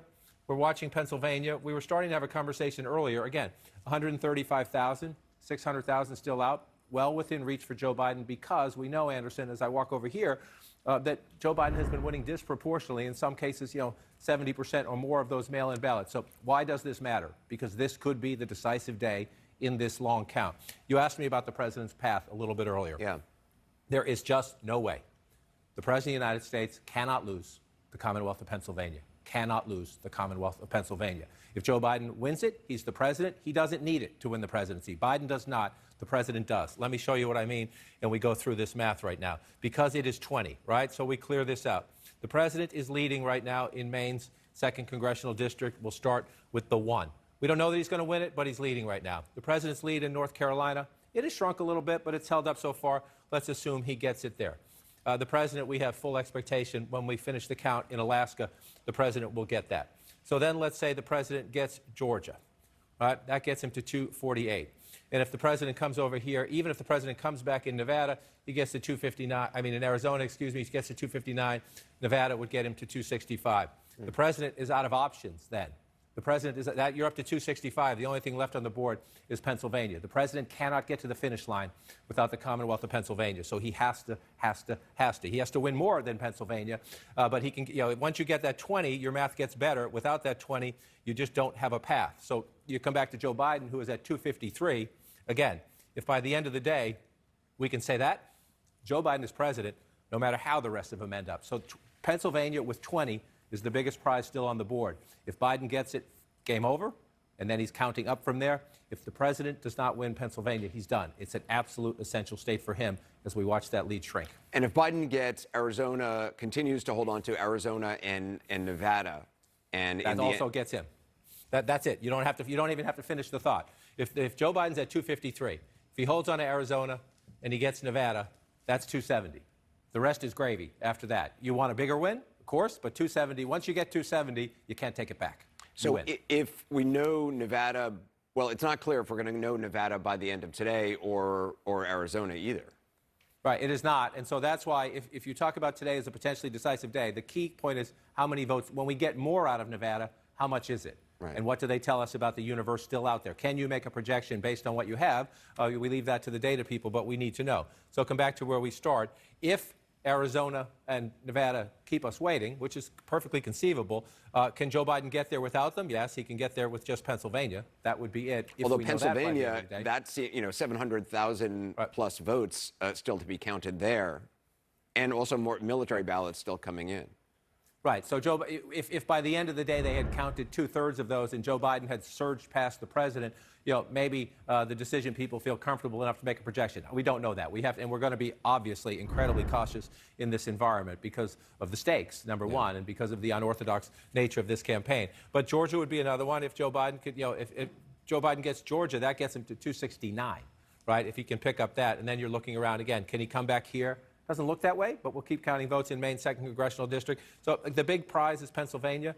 Yeah. So can we? Your question, I think, if you boil it down, is today the decisive day? We can't say that for certainty. We just can't. We have to keep counting. But there's the potential if they speed up the count in Pennsylvania a little bit, and if we get Georgia, and then if one of the western states, southwestern states, gives us a little bit more, perhaps. We'll at least know the trend lines. We will have a much better sense of the trend lines if Joe Biden overcomes the president's leads in Pennsylvania and in Georgia. At least we'll know the trajectory. We might not be at the finish line. Yeah, and Nevada, too, with that slim lead. It's just fascinating to watch, waiting for numbers there. John, thanks very much. Aaron, Georgia, I mean, the whole thing is just fascinating to watch. Right. I mean, there is no state that is more important than another right now. They're all equally juggling them in the air to see which ball's going to land first with some answers here. So, just moments ago, Anderson and I, all of you, were sitting here watching the Georgia Secretary of State saying there are over 61,000 ballots that need to be counted throughout that state. And the margin between Trump and Biden is razor thin. Just moments ago, it had narrowed even a little bit more. So the big question is, when are we actually going to know what these numbers are? Richard Barron is the Fulton County Elections Director. Fulton County includes Atlanta. And of course, Richard, we have been seeing your updates. I know you're exhausted. I know you haven't slept because you've been trying to get answers for us on all of this. So where are you in Fulton County? I know we were anticipating an update from you around 11. Do you have the final tally? We sent thumb drives over to our warehouse probably about 20 minutes before I got on this call, and we've scanned 140,083 ballots as of before I got on this call with you. So we're close to being done. I think within 2,000 at this point. So within 2,000. Okay, so just to make sure I have the comparables right, you're saying 20 minutes ago you sent all these ballots over for tabulation, I would presume, right? And yeah, we sent them over for, yes. Okay, so the number that we had from your Secretary of State a half an hour ago was that you had 11,200 ballots outstanding in Fulton. You're saying that that's now down to about 2,000. Is that right? Apples to apples? Yeah, I believe so. Okay, all right. So now I understand that. That's obviously really important. So how long do you think it takes for that tabulation to happen over at the actual counting center? Do you have a sense of that, Richard? Once it arrives, there usually is a really low percentage of the ballots that get adjudicated by the vote review panel.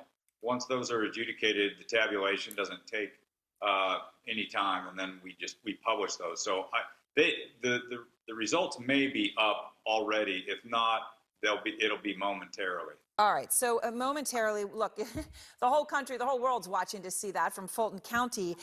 One other question, though, Richard, because I know when you say you've counted all in about 143,000, you've got 2,000 left to go.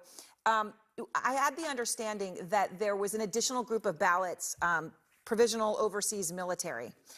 Do you know how many those are? Are those included in your numbers, or would that be a separate group that may end up mattering if this really is indeed that tight? We will take care of any UOCAVA that come in. Right now we don't have any outstanding UOCAVA, but we can receive some today and tomorrow. And the provisional ballots are being researched and processed now, and then we will tabulate those tomorrow. We have, I believe, 2,893 provisional ballots, and we don't have any UOCAVA to process right now. They're all within the absentee ballots that we're processing. Okay, so then again, just to make sure I have the math right, because the math here may be so important, your overall sort of unknown right now, you've got a bunch being tabulated, but your overall unknown is about 4,800, 4,900, correct? Yes, that sounds right. Okay. All right. Thank you very, very much for laying that out so clearly. We're going to be awaiting those results momentarily. And Richard, thank you for your time. All right. So we're waiting for those to come up. That's going to be crucial. You now have an exact sense of what these numbers are. That is Georgia, Fulton County in Atlanta. Just ahead, Pennsylvania's Attorney General on the legal challenges to the count there. We will be right back.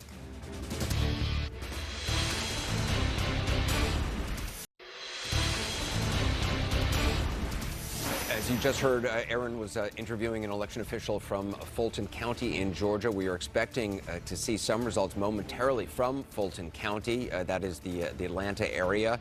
And obviously that is very important to see where this race is going in the state of Georgia. Let's go back to John King. So what are the latest results? Where do things stand right now as we wait for this latest batch? And so we think we could get those momentarily, Anderson, and it's a hugely significant moment in the count in Georgia in the sense that you look, the president's lead is 18,146. Aaron was just talking to the election director here, Fulton County. That is the largest county in Atlanta. It's about 10% of the statewide vote. It has Atlanta and it has the suburbs around it, and as you see, it is voting disproportionately for Joe Biden, more than 70%.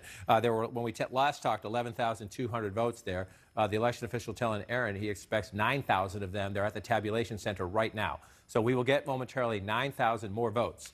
9,000 more votes here. Joe Biden has been winning at least 70% of them, right? So just do the math at home. 9,000, if Joe Biden won them all, he's not going to win them all, but if Joe Biden won them all, you can cut that lead in half. So the question is, Joe Biden is going to win, we assume, if trends continue as they have been overnight, the overwhelming majority of those votes in Fulton County. How much, when those 9,000 are tabulated, how much does that lead shrink? And then we'll know what's left, right? There'll still be a couple thousand to count in Fulton County. And then over here in Chatham County, we know there are 17,000. I'm going to check my notes because we're at decisive moments here. I want to make sure I get it right. 17,000 still to be counted here in Chatham County, which is going Democratic, right? You see 58% to 41%. Joe Biden, we know, needs about 2/3 of the remaining ballots. So we're going to see, number one, how many does he get of these 9,000 in Fulton County? And how much does that shrink the percentage Joe Biden needs? If he gets an overwhelming number of these 9,000, cuts that statewide lead down significantly, then the math gets better for Joe Biden. It's pretty simple. We need those votes to know. Hey, John, you said Chatham County. I just want to be sure. I think you might have said 17,000. There's 1,700 in Chatham County. 1,700. I'm sorry. Thank you for correcting me. I have a card in front of me. We'll come up here. So that's a much smaller number then. So Well, obviously, hold on. I'm being told it's 17,000. So maybe I'm wrong. Well, this is, and look, in this time, it's careful, and we'll correct each other and get through this together. And that's what's hard because we're at this decisive moment. So, you have more votes to count here. And the best part about this is that the transparency of the officials coming out and telling us this. Now, when we get to Fulton County, this is going to be incredibly important. Again, you're getting 9,000 of the 11,000 votes any minute now. That will tell us, is Joe Biden still continuing the trajectory he needs? And is he exceeding, in this county, he actually needs to exceed what he needs statewide because you can't expect him to do as well when you move out to some of the red counties in Georgia, even if he's winning. One of the things that gets hard when you look at red and blue is you say, well, there's still votes out here, right? Well, there's still votes to be counted here, or there's still votes to be counted here, or there's still votes to be counted here. And you think, well, the president's going to get those. Well, yes, but we do know that Joe Biden in the absentee balloting, the mail-in balloting, is doing well. Even in places where he's losing, he's doing better in that type of balloting, the mail-in ballots. But this, again, is we're going to just take this one step at a time because we are so close to the potential of knowing what's happening here. Georgia alone cannot settle this race, don't get me wrong. But if Joe Biden takes Georgia away from the president, it makes the president's math incredibly difficult. So that's why this is so significant. Again, you're talking about 10% of the statewide vote. You're talking about a place Joe Biden is getting well in excess of 70% of the vote, even a higher percentage among these mail-in ballots as they're counted. So when we get those 9,000, we're going to have a very good sense of if Joe Biden's math is continuing and if his path to cutting into that lead is continuing. And again, this lead has been shrinking every time we get a big report of a large number of votes from any of these counties, but particularly the blue counties, Atlanta and the suburbs around it. We've been cutting into the lead. And this is a decisive moment, which is why both campaigns are so anxious, as Georgia and Pennsylvania are updating on the fly. The states out in the West, we're going to have to wait a little bit more. It's going more slowly out there. You know, in some states, in Pennsylvania, military ballots can be, I think they have 10 days or so in order to come in. Do you have a sense, just through history, has that ever really made a difference? I'm not sure the total number of military ballots in a state like, in a Commonwealth like Pennsylvania. Right. You can go back to 2000 in Florida, which was settled by 537 votes.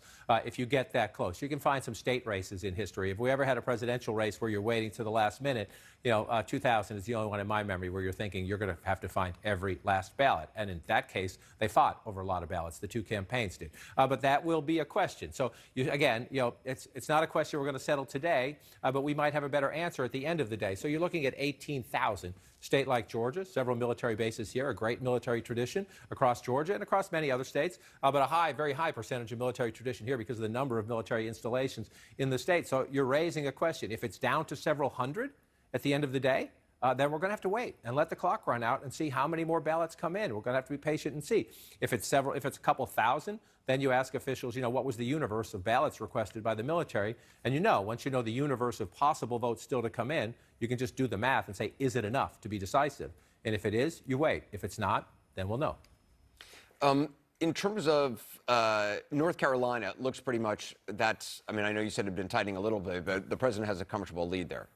It's 76,737 votes. It's 50 to 49 if you round up Joe Biden's total. So it's a very competitive state. But one of the things you look for is, unlike these other states, Anderson, Pennsylvania has been moving toward Joe Biden. The president's still ahead. Georgia has been moving toward Joe Biden. The president is still ahead. North Carolina has been pretty stubborn. It's come down in little fits and starts, and you count here and you count there. But the president has a healthy lead here. And the indicator I take from this is you email people, call people in the state and ask them. But when you ask the two campaigns, the Biden campaign says count all the votes. We'll keep an eye on it. But there is no sense in the Biden campaign that this one is going to flip. They hope it does. They want to count all the votes. But there's a lot of anxiety and anticipation when it comes to Georgia, when it comes to Pennsylvania, when we move out west to Arizona and Nevada. You're not getting, I'm going to have this conversation right now. When we're done, I'm not going to get a text from the Biden campaign saying, hey, why did you say that about North Carolina? Because they think it's going to stay that way. Right. That doesn't guarantee that it does. We'll count all the votes. But the campaigns understand. We know what we know. We have reporters on the scene. We're talking to these officials all the time. The campaigns know even more than we do because they have people in the key counties. They have their own data analytics teams, and they're pushing it. Again, the Biden people will say, keep counting the votes here. But in doing their math, how are we going to get from 253, where they are now, to 270? There's not a lot of conversation about North Carolina in the Biden campaign. You can be certain of that. We are waiting, as John said, some 9,000 votes from Fulton County, from the Atlanta area. Very interesting. As soon as they come in, we'll go back to John to see how it changes things in Georgia and nationwide. Let's go back to Erin. All right, yeah, because as you say, razor thin, 18,586 about, I think. The margin in Georgia now might be a move down 500, but that Fulton County 9,000 could really matter as they're counting. Okay, so David Chalian and Nia join us now just to talk about this latest reporting. I want to ask you, Nia, that we're getting in from Caitlin about the president, that the president's team, it has started to sink into them that these numbers are not going in their favor, right? The margins are narrowing. You look at what's ahead in Pennsylvania, it is going to narrow. And yet the president is defiant and in denial, wanting new legal strategies, telling his children, instructing his children to go out and cast doubt on the validity of the vote. And yet we haven't yet heard from him, physically speaking here about it. That's right. He's been tweeting a bit. I think he tweeted something a few hours ago, stop the counting now. You see a real divergence here. President Trump thinking he can create his own reality, and the folks closest to him, particularly his children, are trying to carry that out for him. Whatever his wishes are, you see them in Pennsylvania and in Philadelphia and specifically trying to do his bidding. But then you see that these sort of institutions here are holding. The voting is continuing. primarily because if you're a Republican official, on the ballot, perhaps in some of these down ballot races, you do want a legitimate process. You do want the counting to continue. I think David Perdue, who's on the ballot in Georgia, said he wants the counting to continue. And if it goes to a runoff, he's perfectly fine with the runoff. He thinks he'll win in a runoff. So this is really interesting to see the president try to do what he always does, create his own reality, be on a fantasy island, invite as many people to that fantasy island as he can. And at this point, it really is down to a select few people with this president as he watches his lead dwindle in some of these states. I mean, this was his strategy to discount those mail-in ballots. I wonder if he is regretting essentially telling his voters not to do mail-in balloting. And now you see mail-in balloting are really making a difference in some of these states. And you're getting totally mixed messages out of the Trump White House, David, right? I mean, you're getting Trump saying, stop the counting. But then obviously they want the counting to continue out west. You have people like Kellyanne Conway saying, if it takes 3 days or 3 weeks, who cares? We want to know a winner, right? The messaging is all over the map, and that does itself reflect a state of disarray. It does. And let's just make something really clear, Aaron. This notion that Donald Trump seems to be sharing with friends on the phone and his family members that he thinks that Joe Biden is stealing this election because these votes are coming in. There is no stealing of this election going on. There's vote counting going on. And it is just amazing how much he has convinced himself that what he's witnessing, instead of being actually the very core of our free and fair democracy, right? A free and fair election, the very core of our democracy, the foundational principle, its critical building block, he actually is convinced that that process is somehow stealing the election because these vote totals in some of these states are going in Joe Biden's direction. But as you know, in Arizona, they're going in Donald Trump's direction.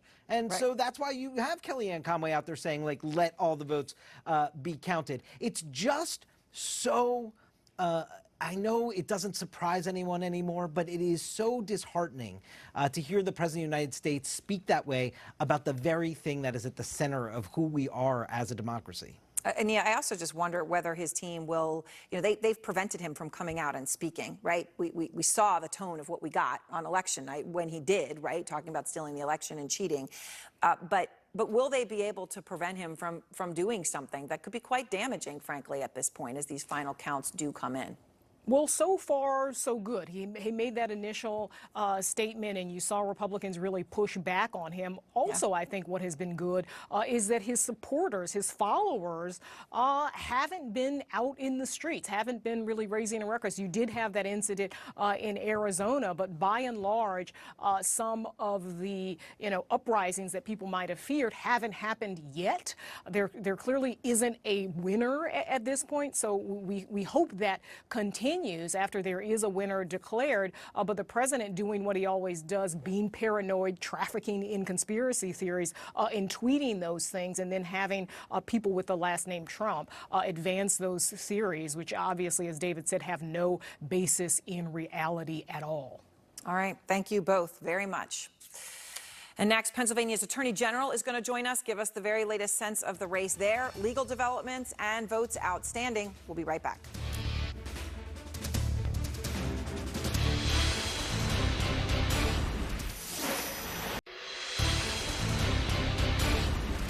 Okay, all eyes on 2 states this hour. Georgia, we are expecting results shortly from the Atlanta area. A significant chunk of ballots coming in the Atlanta area that we'll see what happens to this razor-thin margin right now in Georgia, where the president is ahead by about 18,000 votes. And in Pennsylvania, ballots being counted. The margin there has been shifting. There are legal challenges flying. I want to go to the Pennsylvania Attorney General, Josh Shapiro. Attorney General Shapiro, good to talk to you this morning. Okay, so let's just start with the big picture. Last understanding we have is you have about 700,000 votes outstanding in the state of Pennsylvania. Where are you right now? Yeah, that's probably more of a question for the Secretary of State in terms of the exact number. But what I'll tell you is she indicated last evening that she felt that the lion's share, the vast majority of these ballots would be counted by the end of the day today. And so the people of Pennsylvania, the people across America who are looking to some answers from Pennsylvania should have a better sense of that by the end of the day. Okay, that is the bottom line. That is what people want to hear. But then we get to the other thing that I mentioned, right? Some of the legal challenges and other questions. So let me ask you about Allegheny County. New York Times is just reporting, Attorney General, that 35,000 uncounted mail-in ballots are there in Allegheny County, right? That's a real chunk of change. But that the election staff is taking the day off from counting them for other administrative work. Can you confirm that and explain to us why, if that is indeed happening? Yeah, I can't confirm that. I can tell you that County Executive Rich Fitzgerald has been on top of this count, on top of the ballot issues. I'm sure they have a very good reason for why they are handling it the way they are. They've had a good process.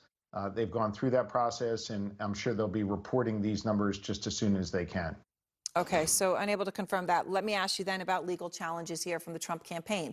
They have indicated they're pursuing at least 2 lawsuits against your Commonwealth of Pennsylvania, asking the U.S. Supreme Court to intervene to stop mail-in ballots that legally arrived after Election Day from counting. So what happens from here? I know you've been segregating ballots, right? So in case there is a legal challenge that forced some of them to count and others not. But what are you doing right now? Yeah. So let's talk about this, Aaron. I mean, the first thing I got to say, the campaign is over, Aaron. The spin, all that kind of stuff, like, let's be done with that. The fact is that the American people here in Pennsylvania, they voted. And now we are focused on counting those votes. I've said many times with you and on this network, we're going to secure, protect, and count all these votes. We're counting them now. It would appear that the Trump campaign issued a press release and is moving to intervene in that matter before the United States Supreme Court. Now, what's really important for folks to know, and why I think we got to just sort of take a deep breath and calm down, is that on 2 separate occasions, the United States Supreme Court had this matter before them and refused to take it up. And the real question here, the real issue here, is whether a ballot that is postmarked by Election Day and then received on Wednesday, Thursday, today, or Friday, tomorrow, before 5 o'clock, whether that can be counted. That question is a question of state law that went up to our state Supreme Court, which is our highest court here in the Commonwealth, and it was heard and decided by the state Supreme Court that those ballots are legal and they will be counted. Right. And of course, there are other states that have those same laws, also laws that were set, as you point out, by GOP legislatures. So Trump's deputy campaign manager, Justin Clark, has said that bad things are happening in Pennsylvania. Democrats are scheming to disenfranchise and dilute Republican votes. I mean, obviously that's a baseless thing. I understand you're counting votes and you're counting everywhere, but they have provided no credible evidence that any such thing is occurring. But what is your response when things like that are being put out there to cast doubt on results? Yeah, I mean, Aaron, you kind of answered the question with the way you phrased it, which is, I mean, there is no legitimacy to those comments. My response as the chief law enforcement officer of the Commonwealth of Pennsylvania is that we're following the law here in Pennsylvania. We're counting these legal votes. Aaron, I want to tell you what people are counting all across Pennsylvania right now. And by the way, these are clerks, these are folks from our neighborhoods that are out there doing a great public service. What they're doing is the ballots that were mailed a week ago, or 2 weeks ago, or 3 weeks ago, because someone was afraid of COVID and didn't want to stand in line at the polls, or someone that dropped off their ballot at a drop box at the local government office building or what have you. Those ballots were arranged, they were processed, and now they're being counted. They are every bit as legal as the ballots that were cast on Election Day. They will be counted here in Pennsylvania. We will follow the law. We're not going to get into any kind of back and forth on the rhetoric or the politics. As I said before, the campaign is over. Now it's time to count the votes. And what I will tell you is we will respect the will of the people of Pennsylvania. Whoever gets more votes in that election will be deemed the winner by the Commonwealth, and we will respect the will of the people. And that's the law. That's how the process works, and that's what we'll do here. All right, Attorney General, thank you very much for your time. So despite some of these questions, Anderson, he is still saying they anticipate a result by the end of the day today. Yeah, and again, just such an important thing to continue to point out.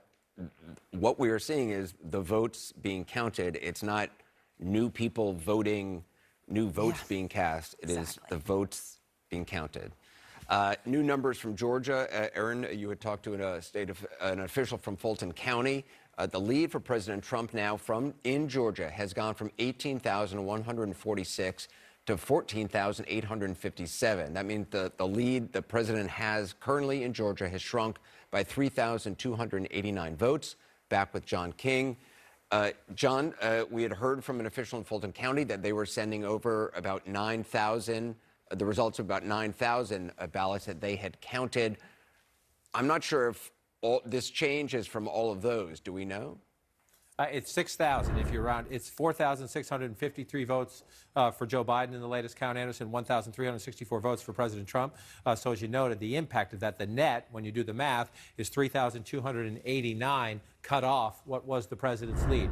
So the Fulton County official told Aaron, a half hour ago, they were about to tabulate 9,000 ballots. That's about 6,000 ballots. So we're waiting. Obviously, it takes time. They have to run through the machine and count them. So there could be more. But the trend line, again, is clear. Again, down to 14,857, so just shy of 15,000 votes. Every time one of these blue, either this is Fulton County, which is Atlanta, and the suburbs around it, and the suburbs around the blue here, every time one of these counties reports new votes, as they count these votes, we see the president's lead shrinking. And so you see in Fulton County, the former vice president's getting nearly 73% of the vote to 26% of the president. So we're waiting, and we knew there were 11,000. He told us we were going to hear about 9 soon, so we get 6. So we're waiting. We could any second now get 3,000 more votes, and then there's more to come. Right. We should also point out he had said that there were about, I think, 2,000 or so still to count in Fulton County. So there's if there's so 2,000 more that they have yet to count, but we should shortly hear about these other few thousand.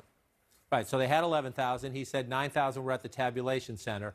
We now have 6,000 of those in. So we're waiting for the other 3 of the 9 they sent over. I'm going to confuse people. So 3 there, and then the 2,000 you mentioned. So we're waiting for about 5,000 more votes. We're waiting for about 5,000 from Fulton, just Fulton County. And again, every time Fulton County reports more votes, Joe Biden is cutting, and proportionately, significantly, from this into the president's lead. So we're waiting there. We think 5,000 more or so from Fulton County. And then if you go through, again, we're also told there are still 7,300 votes to count here in Gwinnett County.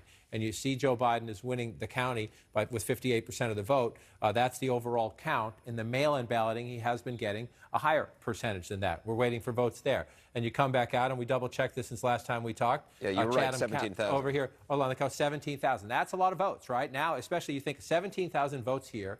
Joe Biden is winning the county with 57, 58% of the vote if you round it up. He tends to be getting higher percentages among the mail-in ballots. That is the bedrock of Democratic support. So, but just assume he's getting 57, 58% of those votes, perhaps higher. When there's 17,000 of those, you still have several thousand here in the blue suburbs in Atlanta and around Atlanta, the city of Atlanta and the suburbs around it. And you see the president's lead is now below 15,000.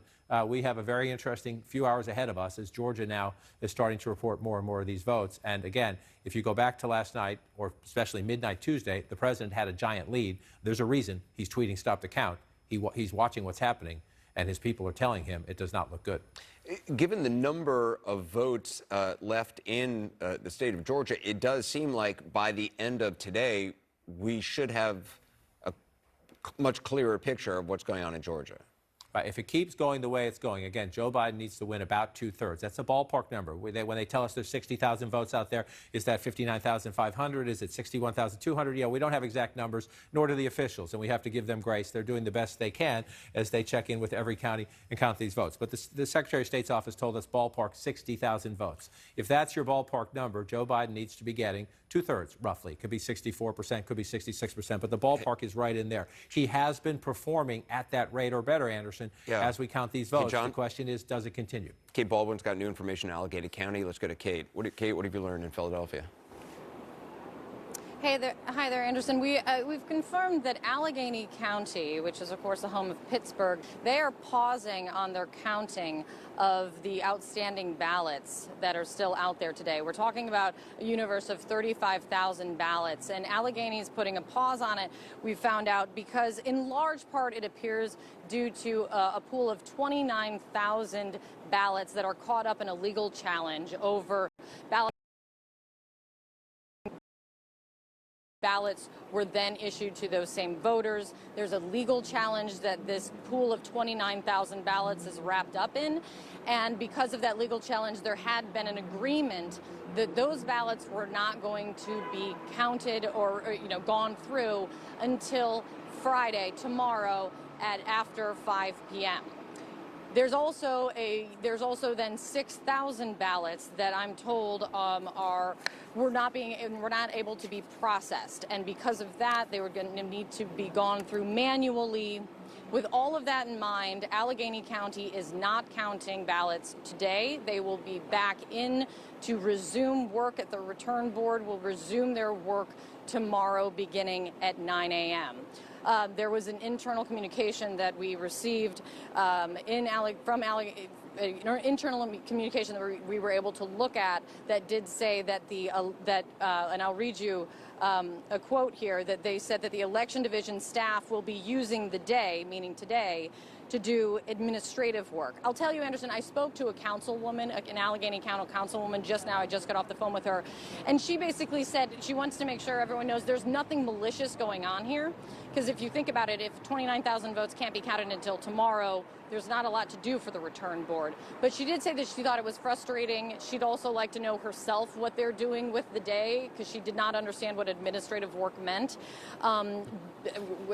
She would like to get some more information herself, and she thought it was frustrating that there wasn't more information out there, especially with the understanding that everyone's eyes are on Pennsylvania, but making very clear that she said to me very clearly, this is not a vacation day. But that's the very latest from Allegheny County, Anderson. Let me just this is really so important, what's going on in Pennsylvania. So let's just go over the numbers just again. Yes. Allegheny County, so 29,000 ballots, which are yes, votes that have been cast, but there was a legal challenge to them. Those have been set aside, and there was a pause on counting them, correct? Yes, there's a pause. The way it was described to me is because of the legal challenge that all parties came to an agreement that those 29,000 would be set aside, and they would not be, I'm just going to say dealt with, if not counted, until after the deadline for all mail-ins to come in, which we all know is 5 p.m. Friday. They were not going to take a look at this pool of ballots until after that point. Right. So that is what we know with those 29,000. And then there was another group, you said, of 6,000. Yes, so then there's another group of 6,000 ballots that, from my understanding, they could be counting today. They are ballots that they were too creased, that they wouldn't fit into the scanner correctly. All of the little things that can trip up the process. It sounds like there's about 6,000 of those that would need to be handled manually. They're also not being counted today, as they're not doing counting today, and that we will then assume will then pick back up when they get back to work with the counting tomorrow, starting at 9 a.m. And are there any other votes? Say, Anderson, sorry, we are seeking. Go ahead. Sorry. Are there any other ballots uncounted? You've talked about the 29,000 that are set aside. You've talked about the 6,000 that have creases on them that are not being dealt with right now. Do we know how many other outstanding votes there are in Allegheny County? So I'm going to pull up my latest communication that I got to make sure that we're fully accurate. The number that I have of outstanding is 35,413. And that includes the 29 and the 6. Right, got it. So that's kind of generally speaking, and it's all approximates. The six include 2,250. I don't want to kill everyone with every number, but that's the universe they're looking at right now. But just that's over important. 35,000 ballots not counted. Right. So most of the ballots that have not been counted in Allegheny County are this 29,000 batch, which there's a challenge on, and this 6,000 that have issues with them as well. That seems that comes very close to the 35,000 number. So good information there. Kate, That's exactly right. Yeah. Yep. Go ahead. Yeah. Of course. No, I was just going to say, and so there are definitely questions of what our Allegheny County election officials and the in the return board, what kind of administrative work are they doing today? But for sure, you can rest assured that they are starting back up.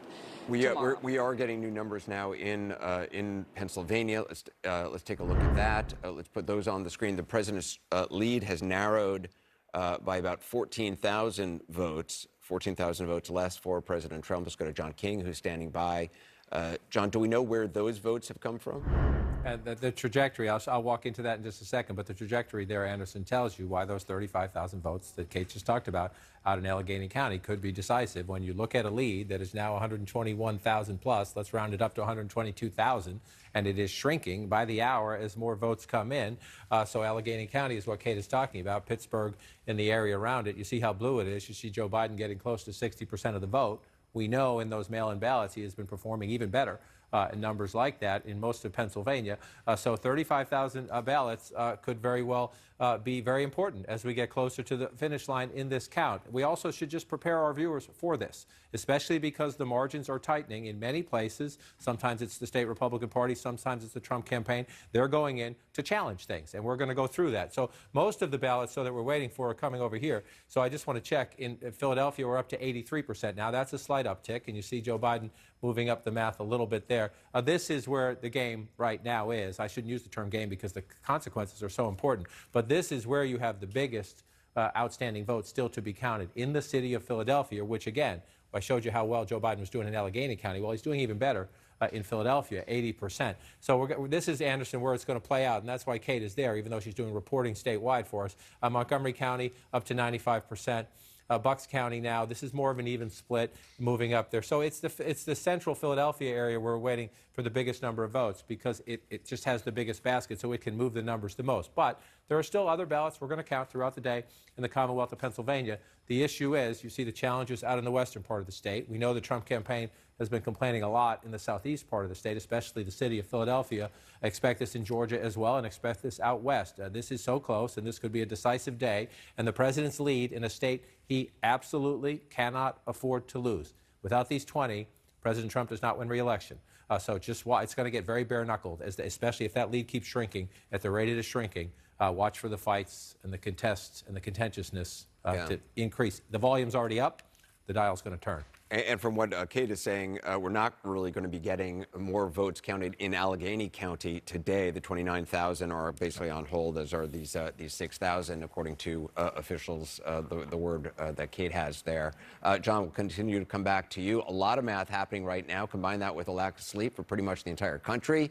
Things can get messy. Jim Sciutto is here to help break down the numbers, doing the math for us. So, Jim, let's start with Pennsylvania, where we just got these new numbers. All right, so get your calculator or your pencil and paper or your Alexa, however you do your math. That's what we've been doing here. And I want to start with this proviso. These are estimates based on what CNN is receiving from these states, and they can change. And we've seen that in Pennsylvania just now there. So until that latest update from Pennsylvania, we had 605,000 uncounted votes in total from the state of Pennsylvania. So 30,000, that takes it down to about 575,000 votes. If you take away those votes that are not going to be delayed in their counting till tomorrow. This is the margin that each candidate needs to make up ground there. Joe Biden needs to win 61 to 63% of those outstanding votes. We did the math there. That adds up to somewhere over 350,000 up to 380,000 votes. Donald Trump needs to maintain 37 to 39%. That translates 223,000, 235,000, somewhere in there. Again, these are estimates, but it gives you an idea of how those remaining uncounted votes have to break down to either give Joe Biden that state or President Donald Trump. Let's go to Georgia now. 65,000 uncounted votes. Again, this is an estimate. Joe Biden needs to win 63 to 65% of those uncounted votes to make up his current deficit in that state, which is now below about 15,000. So Biden, of those remaining uncounted votes, again, doing the rough math here, needs to win between 40 and 42,000 of them. Donald Trump, to maintain his lead in the state, needs to win 22 to 23,000 votes. Now, I should note, as you look at the margins in some of those counties, remember, these are urban areas, suburbs that have tended to favor Joe Biden, and mail-in votes which have tended to favor Joe Biden as well. Anderson, thanks very much. Updated vote counts in these critical battleground states expected throughout the day. We'll have the latest on the road to 270 with John King and the rest of our political team next.